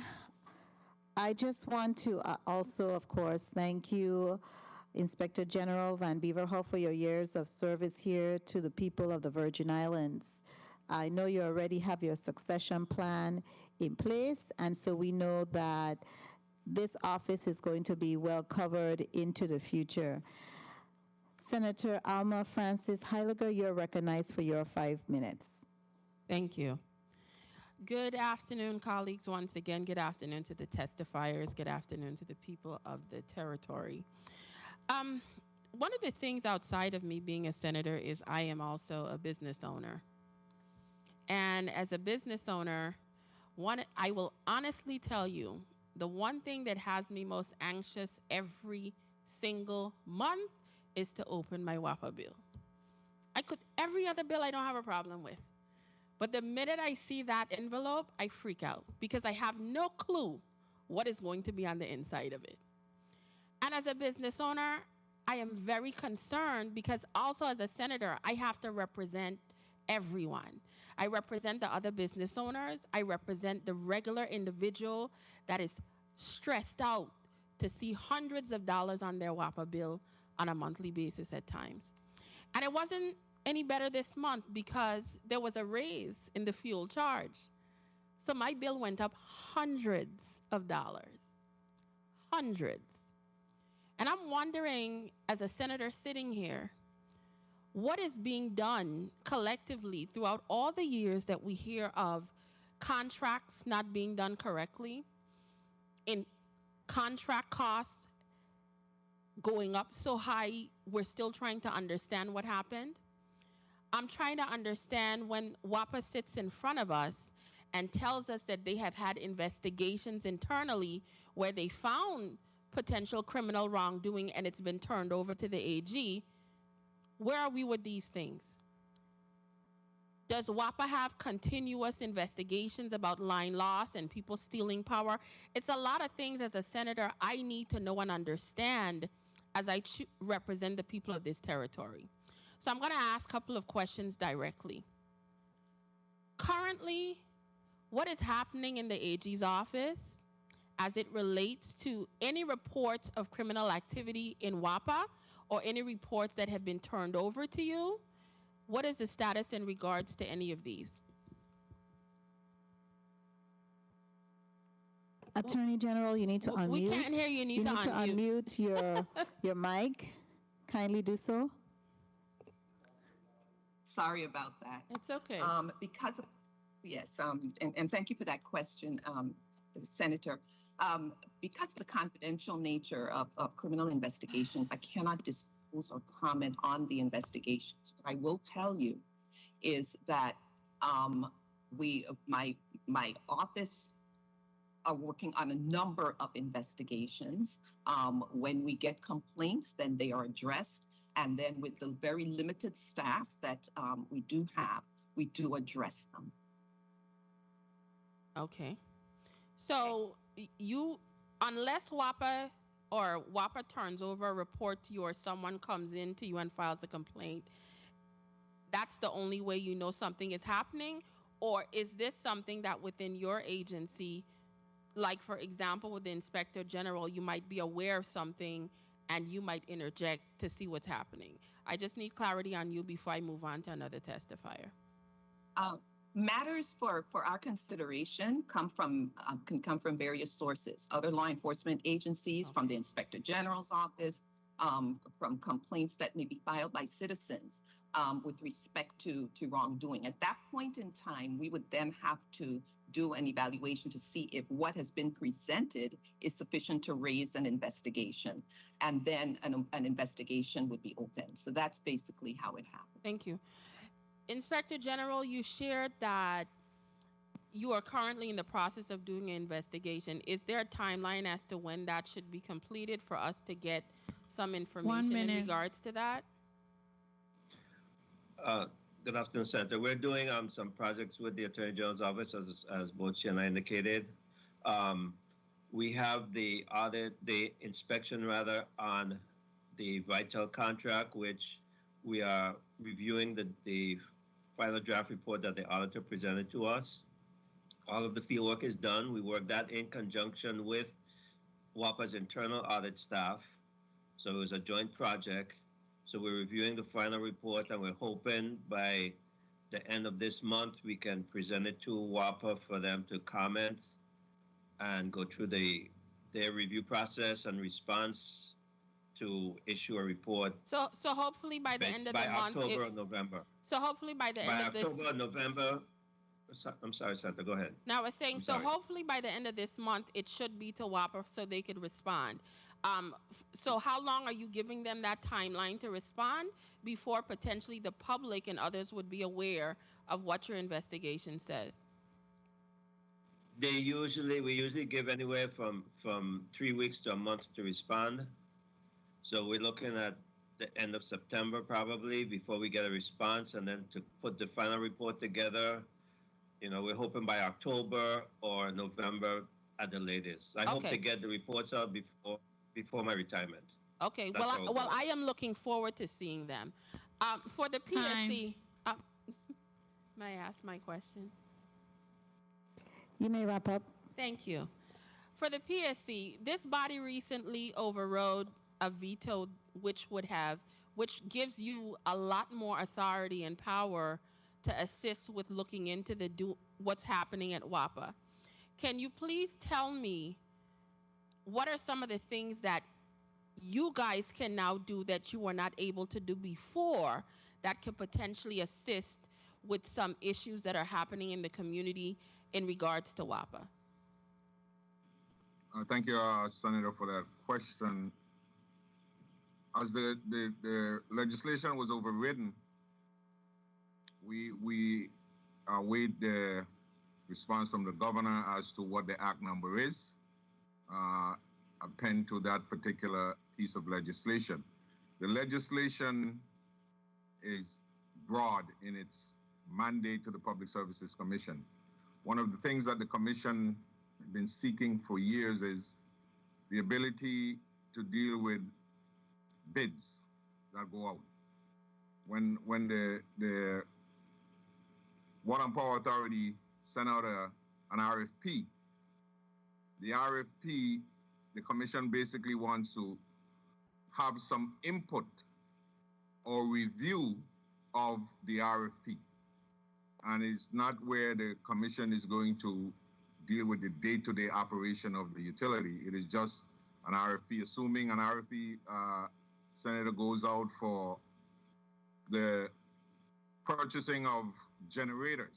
The Commission would basically look at that RFP and the scope of the RFP and what is being asked, and would assist with the authority to say, hey, listen, we believe based on what you're asking, you should put this particular generator, that particular generator, whatever it is, and then have a commitment in terms of rates where the utility and the Commission are basically understanding what it is going to cost in rates once these generators or whatever the RFP is going out to bring back. Previously, my time has expired, so I don't want to overstep my bounds. So I will just say this. Basically, long and short, this power that you have been granted will assist with potentially helping reduce rates in our territory. I think that's all people care about. Absolutely, I believe so. But I must say at this point in time, Senator, that the horse is already out of the barn. The rates are high. Yes. And what we're looking to WAPA, and WAPA has in place plans going forward to get new generation. I know the governor had authorized the Housing Finance Authority to provide funding for new generators which are underway. The concern we have is the length of time that is taking, because the time it's taking is still costing the ratepayers a lot of money. And that is where we collaborate with the authority to make sure that these generators get in place and as quickly as possible. So my bill and your bill and everybody's bill will go down. And in my testimony, I speak to the inefficient generators that are at the authority, which should have been replaced years and years ago. WAPA is moving forward to do that. Concern we have, Madam President, Senator, is the time it's taking to get that done. And I see Mr. The new chairman is there, and I'm sure he understands the gravity of the situation. Thank you so much, Director Cole, for that information. I want to... Point of inquiry, Senator Javon James, Sr.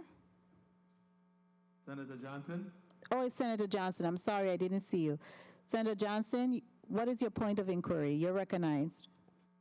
Yeah, thank you very much, Madam Chair. I would like to ask the Attorney General, Ms. George, as we speak right now, and I'm not asking for specific, do you have any criminal investigation ongoing on WAPA at this time? I'll listen to your response. What I can tell you is that I have criminal investigations going on right now, but I will not give any details as to whom or who who are the targets or anything. I cannot give that information. Thank you. I'm sorry. Thank you so much, Attorney General, for that response, and thank you, Senator Johnson, for that point of inquiry. Next senator who will be recognized for their 5 minutes is Senator Marvin Blyden. Senator Blyden, you are recognized for your 5 minutes. Thank you so much, Madam Chair, and good afternoon to the testifiers, and thank you so much for your testimonies on point. Let me ask, in respect to all of the different testifiers, because you all spoke to the scope being too broad, but let me ask you, Madam AG, in respect to the scope of investigation, what portion would you say between 2000 and to present lies outside of the statute of limitation, or there are not any statute of limitation? Would you say in your professional opinion? Well, what I would say is that I did not comment on the scope necessarily, but when under the statute of limitations, there is no statute of limitations or limitation in which you take an action when it involves the embezzlement or falsification of public funds or government funds. So if something involves that, or if a criminal offense involves that, there would be no limitation within which a prosecution could begin. That's good information to know, and thank you for that. Let me ask, in respect to PSC, Director Cole, what you stated something, it actually raised my eyebrow, because you spoke to the priority of the VTAL contracts remains the biggest single hurdle to the possible restoration of WAPA's financial viability. And of course, you spoke to replacement of the equipment. We all know that. So are you saying as a result of the VITAL contract, the rates where they're at right now, and the bill that we have to pay for the customers, the damage is already done, so we are at a certain level, whereas, we can recoup because that injustice has occurred. That's what you mean by a statement? Well, what I'm saying, Senator, is that contract, as we look at it right now, and I know that this is things that I can't disclose because the commission and the utility are in communication as it pertains to how they're going to deal with that contract. That contract has three separate entities to it. You have the infrastructure cost, which is the cost of building that utility. You have the operating and management costs, and you also have the fuel costs. And although all those costs are passed on to the consumer, the fact remains is that based on the contract, you're paying at a 15% interest on what was used for that infrastructure fee. That is humongous. The utility has to find a way where we can look at that contract and see how we can revise that contract and reduce the cost of the contract to the ratepayers. It's a contract. I'm not an attorney, but like I said, we turned that over to the Inspector General when we recognized the fact that the ballooning of the contract from where it was to a present point in time. And the Attorney General have just stated that they're going to, not the Attorney General, I'm sorry, the Inspector General. Thank you. I'm sorry, Ms. George. The Inspector General basically said that they will send a report as to what their findings were in terms of that contract. But anyone from the Virgin Islands Water and Power Authority will tell you what keeps them up at night is the cost of that contract. And if they're telling you that's what keeps them up at night, then I don't think that they're telling the truth. Well, thank you for that. And what keeps us up at night is the cost of energy here in the territory, especially when it comes to economic development, when it comes to businesses, when it comes to everything here in the territory. It all depends on the high cost of fuel and energy. But let me state, I know the IG, the AG, and the Bar Association all spoke to the separation of power and them not in favor of the legislation as a result of that. But the IG spoke to having the funds, the bill being amended basically, and having the funds go to the Inspector General's office for a special investigation under the Inspector General's office, working in conjunction with the Attorney General's office in order to basically come on board or support the legislation without violating the law. Was I clear or not? Is you, Mr. IG or AG? I'll go ahead and give my side. It can go to either one of us. The concern is that we both work together. The funding can come to either agency or for that special project. That's basically my position on it.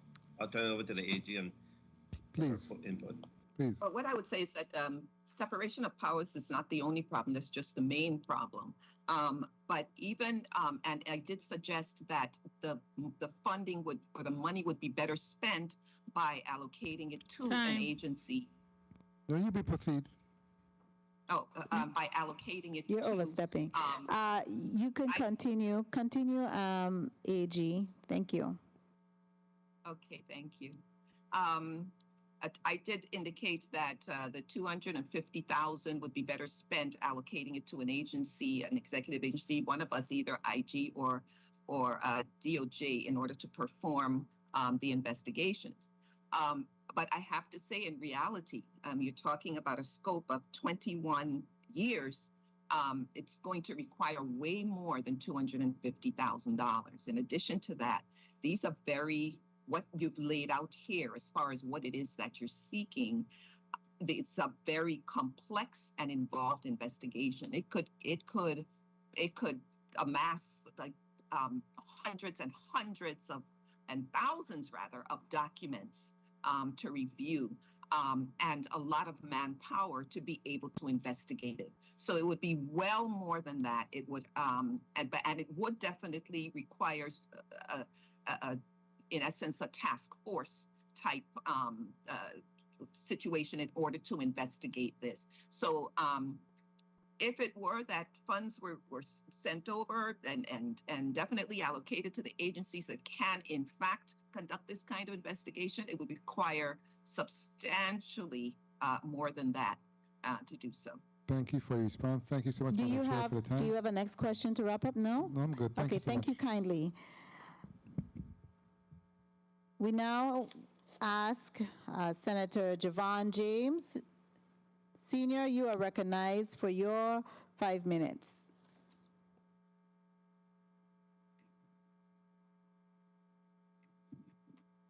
Thank you, Madam Chair, for the time. Good afternoon, testifiers. Good afternoon to the people of the U.S. Virgin Islands. Mr. Kai Fleming, congratulations on you now being the chairman of the WAPA Governing Authority Board.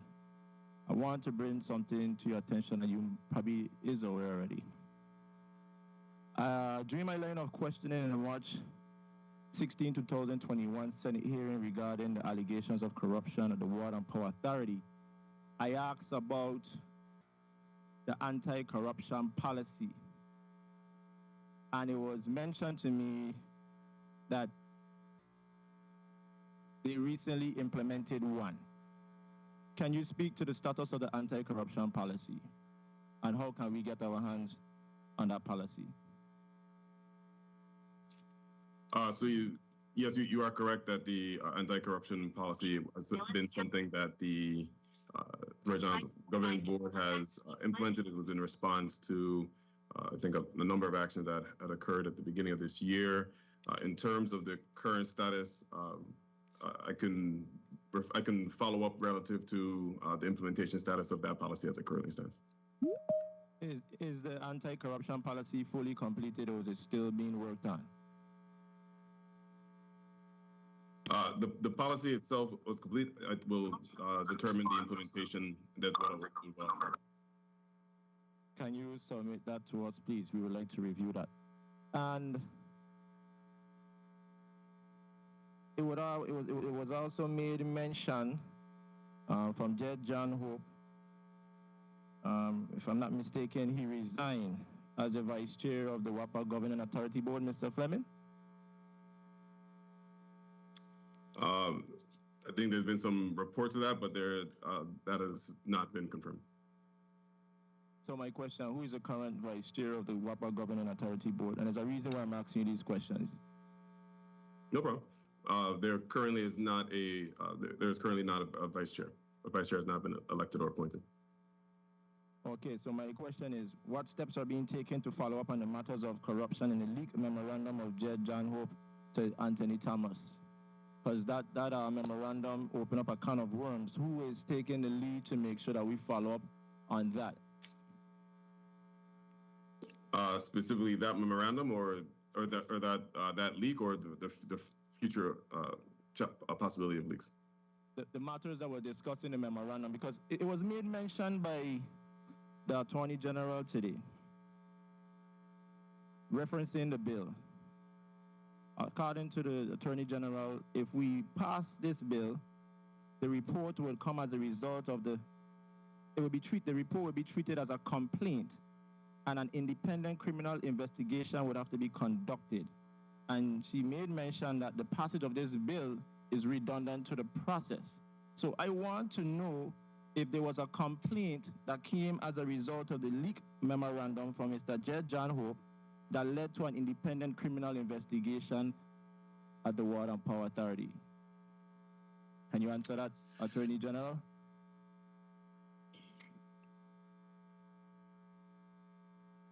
My time. Attorney General, you are muted. I'm sorry, but I keep turning it off when I'm not speaking, so I got to remember to turn it back on. I cannot, as I indicated before, I cannot and will not comment on the status or the existence of an investigation on any particular complaint. So I cannot do that. Attorney General, with all due respect, I have the I thought that's utmost what you respect. asked. That was not the question I asked. I said, did Okay, a complaint came as a result of the leaked memorandum from Mr. Jed John Hope that led to an independent criminal investigation? Is a yes or no question. I'm not asking for specifics. I cannot answer what led to anything. What I will say, the only thing I can say is that this memorandum with Mr. John Hope's name on it came to my attention, and that was publicly done.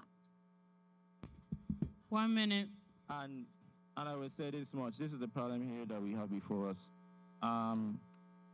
Jed John Hope stated in March, as I sit before you today, it is time for all of us to look in the mirror and be brutally honest.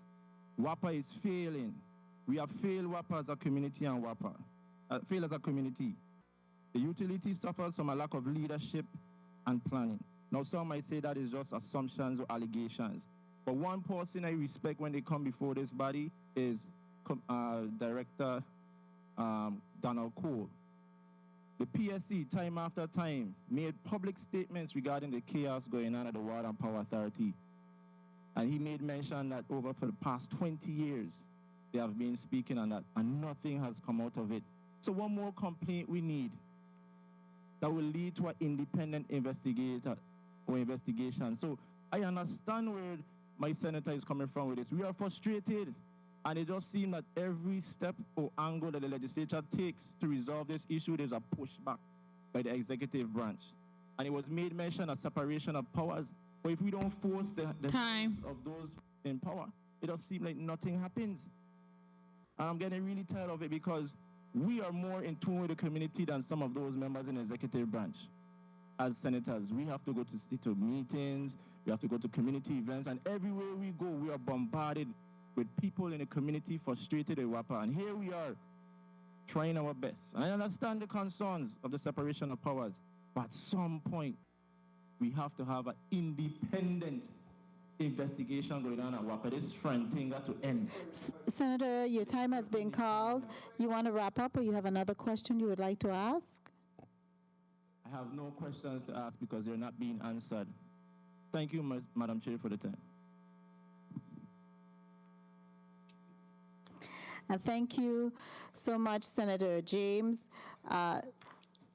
Madam Clerk, 5 minutes on the timer for me. I want to begin, first of all, with indicating to the proponent that this legislation was in response to a cry from our people, from us as well, for some type of justice when we are receiving our WAPA bills that are so high, from all of the suspicious events that we have seen and heard publicly, to include the bidding practices from WAPA, the conflicts of interest that exist there, a lot of other challenges that we've seen that are suspicious in nature, millions of dollars being wired to where or who knows what, and that's our money. So the proponent of this bill said, enough is enough. We need to do something about it. And today we have representation from the Attorney General's office, a new chairman of the WAPA Governing Board, the director of the Public Services Commission, as well as the Inspector General, and testimony from the Virgin Islands Bar Association, saying that this bill, in essence, is a violation of the separation of powers. So what are we to do? Bill 34-0080 is well intended because we've had enough. It's well intended. It is time that we start to hold people accountable, no matter where they are or whether they are our friends or family. If they have done something that looks wrong, it walks like a duck, it talks like a duck, it quacks like a duck, it must be a duck. And so something is happening at WAPA, and I'm hoping with the new leadership, Chairman Fleming, that you will be able to get to the bottom of it. My question is directed to you, Chairman Fleming. How do you see WAPA utilizing your internal controls is going to be able to assure that suspicious violations in law and conflicts of interest are properly sent expeditiously, I should add, to the AG's office for prosecution? How are you going to look at that? Because I know you have internal controls. I was here when Mr. Smith testified. So tell me, how do you see, being the chairman, that that is going to happen more expeditiously than later, sooner than later?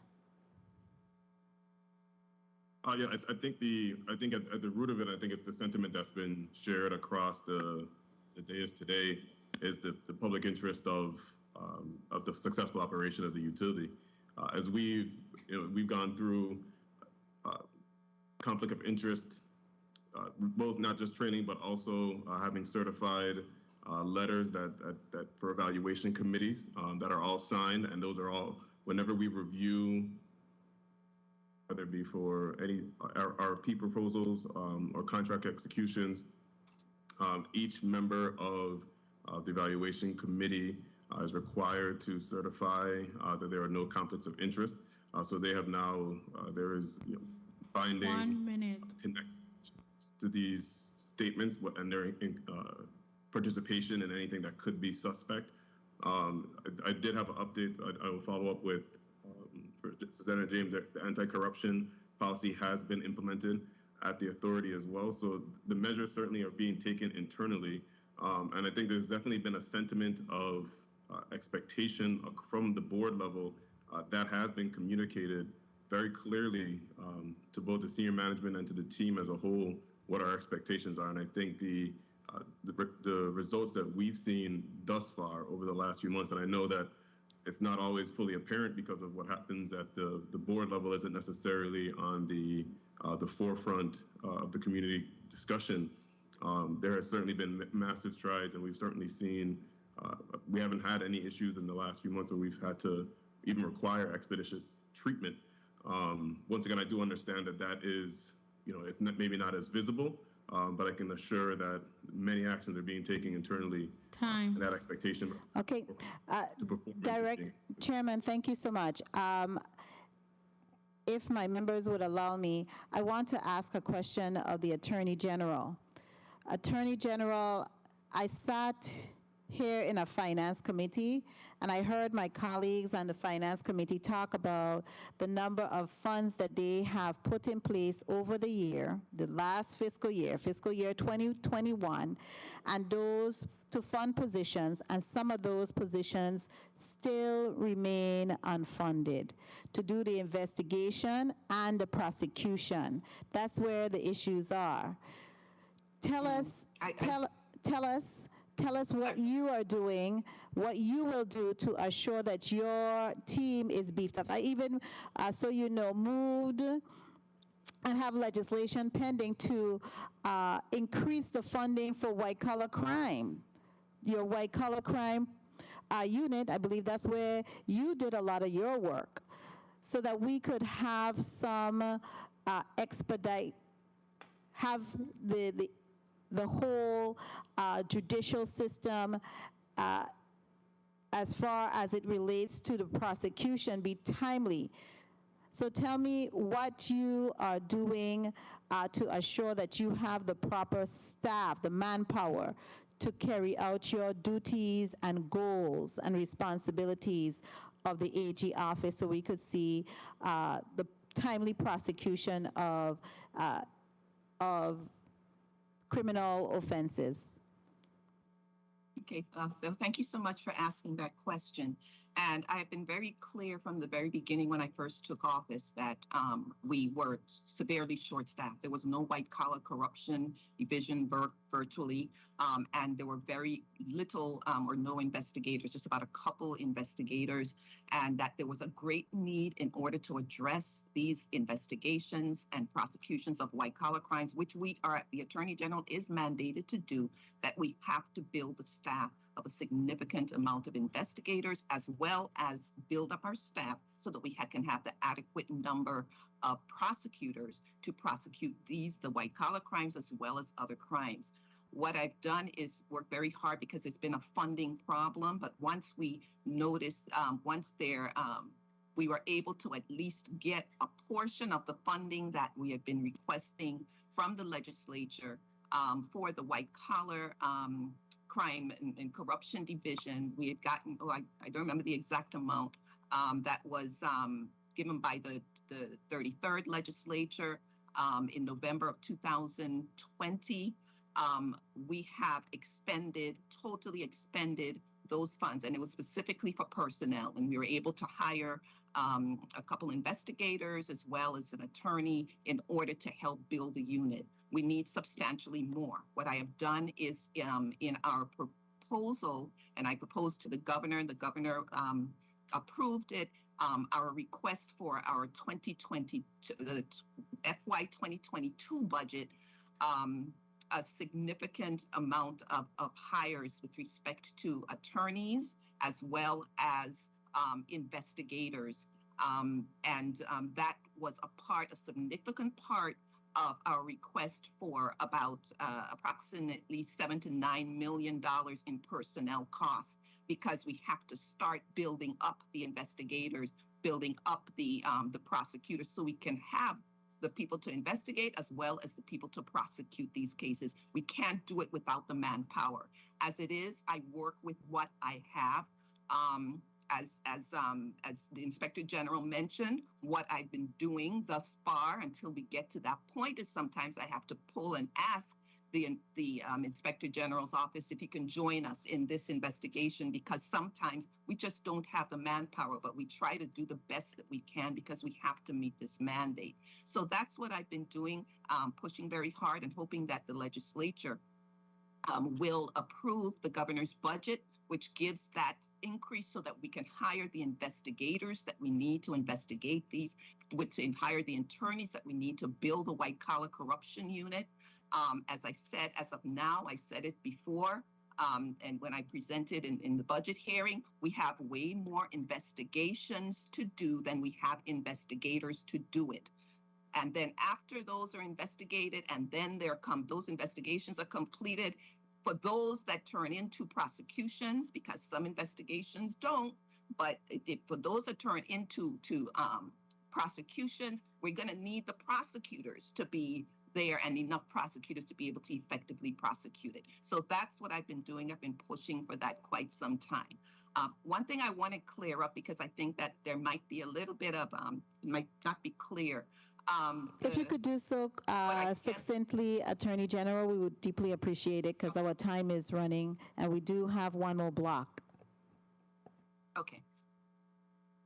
I was just going to mention that you had asked a question of Mr. Fleming with respect to reporting corruption or conflict of interest.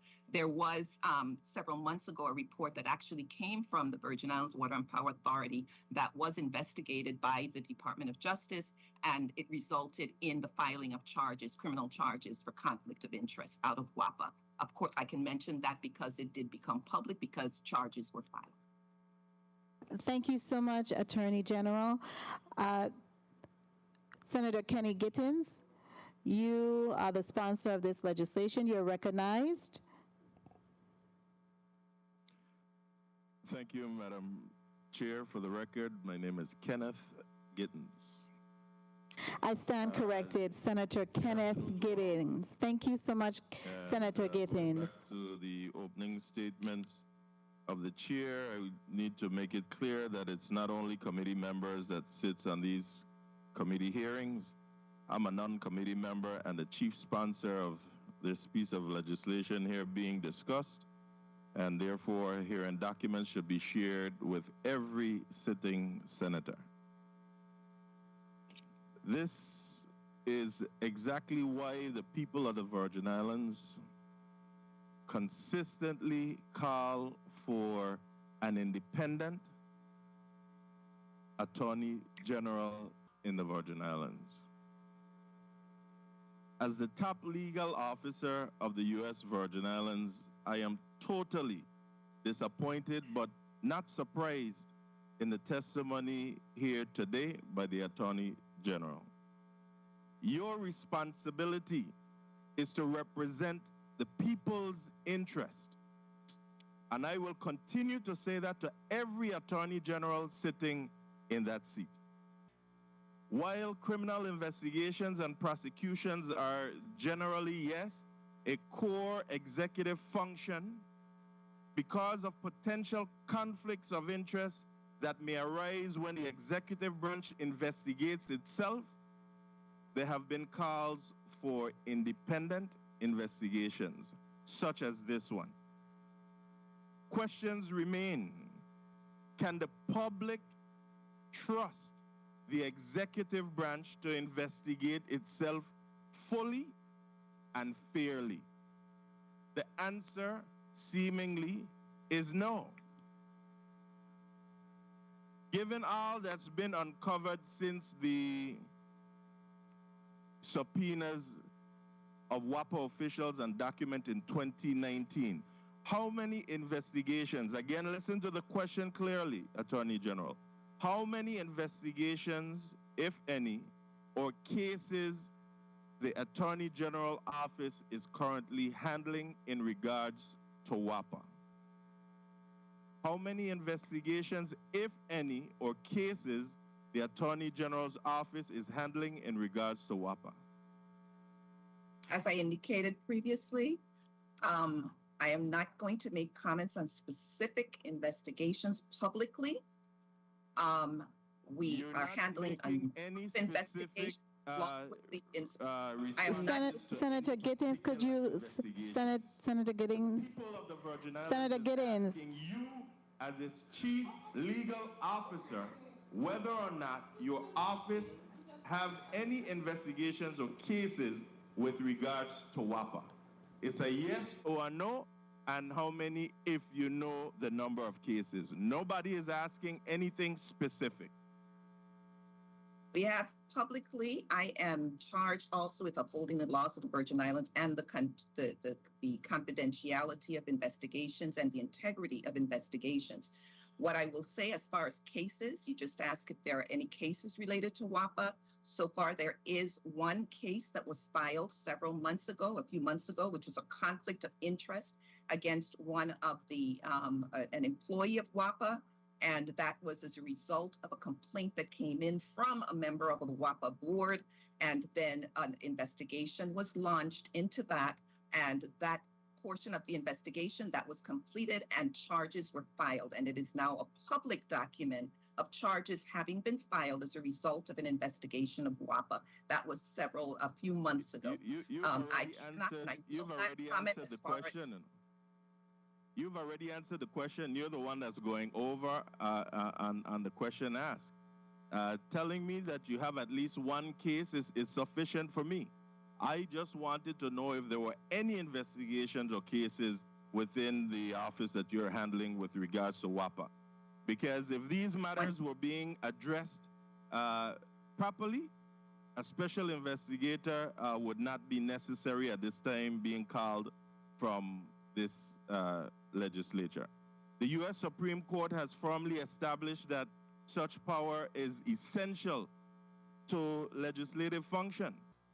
From the early days of the American Republic, concerns of this type have led to the appointment of special prosecutors or investigators who are charged with rooting out high-level official corruption. Remember, it's the wide-ranging investigation of Watergate and the Nixon administration which convinced the public of the need for independent investigations. I'll move on. 1 minute. General, thank you as well for your testimony. And you too, Mr. Kyle Fleming, congratulations to your appointment.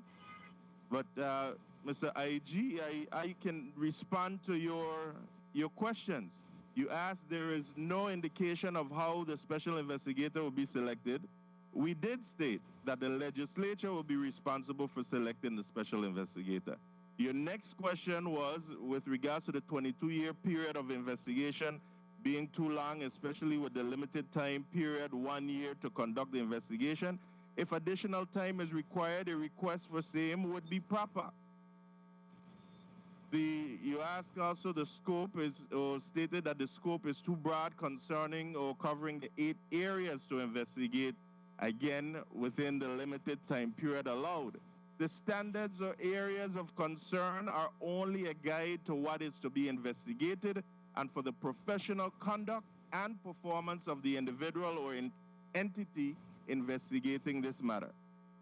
With regards to Section 3, the $250,000 appropriated in Section 2 being insufficient, it is the intent of the legislature upon appointment of the special investigator that within 30 days a detailed budget will be submitted to the legislature. So if we need to increase the budget, then we will do so. Out of this, the next question was, out of this appropriation, the special investigator would have to be paid as well as staff along with the necessary fringe benefits. That amount is a fee, not to be viewed as a salary. You also said that there will also need to be an administrative person to manage the large volume of documents that will be received and deal with the payroll requirements. The respected individual or entity will be responsible for this function and should not be viewed as a new hire needing an administrative staff. And also you stated that the office would have to be identified along with equipment and office supplies. No, that is not true. The reputable entity or individual would have already established this through their business setting. For example, a law firm, or if we are able to amend the bill, and a private investigator office. The next question, allowing the special investigator to use a staff from any existing government agencies may deplete the agency of its staff and prohibit continuation of agencies' ongoing projects. It is not the intent of this legislation to appoint government employees to work for the special investigator. However, they may assist upon a reasonable request. Additionally, you stated that there is also a question on the separation of powers and can an executive branch employee be required to work for and be answerable to the legislature? It is not. Again, my response is that it is not the intent to require an executive branch employee to work for or answer to the legislative branch. You also inquired or stated requiring a government agency to provide documents may comprise a possible ongoing investigation that the agency may be doing in the same area of concern. My response is I do not concur that this process may compromise possible ongoing investigations. The legislature is establishing a mechanism to ensure impartial and thorough investigation. The measure guards against both actual and perceived conflicts of interests and assures the public that government officials are not above the law. The scope is, you stated also that the scope is too broad. Oh, we covered that portion. Senator Gittins, Senator Gittins, if you could be succinct, your time has already been called, and I've been very generous. Yes, thank you. The IG's question. He also stated that regarding the subpoena powers, who enforces the subpoena compliance? The courts does. Same as if the legislature were to subpoena documents. The next question was, what happens if the investigation is not completed within the 12-month time frame? The special investigator will write to the legislature requesting additional time. The primary duty of the special investigator is to seek justice on behalf of the people of the Virgin Islands within the bounds of the laws that we create, and the special investigator serves the public's interest and should act with integrity and balanced judgment, the same as the Attorney General's office should be doing on behalf of the people of the Virgin Islands. I'll stop here. Thank you much for the latitude, Madam Chair, but if there's any required amendments, I'm willing to do so. I've already submitted an amendment as well, which will not be ready today, but I am willing to work with other colleagues in amending this measure any way that they see fit, but this is necessary for the people of the Virgin Islands. Thank you. Thank you, Senator Gittins. I saw that the Inspector General, your light was blinking. I wasn't sure if you wanted to make a comment and or the Attorney General.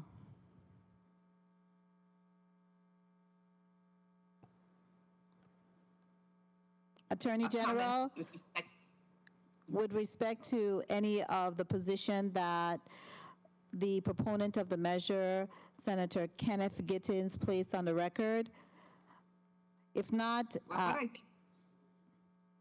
okay. Yes, I would like to say just a couple things. What is important to understand is separation of powers is really a thing. It has to do with illegality. It has to do with being unconstitutional. It has to do with causing the statute to be void because of that illegality. So as Attorney General, I have the responsibility to uphold the laws of the Virgin Islands, to uphold the laws of the Virgin Islands and the United States. And remember, we get through the Revised Organic Act, we have our laws that govern us from Congress. Now, so this is definitely a problem with this measure, period. And another thing, with respect to having the execution or the investigations done by the executive branch, that is our duties to do. That is the duties. Those are the duties of the executive branch. It's not of the legislative branch. It's not legislative in nature. As it indicated, the legislature makes laws. It is the executive branch that executes them. I don't have to prove myself to anyone. My reputation goes before me. I have been a white-collar corruption prosecutor for many years, And I have prosecuted and successfully prosecuted and involved in the investigation of the prosecution of a number of government officials and government employees in corruption. So I don't have to prove anything to anybody. But what I am saying is that our office would need the manpower, would need the kind of prosecutors and investigators to be able to adequately and effectively carry out our mandate of prosecuting white collar and corruption crimes. So I thank you for that. Thank you for giving me the opportunity to respond. Thank you so much, Attorney General. Colleagues, I believe we have exhausted all of the testimonies. Point of information. Oh. Senator Javon James Sr., you're recognized for your point of information. Thank you, Madam Chair. I was hoping that we were going to have a second round, but I'll tell you this much. With the utmost respect, our job is to provide oversight, and in that process, there's a Committee on Rules and Judiciary Committee. And yes, members of the executive branch must prove themselves to be conformed by this body. And they must prove themselves when it comes to transparency. And that's all we're asking for here today. We're not asking anybody for doing anything wrong. Yes, the bill needs some work, but yes, you have to prove yourself because we are public officials. So that's what I place on the record, and it's not to be answered. Thank you, Madam Chair, for the time. Thank you so much, Senator James. Do I hear a motion? Point of information, point of information. Yes, Senator Gittins. You're recognized. Thank you, Madam Chair. I'm sorry that you just entertained that disrespectful statement, but to the statement of the Attorney General that she don't have to prove herself to anyone, may I remind you today that you work for the people of the Virgin Islands, and that last statement should have been held. Thank you, Madam Chair. No, I'm sorry, we're not. There's a motion on the floor, I'm sorry. There's a motion. Please recognize Senator Blyden's mic. Thank you, Madam Chair. Madam Chair, I move that Bill number 34-0080, an act providing for the legislature to hire a special investigator to conduct an investigation of the Virgin Islands Water and Power Authority and making an appropriation of $250,000 to the legislature of the Virgin Islands to pay for the services of the special investigator be held in this committee until I call the chair. I so move.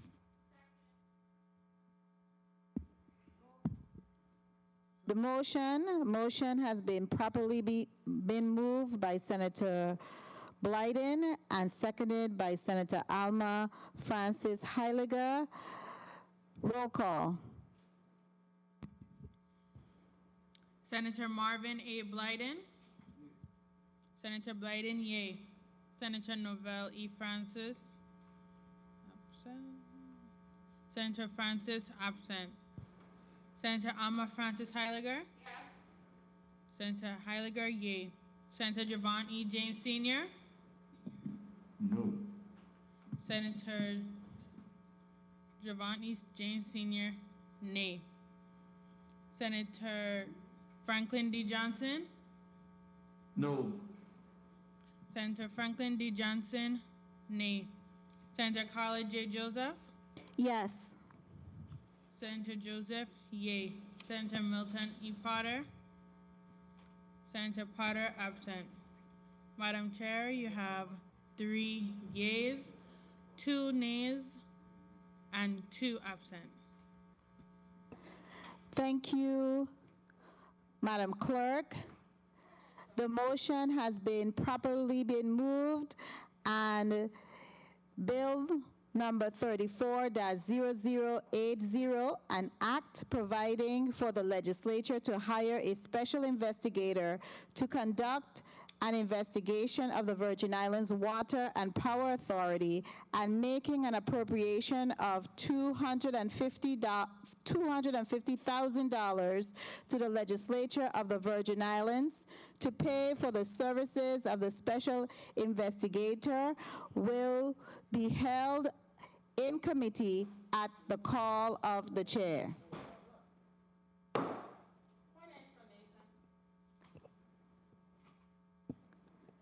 Senator Francis Heiliger, you're recognized for your point of information. Thank you very much.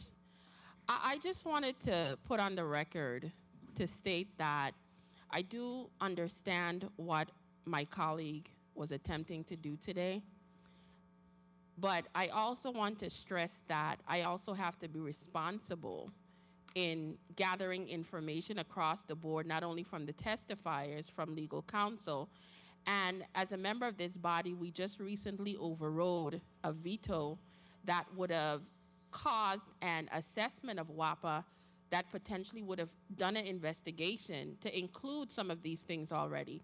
And when the Inspector General is sharing with us that he's already in the middle of an investigation, I personally, as a senator, would like to give pause to this to see what will come to fruition, and maybe this could come at a later time if we do not get the necessary information that we were already told on this floor today is forthcoming. So I just wanted to make sure that was placed on the record, because I too would like to get to the bottom of what is happening at WAPA, because it's not only affecting the constituents, it's affecting all of us. And as a body, we have been doing things to even overriding another piece of legislation that just gave the PSC more teeth to really pay attention to what WAPA is doing and hold them to the fire. Thank you very much. Point of personal privilege. Thank you so much, Senator Heiliger. Senator Javon James. Who is? Senator Johnson. Okay, Senator Johnson. I'm sorry, you sound a little bit like Senator James. Senator Franklin Johnson, you are recognized for your point of personal privilege. Thank you very much, Madam Chair. Madam Chair, I'd like to use this time to extend a deep heart condolence to the family of Raymond and Susan Stevens and the loss of the grandson, Rayshawn Stevens, who was one of my strongest supporters. He was only 5 years old, and he accidentally drowned in a pool. But this is a young man that I said that I kept cookies in my house just for him. I kept juice just for him. And when he come by, I always had to whisper to him and talk to him and get him settled down on my side, because he was a grandpa boy. And he sure is going to be missed, and I have to step out at this time, Madam Chair. Today is a viewing, tomorrow is a funeral, but I definitely wanted to take this opportunity to extend my heartfelt condolence to the Stevens family of the loss of their grandchild, a very promising young man. May God bless his soul. Thank you very much, Madam Chair. You're most welcome, Senator Johnson, and we do as well on this side of the waters join you in expressing our condolences, heartfelt condolences to the family for their loss, and thank you for bringing it to our attention. Relative to the proposed bill, which we just dismissed, I want to be sure to place on the record my position and why I voted against this measure going forward.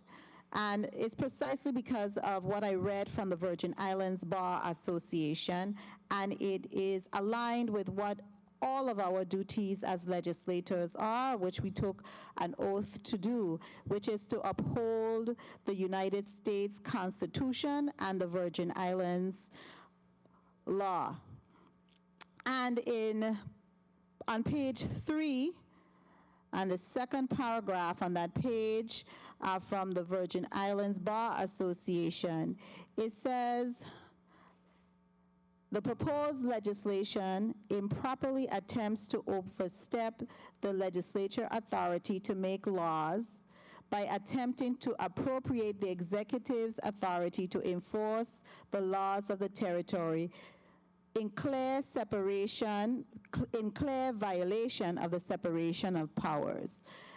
And before that, on page 2, it said in the second paragraph, Bill number 34-0080 inorganically and unconstitutionally grants authority to appoint within the legislature an agent charged with law enforcement duties. We are not supposed to do that within our purview as being legislators. So we have to be clear and be careful in the type of legislations that we are putting out there so that we are not in violation of the Constitution and of our laws in the Virgin Islands, because then it's going to be contested in the judicial branch, which is a waste of time and money. They're going to veto it. So we should be in the position to look at the legislation, see how we could work with the Attorney General's office, work with the Inspector General office to shore up and bring forward legislation that can withstand the judicial test. So I really appreciate the proponent and what he was trying, his intent. His intent is good, but it is unconstitutional, and my no vote and to hold this in committee was based on it being unconstitutional as well as inorganic. It's against our revised organic rules, and it violates the separation of powers. Senator Gittins, you are recognized for your point of personal privilege, and then Senator Blyden, and we will take a 1-minute recess, so we have one last item on the agenda. So Senator Gittins, kindly, you're recognized. Thank you, Madam Chair. I want to thank my colleagues and the testifiers for their participation and input today. But I want to remind us again that the people of the Virgin Islands continue to suffer, and our economic growth continues to be stifled. And I'm asking that we continue to find meaningful ways to better the livelihood of all Virgin Islanders in this territory. This is a measure that we can't sit on. Whatever it takes to move this measure out of committee at our next hearing, I am available to my colleagues to get your input, but I am not going to sit back and wait for any Attorney General investigation or the Inspector General investigation. We know that the Inspector General office has one investigator at this time. The Attorney General's office is asking for 24 investigators. I don't know where we're going to get 24 from, but at some point we need to realize that we need to get up off of what we're sitting on and make things, make life better in the Virgin Islands. Thank you, Madam Chair. Senator Blyden, you are recognized for your point of personal privilege. Yes, thank you, Madam Chair. And for the record, I do concur with the proponent of the bill. We cannot wait. Understood. We all agree on that. But as we all took the oath, I take my oath seriously, very seriously. And based on the AG, the IG, and the Bar Association, they say we are in violation, okay, with the Constitution. So that's fine. The proponent said he's willing to, he already put in an amendment as we speak, and there are other amendments to come. So we are going to work on it and bring the legislation forward, whereas it does not have no question in terms of moving forward. That's what it's about. You know, many times legislation don't pass right away. It must be amended, you take recommendation, and you move forward. So that's what we are doing, but no one is against holding WAPA accountable or being transparent. You must do things the right way, and that's the way I operate. Thank you, Madam Chair, for the time.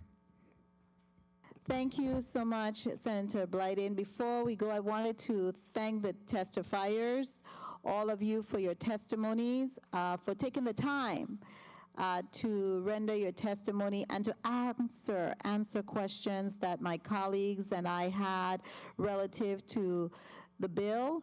I know it's not easy work. It takes a lot of brain work and to be here to have some nerves of steel, but I really appreciate all of you taking the time out to be here this afternoon on a Friday afternoon as well to render testimony and to also answer the questions. You are now released from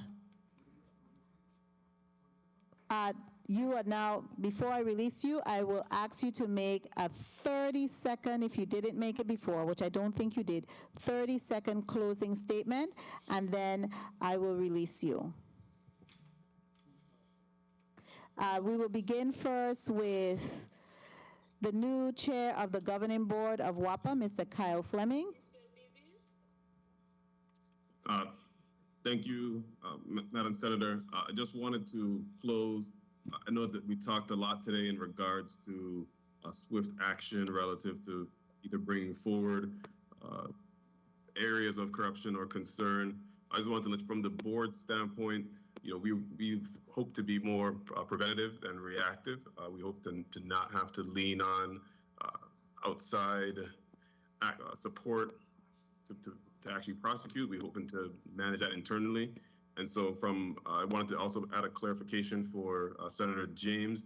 The zero tolerance policy has been approved, and also the Virgin Islands Water and Power employees have been directed to review and acknowledge that zero tolerance policy. So once again, we look forward to being more preventative than reactive, to not require excessive needs for prosecution, and creating a culture within the authority that enables that. Thank you. Thank you so much, Mr. Chairman, Mr. Kyle Fleming. Mr. Donald Cole, you're 30 Director of the Virgin Islands Public Services Commission. You may close out with your 30 seconds. Thank you, Madam Chairman. I really want to thank the committee for asking the commission to put on record where we stand, and the commission looks, towards the future as we collaborate and work with Mr. Fleming and the Virgin Islands Water and Power Authority to bring relief to the ratepayers here in the territory. I want to thank you again for your invite, and let us move forward in unity. Thank you. Thank you, Director Cole. Inspector General Stephen Van Beverhout, you may proceed to put your 30 seconds wrap up on the record. Okay, thank you, Senator. Again, as I said in my testimony, I compliment the sponsor of the legislation. I know his intent. I'm a ratepayer too, and I'm concerned about my rates. My only comment is that you need to get it right, or else you're going to be wasting more time than needs to be wasted. Thank you. Thank you, Inspector General. Attorney General Denise George, your 30 seconds. Thank you. The Virgin Islands law requires that the Attorney General within the Department of Justice, that there be an establishment of the White Collar Corruption Unit for the aggressive prosecution of white collar crime and corruption in the Virgin Islands. I have for about 18 years, over 18 years, have aggressively prosecuted white collar corruption in these Virgin Islands. Right now, we're in a situation where the Department of Justice, as I stand as Attorney General, would be in need of manpower, prosecutors, as well as investigators for us to fulfill our mandate. It is my hope that this legislature would assist us in doing just that, because then I will definitely be able to then follow through and perform our mandate effectively. Thank you. Thank you, Attorney General. Thank you again, testifiers. You are all released. The committee will stand in recess for 1 minute.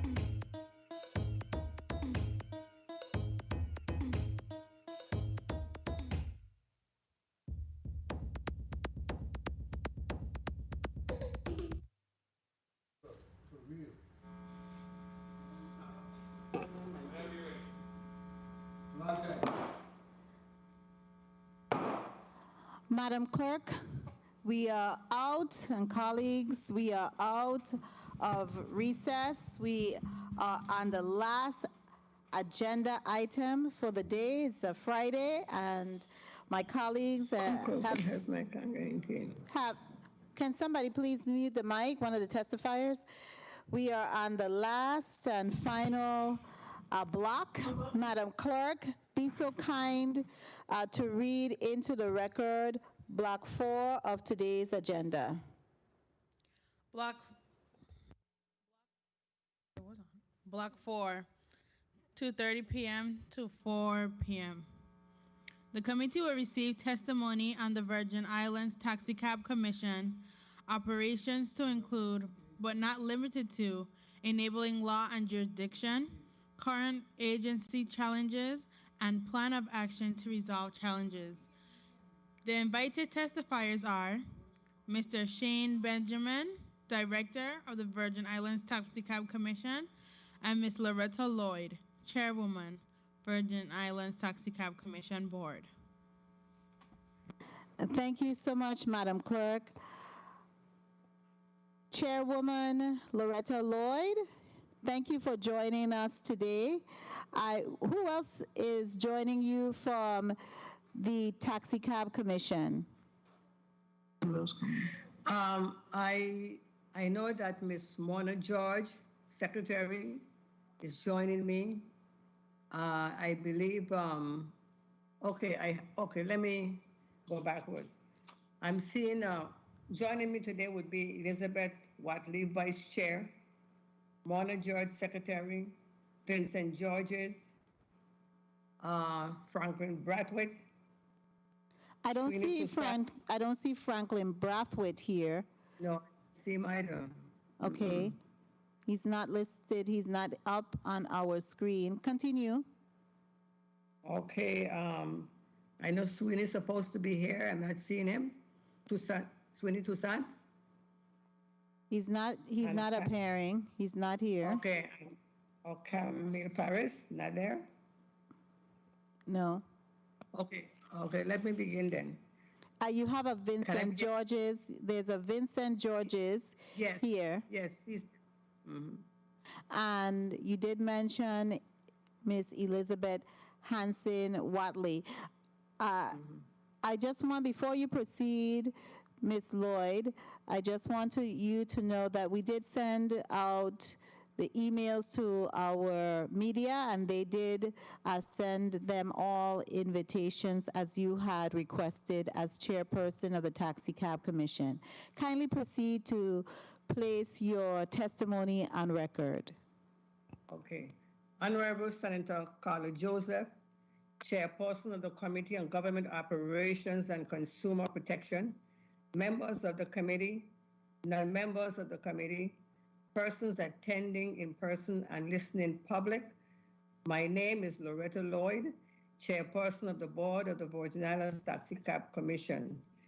And I am supported here today by Secretary Mona, Elizabeth Watley, Vice Chair, Vincent Georges. And they are the hard-working board members who are attending virtually. Currently, the board assumed leadership on or about January 2020. We were immediately engulfed in an existing PERB hearing filed against Mr. Levon Sarro, Sr., Executive Director, by the Deputy Chief of Enforcement. These hearings lasted several days. It was also our understanding that there were additional complaints filed by other employees of the Commission against Mr. Sarro. One of his first major action was the termination of the sitting Executive Director Levon Sarro Sr. on March 4, 2020, and the appointment of Mr. Shane Benjamin on March 5, 2020, as the new Executive Director. Soon after the appointment of Mr. Benjamin, the board began the undaunted task of dealing with COVID protocols, which ultimately created quite a hardship. In March of 2020, the Chief of Taxi Enforcement resigned and accepted a job at the Superior Court of the Virgin Islands, which he had previously applied for. On March 13, 2020, Governor Albert Bryan Jr. issued an executive order and proclamation reassigning and deputizing all police officers as law enforcement officers specifically to perform public safety functions as required by the governor as a result of the public health emergency being experienced in the Virgin Islands. Our officers were directed to report to the Virgin Islands Police Department. However, it was stipulated that the agency or department for whom those officers were employed would continue to cover the payroll and use other vehicles to include fuel and maintenance. This was and continues to be a tremendous strain on our financial resources, contributing to a major setback for the effective operation of the Virgin Islands Taxi Cab Commission, an agency that relies on generating its own revenue to cover payroll and all its expenses. At this point, the agency also began to experience unnecessary inner conflict. The newly appointed executive director was no longer a team player. His persistence in doing as he pleased without communicating with the board became more evident. His actions have been blatant and disrespectful, to say the least. On August 15, 2020, the Deputy Chief of Taxi Enforcement resigned due to too much friction between herself and former Executive Director Benjamin, who chose to do as he pleased and directed our enforcement officers to report to him rather than the Deputy Chief of Enforcement, which was a chain of command. Title III Virgin Islands Code Section 274 states that a commission may hire an executive director, taxi inspectors, who in addition to the powers granted elsewhere in this code, shall have the specific powers to issue traffic citations for the unauthorized operation of a taxi, and as such, other employees as the Commission considers necessary to carry out the purpose of its duties. And in that same code, F and 12, exercise such other incidental powers that may be necessary for the purposes of its establishments and operation, as are not in conflict with the law. The law is clear. Only the board can hire employees. At the onset of his appointment in March 2020, Mr. Benjamin made it a priority to hire 2 taxi enforcement officers that a previous executive director was already in the process of hiring, but not yet approved by or known to the board. No matter how many times Mr. Benjamin was advised and given the above law that he can only recommend prospective applicants to the board to be considered for employment, he decided that he would not only hire the 2 individuals, but proceeded to have his executive assistant process the notice of personnel. This was confirmed when a board member visited the office and found there were 2 new employees at the Virgin Islands Taxi Commission. The board immediately took steps to right the ship. In short, the 2 individuals were given the opportunity to resign so they could be considered at a future time or be terminated. They took their cause to the legislature, sought assistance from Senator Sarro, who directed them to return to work, which they did. They were then terminated and asked to vacate the premises. Prior to these actions, the board sought a legal opinion from the Virgin Islands Attorney General as it pertains to the law, which supported our actions. Due to the blatant disregard of the board's directive, the board unanimously voted to suspend Director Benjamin for a period of 2 weeks for his willful and egregious offense. Much to our dismay, the board was bashed repeatedly on the Senate floor during the Virgin Islands Taxi Cab Commission budget hearing. In February 2010, under a previous administration, the board of the Virgin Islands Taxi Cab updated the Rules and Regulations Handbook, forwarded to the Attorney General's office to be reviewed for legal sufficiency.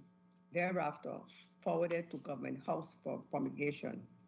We are in the process of determining the status of those rules and regulations so that we may further update where needed from the latest updated version. The Virgin Islands Taxi Cab Commission and the Bureau of Motor Vehicles have been tirelessly working on a policy to be implemented pertaining to the second stage manufacturer's certification of all modified vehicles, commonly known as safaris. On July 10, 2021, both agencies ratified a policy which will take effect soon. Meanwhile, the board continued to face increasing challenges from Mr. Benjamin. He blatantly and repeatedly ignored requests for specific documents, inquiries about the status of the St. Croix and St. Thomas offices, and other updates. Furthermore, his monthly reports were incomplete and unnecessarily redundant. It was as if he relished in regarding the board's authority, which contributed to cumulative infractions over many months. The most recent was the budget for 2020, which per Title III, Dry Code Section 274J, requires board review and approval. Director Benjamin refused to share the budget with the board for review and approval despite many requests to do so. In fact, he admitted to Senator Francis that the budget was not approved by the board. It is beyond the board. Why would anyone expect us board members to be present at a budget hearing when we had absolutely no idea how the figures were calculated?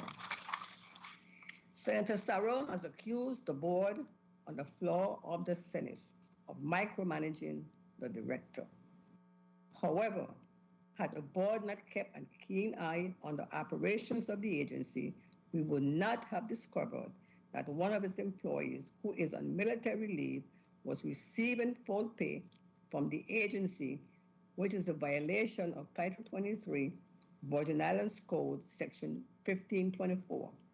The law provides that the employer only covers 30 days of paid leave per calendar year. This employee had been paid in excess of 1 year of salary. This matter was immediately brought to Mr. Benjamin's attention. He was advised by the board to provide us with the total monies overpaid and presented to the board no later than July 9. He was also directed to meet with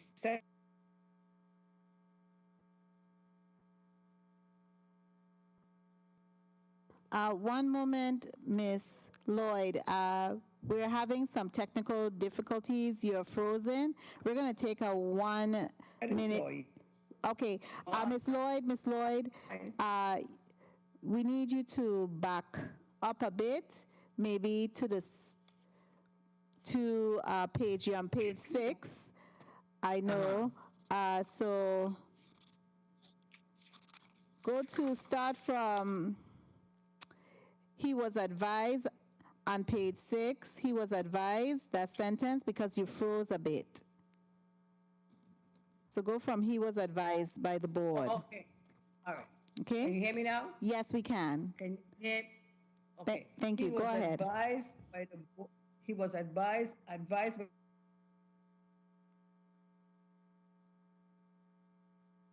You're frozen again, Miss Lloyd. Miss Lloyd?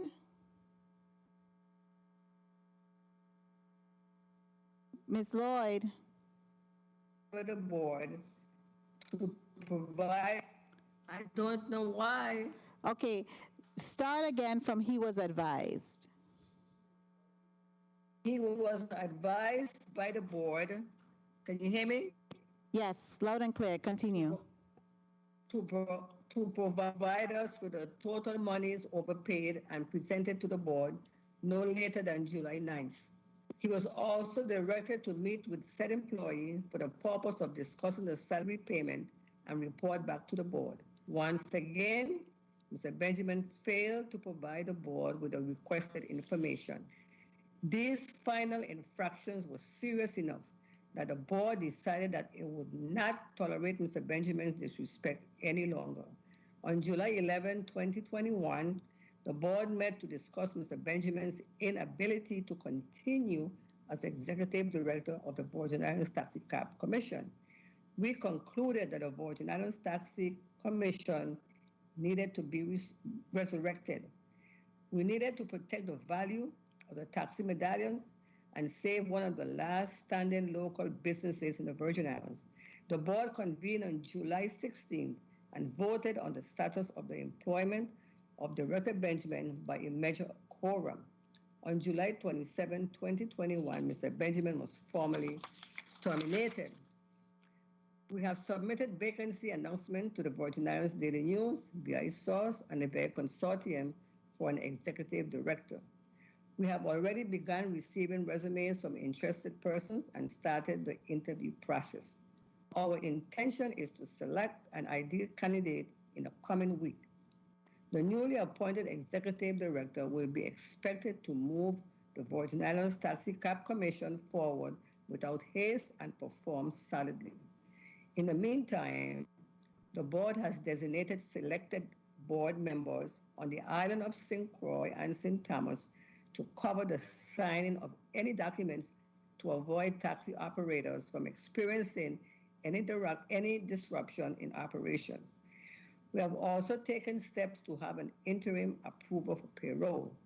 Our daily operation have been running without any hitches. Our greatest challenge remains the lack of use of our enforcement officers to do the work for which they were hired due to the governor's executive order.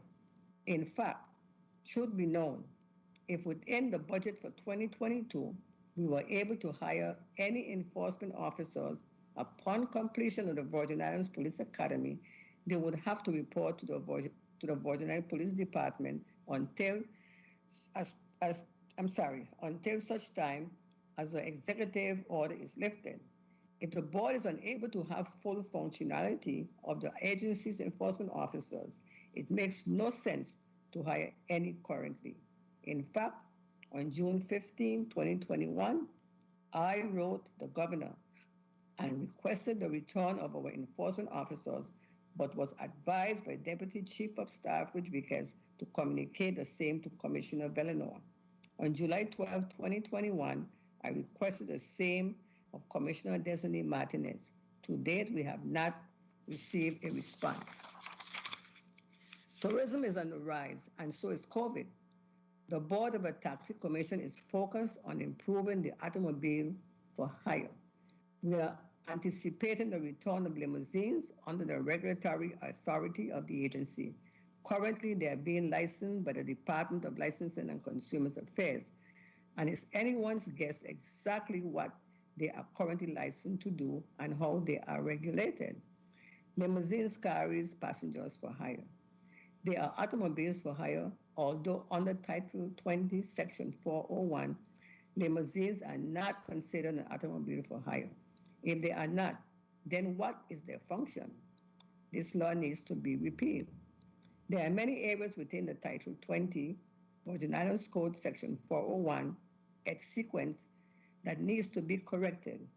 It is our hope that one day we can get the inconsistencies corrected. The board has taken great exception to the accusation made during the recent budget hearing that the board is making the government. We are aware that an inquiry this legislature had been made to the Department of Finance, but we are here today to advise you that an error was made on the May 2021 invoice. Because board members had not received payments for April, May, and June 2021, I asked the director during a board meeting about the status of the payment, and he told me he had misplaced the May invoice. I resent the May invoice, and when we eventually got paid, we were paid twice. One check was kept as payment, and we returned the other to Ms. Foy Lindo at the Department of Finance payroll. Secondly, on June 25th, double charges were submitted in error. Rather than advising the board of the error, the director sent it to be processed, and to date, we have not yet been paid. We were not made aware of this error until we heard the allegations during the budget hearing from Senator Sarro. I immediately created a revised invoice and forwarded to the Director for Correction and Payment. To date, the board has only received a total of 3 checks in 14 months. And it is noteworthy to mention that there are outstanding payments due to the board. While we are happy to serve the people of the Virgin Islands, we encourage all those that serve in their capacity as lawmakers to be well informed of the laws that guide the board before making such outlandish claim which question the integrity and the merit of board members who have answered the call to service. Thank you for your invitation to appear before your committee to present an accurate account of the challenges the board has been facing and the steps we are taking to correct them. We are available to answer any questions you may have. Thank you so much, Chairwoman Loretta Lloyd, for your testimony. Any other board member would like to testify? If not, I would like us to proceed with a one round of 5 minutes of questionings. We will begin with Senator Franklin D. Johnson. Senator Johnson, you're in St. Croix. Madam Chair, he stepped out for an important meeting. Okay, then we will proceed with Senator Marvin Blyden. Thank you, Madam Chair, and good afternoon to all of the board members of the Tax Cap Commission, and thank you so much for your testimony. So right now we do not have a director at the Tax Cap Commission, and you are searching for candidates in the coming week. And you have in the interim board members signing checks on both islands. Who are signing the checks in the St. Croix district, and who are signing the checks in the St. Thomas district? Ask me the question again. Who are signing the checks in the interim, saying the director is not there, and from the board, and the St. Croix district and the St. Thomas district? Yes, Secretary Mona. I'm sorry. We are. Let me Secretary answer the question? I'm sorry, Chairwoman Lloyd. Before you speak, please, and any of the testifiers, before you speak, please say your name so that our record could clearly and accurately account for who is speaking. Madam Chair, can I have Secretary Mona answer the question, please? Proceed. Good afternoon. Yes, you may proceed, Ms. George. Thank you. Good afternoon. Myrna George, Secretary, Virgin Islands Taxi Cab Commission. Currently, I am the person that's signing documents at the St. Thomas office. I have not yet been approved to do any signing of checks per se. The documents in terms of badge and transfer of vehicles and the like, I have been signing those documents. On St. Croix, we have asked for Enforcement Officer Alan Dawson to be returned to us for a few days from the COVID task force on St. Croix. He has been holding us down on St. Croix, but it is my understanding very recently today that employee Janisha McIntosh will be back in the St. Croix office as of Monday. So who is signing the checks in the interim?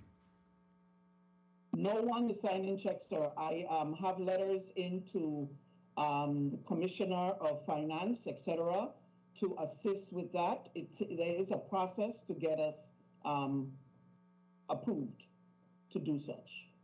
Yeah, the Taxi Cap Commission plays a critical role, and I heard a testimony in respect to some of the things that was alleged that he was not doing, but at the same time, also he did a lot in a short time he was there, because I worked closely with him, especially in terms of, as you stated, I say congratulations with returning the limousine under a regular regulatory authority of the agency. Also, he worked with myself and the director for DMV in terms of allowing the taxi safaris to be able to get a brand new cab, because as you know, there are small businesses and they were not allowed to change the cabs because of the Department of Transportation and documentation and certification, etc.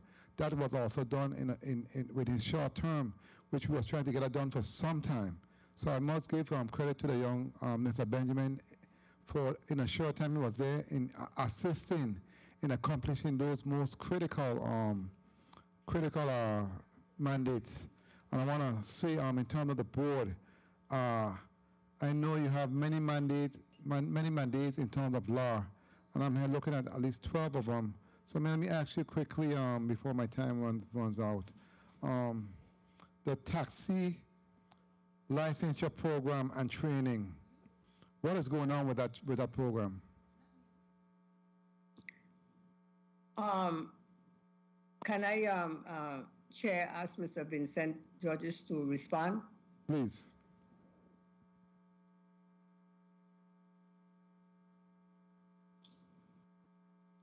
Mr. George?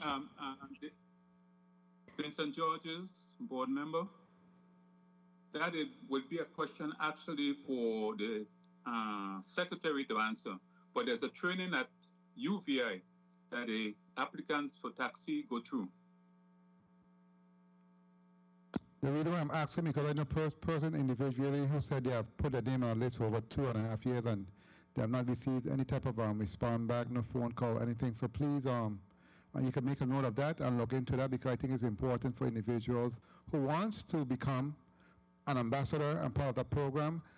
And if reach out, you should be able to at least reach back out to them with a letter or phone call. Also, when it comes to taxi drivers being equipped with merchant accounting or hardwares in terms of providing service to the public, when it comes to accepting credit card, etc. Have we had any? Have the board had any discussion in that regards?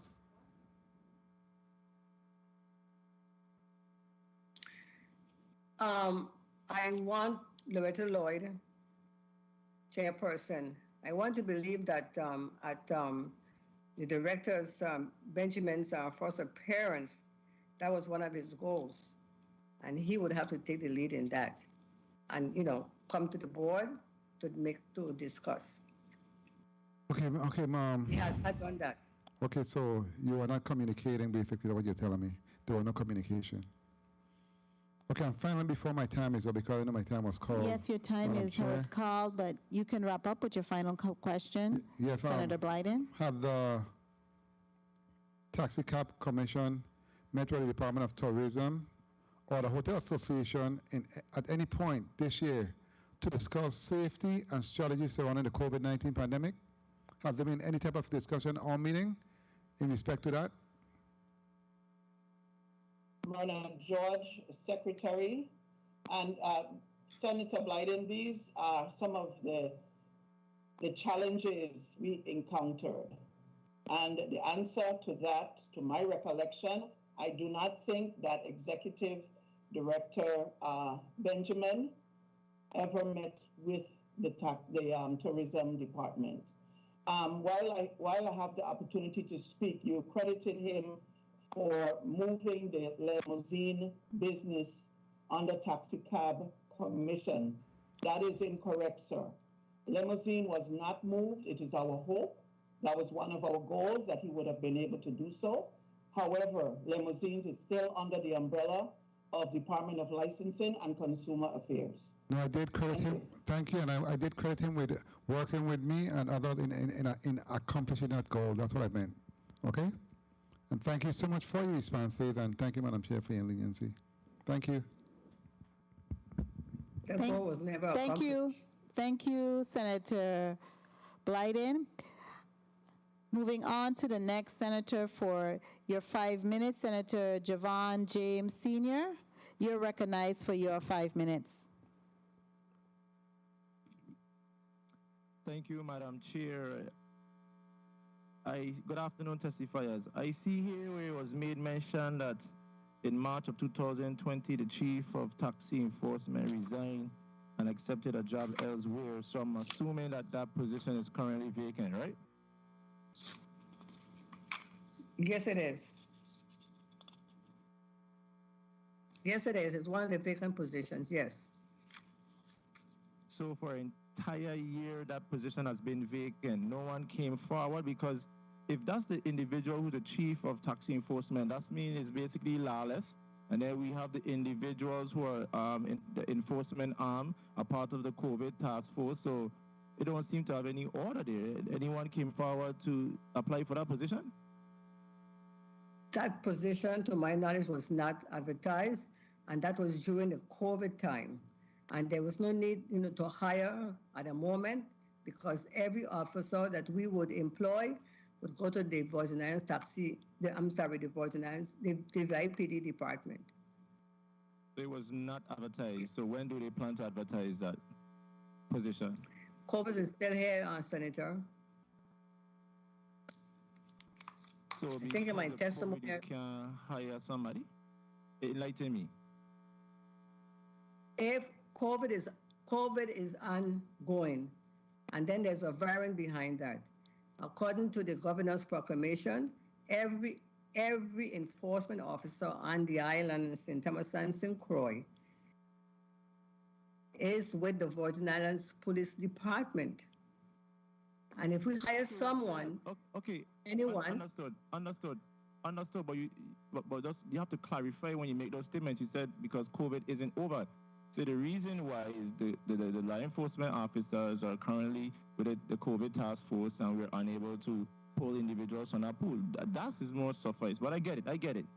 And then you mentioned that... Senator, can I respond, please? The agency or department from whom the officers were employed will continue to cover the payroll and use of the vehicles to include fuel and maintenance pertaining to the individuals who had to report to the Virgin Islands Police Department as far as the task force. Would you be reimbursed since they're under VIPD with the COVID task force? Do you have those conversations regarding being reimbursed or receiving COVID-19 federal funds? No, I will tell you in a short order. The 8 hours are being paid by Virgin Islands Taxi Commission, and if any overtime, it's being paid by the VIPD. Understood. And then it was also made mention that the executive director was no longer, the former executive director was no longer a team player. And he mentioned here August 15, 2020, the deputy chief of taxi enforcement resigned due to too much friction between herself and the former executive director. My question, these concerns were brought to the attention of the governor of the Virgin Islands, yes or no? The governor, these any complaints or what's going on with the taxi commission would be with the board. Okay, so would be with the board. Made several attempts to rectify the problem, because what I'm getting at, it seems like this individual was doing whatever he wants, and we know how government is structured. No one man is an island. You have to work as a team. That's how the things work. Because they went on to say that he hired individuals. He had his executive assistant process the notice of personal actions, and these are things that go against the law. And I'm not here to chastise the former director, but I just want to make sure that there is order within the ranks. So that's why I was asked, but you said it was made mention to the board. And then on the level of the board, I guess that's where the action to suspend him came in? Yes. So why it took so long to suspend him? Because the suspension only took place this year. All these time things were going on. Why he wasn't No. The suspension took place. 1 minute. Secretary Mona, can you have that date on the suspension? Here. The suspension took place, I think, in. Do you have it handy there, Mona? Georges, the suspension was relative to the hiring of the individual. Yeah. It was not relative to the disagreement with the chief in St. Croix. It's not just the situation with Chief Boy. It seems to be that there were a lot of things going on. You talk about blatant disrespect, not communicating with the board, doing as he pleased.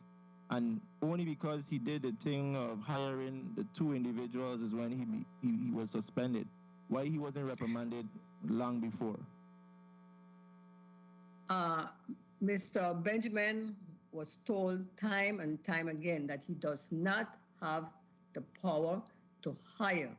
What he can do is interview prospective employees and make a recommendation to the board.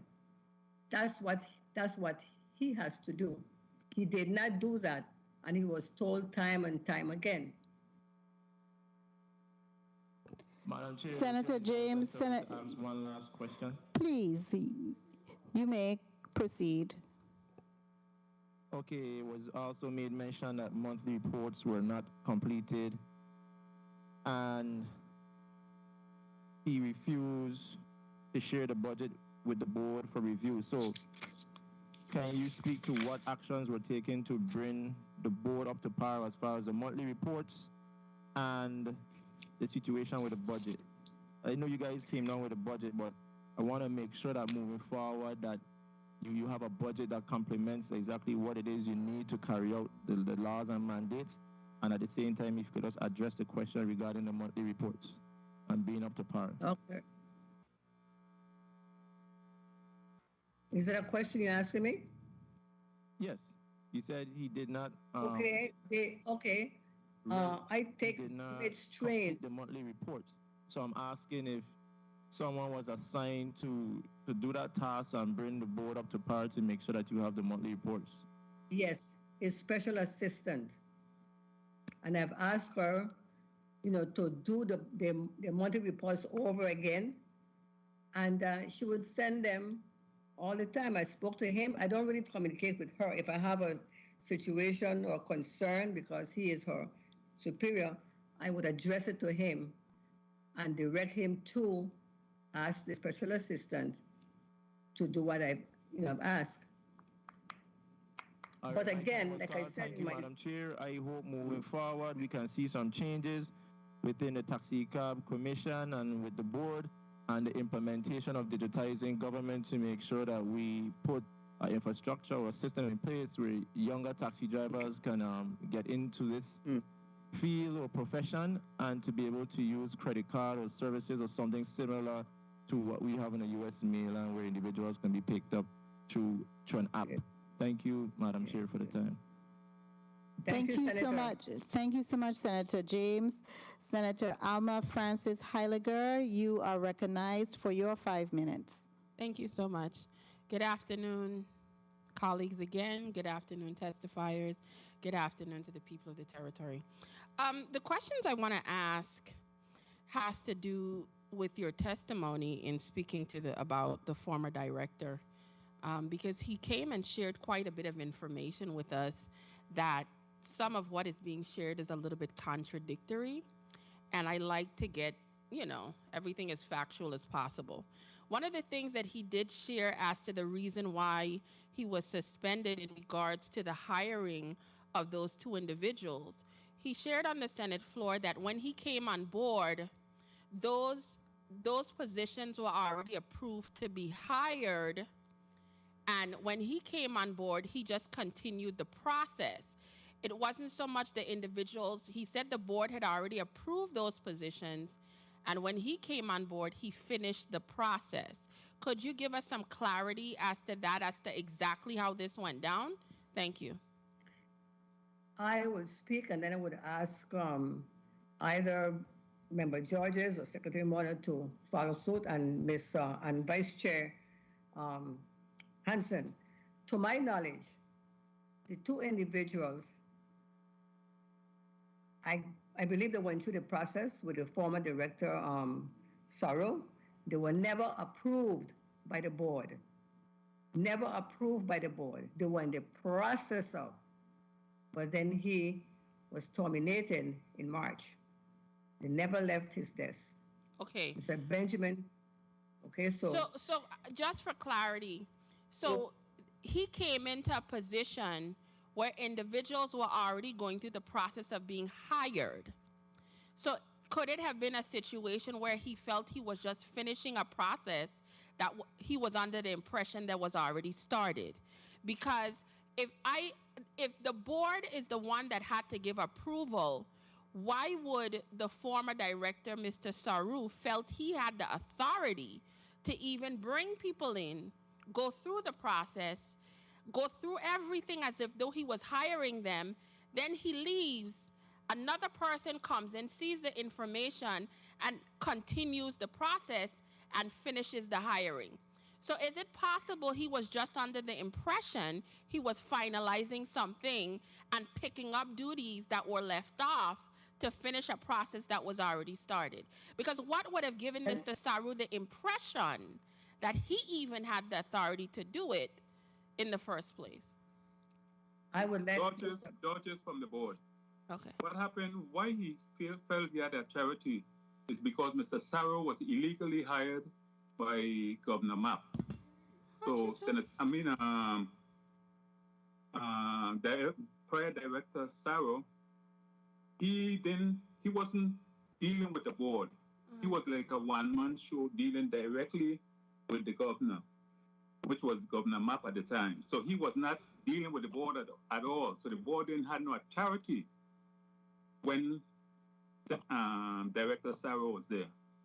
So all that, also while Director Saru was there, to show you how he was operating, he gave his secretary, who was making $37,000 at the time, gave her 2 raises in the same year.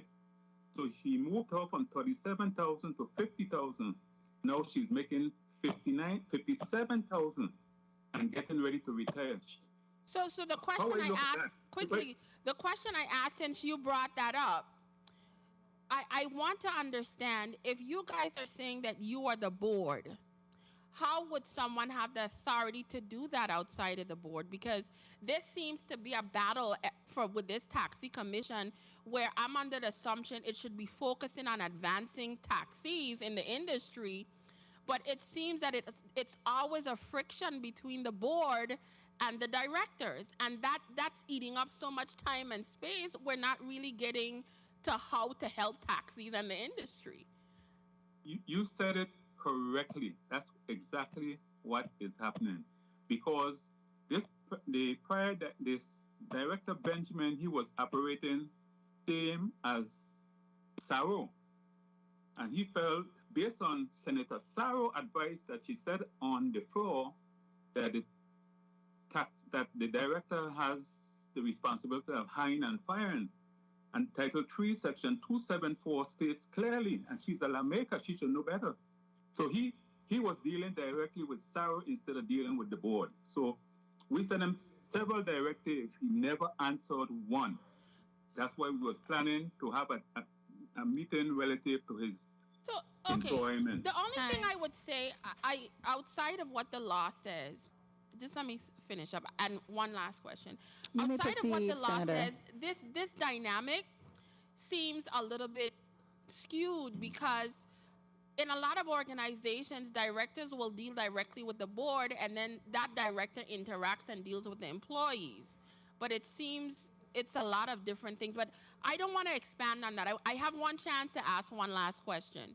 One of the things that was discussed in the previous visit here to the legislature by the former executive director, they spoke about some of the enforcement officers being utilized by the COVID task force.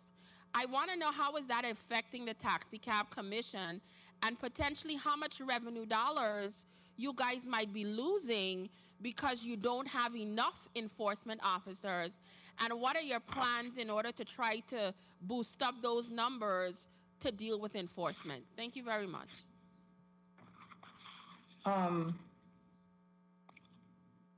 Let me see. I lost trend. What was the question? Just give me a little bit so I can remember. Repeat the question, Senator Francis Heiliger, quickly. No problem.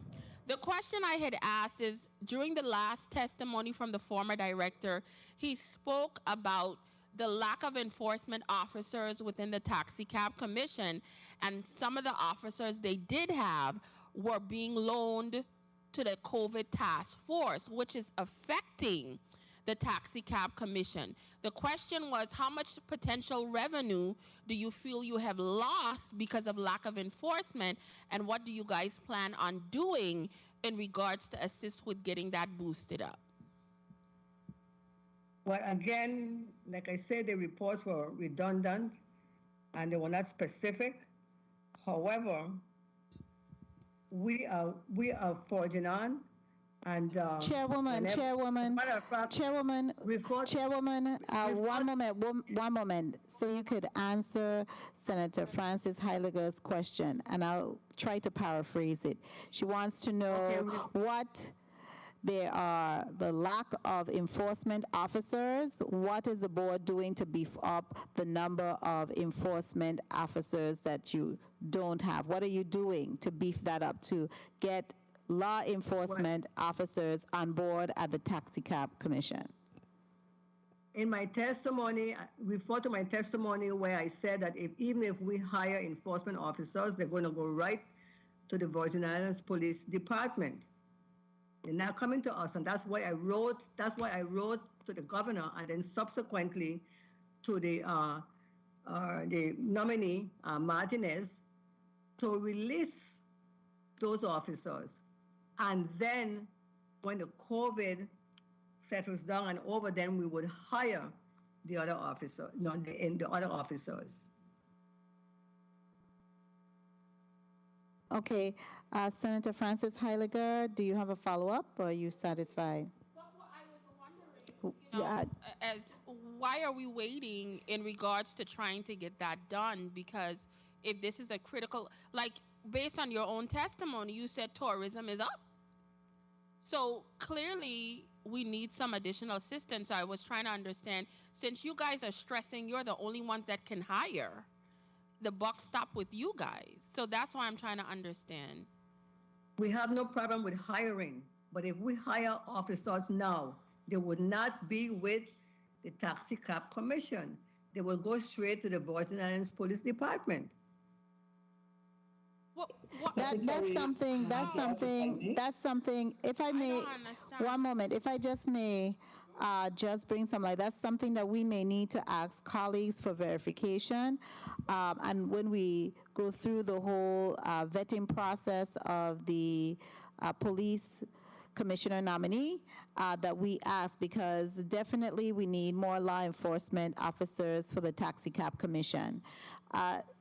Was there another person who wanted to chime in on that issue? I think that's what we need to really look at as far as a solution, because if we have an increase in the number of tourists that are coming to our islands, we need to be able to ensure that all our laws are being properly enforced, and that those persons who are going outside of the law, they are being so duly reprimanded and notified and receiving the requisite arrests, etc., or citations. Myrna George, yes, and I support what you're saying, Senator Joseph. We would need some clarity, but as it's understood right now, all enforcement officers go under the banner of Department of Health / Virgin Islands Police Department as we try to curb the pandemic at this time. Therefore, we are currently covering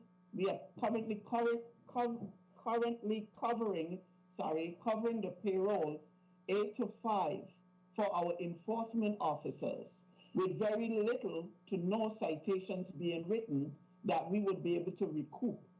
So it's a hardship, as Chairperson Lloyd noted in her report. It is a hardship. She has requested for our officers to come back because we see the problem. We are aware of the problem, but at this time our hands are tied because of the executive order. So unless we can get our officers back and move forward and even then hire others, as we do, we need to, we can do very little until we can have this happen. And this is the dilemma we are in. I hope that brought some clarity. I said the same thing. Thank you so much, Ms. George, for putting that on the record. We definitely are going to have to do some digging because we receive millions of dollars here for the pandemic, and your law enforcement officers are, I believe, part of the COVID-19 police task force. So why are you absorbing the cost? So that's something that we are going to really have to investigate and understand, especially when it comes time for us to look at the budget. It's now my 5 minutes time. Madam Clerk, please put 5 minutes on the timer. I want to really ask the chairwoman, Ms. Lloyd, and I really want to thank you for your testimony. I sent the letter out to you on July 20th, and I appreciate everything that you have put in place and stated on the record. However, I had 3 bulleted items, and I wanted to ask about the 3rd bulleted item in my letter, which was to kindly indicate the agency challenges and the plan of action to resolve them. I understand one of your challenges definitely is getting a new executive director in place. I wasn't aware that he was gone when I wrote this letter, and I addressed a letter to him as well. And I understand also that you are advertising for that position. How many applicants do you have right now for that position? Well, we interviewed 2 applicants so far, and we appealed to the Avis in St. Croix, and they will run, I guess, for another week. So what is your time frame to fill this vacancy based on the applications that you receive? Well, today is what? Today is the 8th, the 15th. The Avis have until a week, and after that, we would successfully, see all the applicants. If we get those, if anybody apply. Okay. If anybody apply, I'm sorry. I'm getting confused. What I'm saying is that we put out to the Daily News, the consortium, and so on. We got 2 applicants, which we had the interview with already. The Avis is running another job vacancy for a week. So today is the 8th and the 15th. So after that, we should have a director.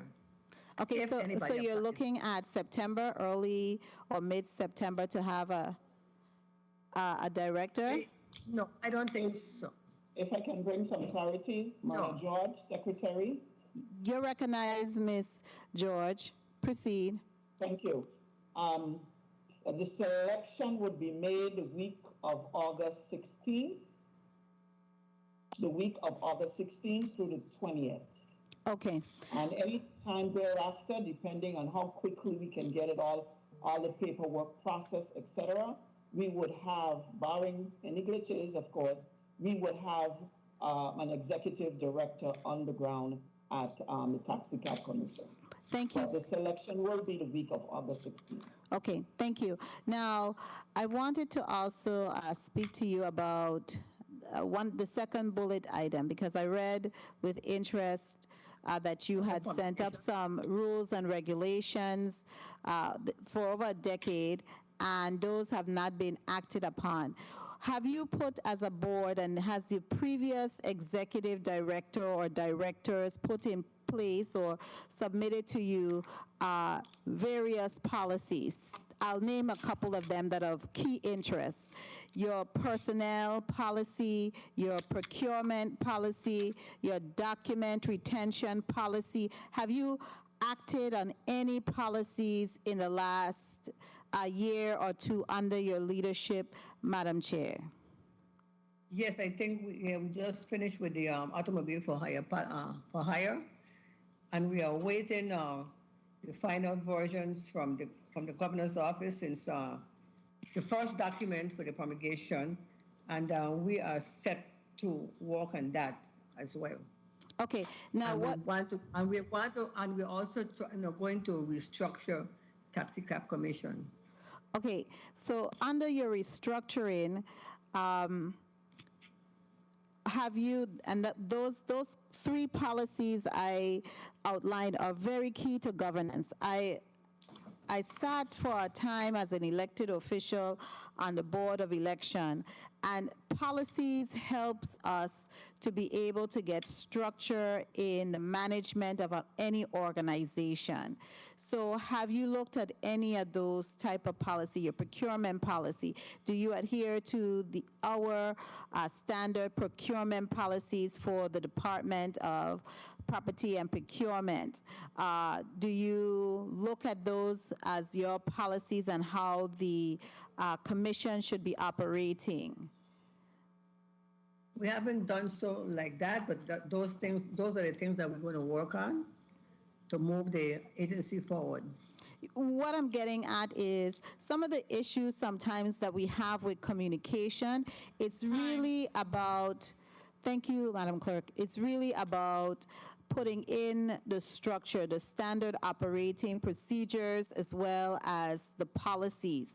That helps guide everyone in a impartial manner so that we are respectful and not overstating. We can't take all the time for granted that persons know about the structure of an organization when we hire them.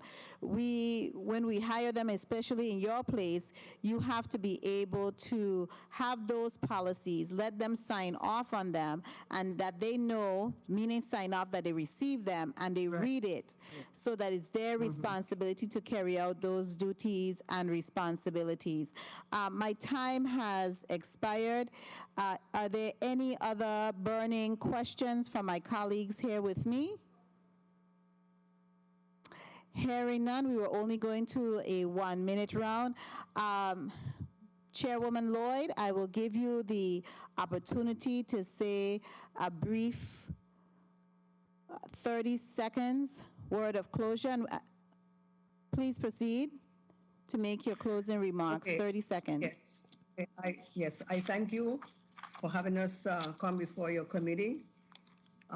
Some of the questions were very valid, and we would work on the SOP and all the other policies that we have in mind, so that the office of the Taxi Cab Commission can go forward. But I want to say again, the applicants that we had, that we interviewed, they're very promising, and we would have the office structured so that everybody would be on the same page. We know what somebody is doing and whatever. So we thank you for your intervention and your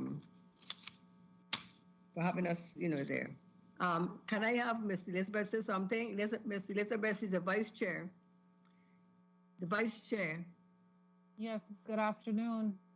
Well, I definitely want to thank the first branch of government for sending us an invitation to hear our side of initiatives that we plan to implement, as well as any updates, and to answer any concerns. I do want to say that I am happy to be a part of the board and be able to have some input. I wanted to address one thing. I know one of the committee members did inquire about communications with tourism. As the board is structured, a tourism representative is appointed to the board, as well as a appointee from licensing and consumer affairs, so that there's always open communications with those industries. And so the communication is always flowing with the Department of Tourism. Thank you once again, and I wish you all a great evening. Can I have Ms. Georges say something very quickly? Madam Chairwoman, you are really stretching it. You're really, I understand, but you're really stretching it. But for you, because you're an elder, anything. Please be succinct, Ms. George, and in your comments, in your closing comments, succinct. George and Georges. George and Georges. Thank you kindly for the correction. Chairperson Joseph, thanks for having us. And listen to our side of the story. There's always two sides to a story. Thanks for hearing our side. Thank you so much. Again, Myrna George, Secretary. I really and truly am grateful for this opportunity. We have a lot of challenges. We inherited these challenges, and we are chipping away at building the foundation that we should have met. So we are now building the foundation of a better and a stronger Virgin Islands Taxi Cab Commission. We are going to continue to pummel through until it happens. Thank you for this opportunity. And thank you, members of the Virgin Islands Taxi Cab Commission, for your time. I now release you. And again, thank you for placing on the record your side of the story and providing the testimony. I do wish you the best of luck in the person you select, and I hope, in fact, I know, I am very confident that whomever you select, you will be able to work with them to build up our taxi cab commission and our taxi cab industry. Thank you so much, and you're released. Thank you. Colleagues, it's been a very long day. I want to thank all of you for attending. I also want to extend my deepest thanks for all the testifiers, my deepest thanks and appreciation to our hardworking central staff. We had an issue here this morning, since August 4th with a COVID-19 Delta variant person, and so central staff came out. We were limited with staff, but they were here, and so I am deeply grateful that you were here. I want to also thank my staff for all that they do. We are limited as well, but I have some young people with a whole bunch of energy, and also my chief of staff is holding down the fort downstairs. So I want to thank all of you for being here, sticking with us through it all. It's been a very long day, and it is Friday, TGIF. Have a pleasant day, and the Committee on Government Operations and Consumer Protection meeting for August 6th is hereby adjourned.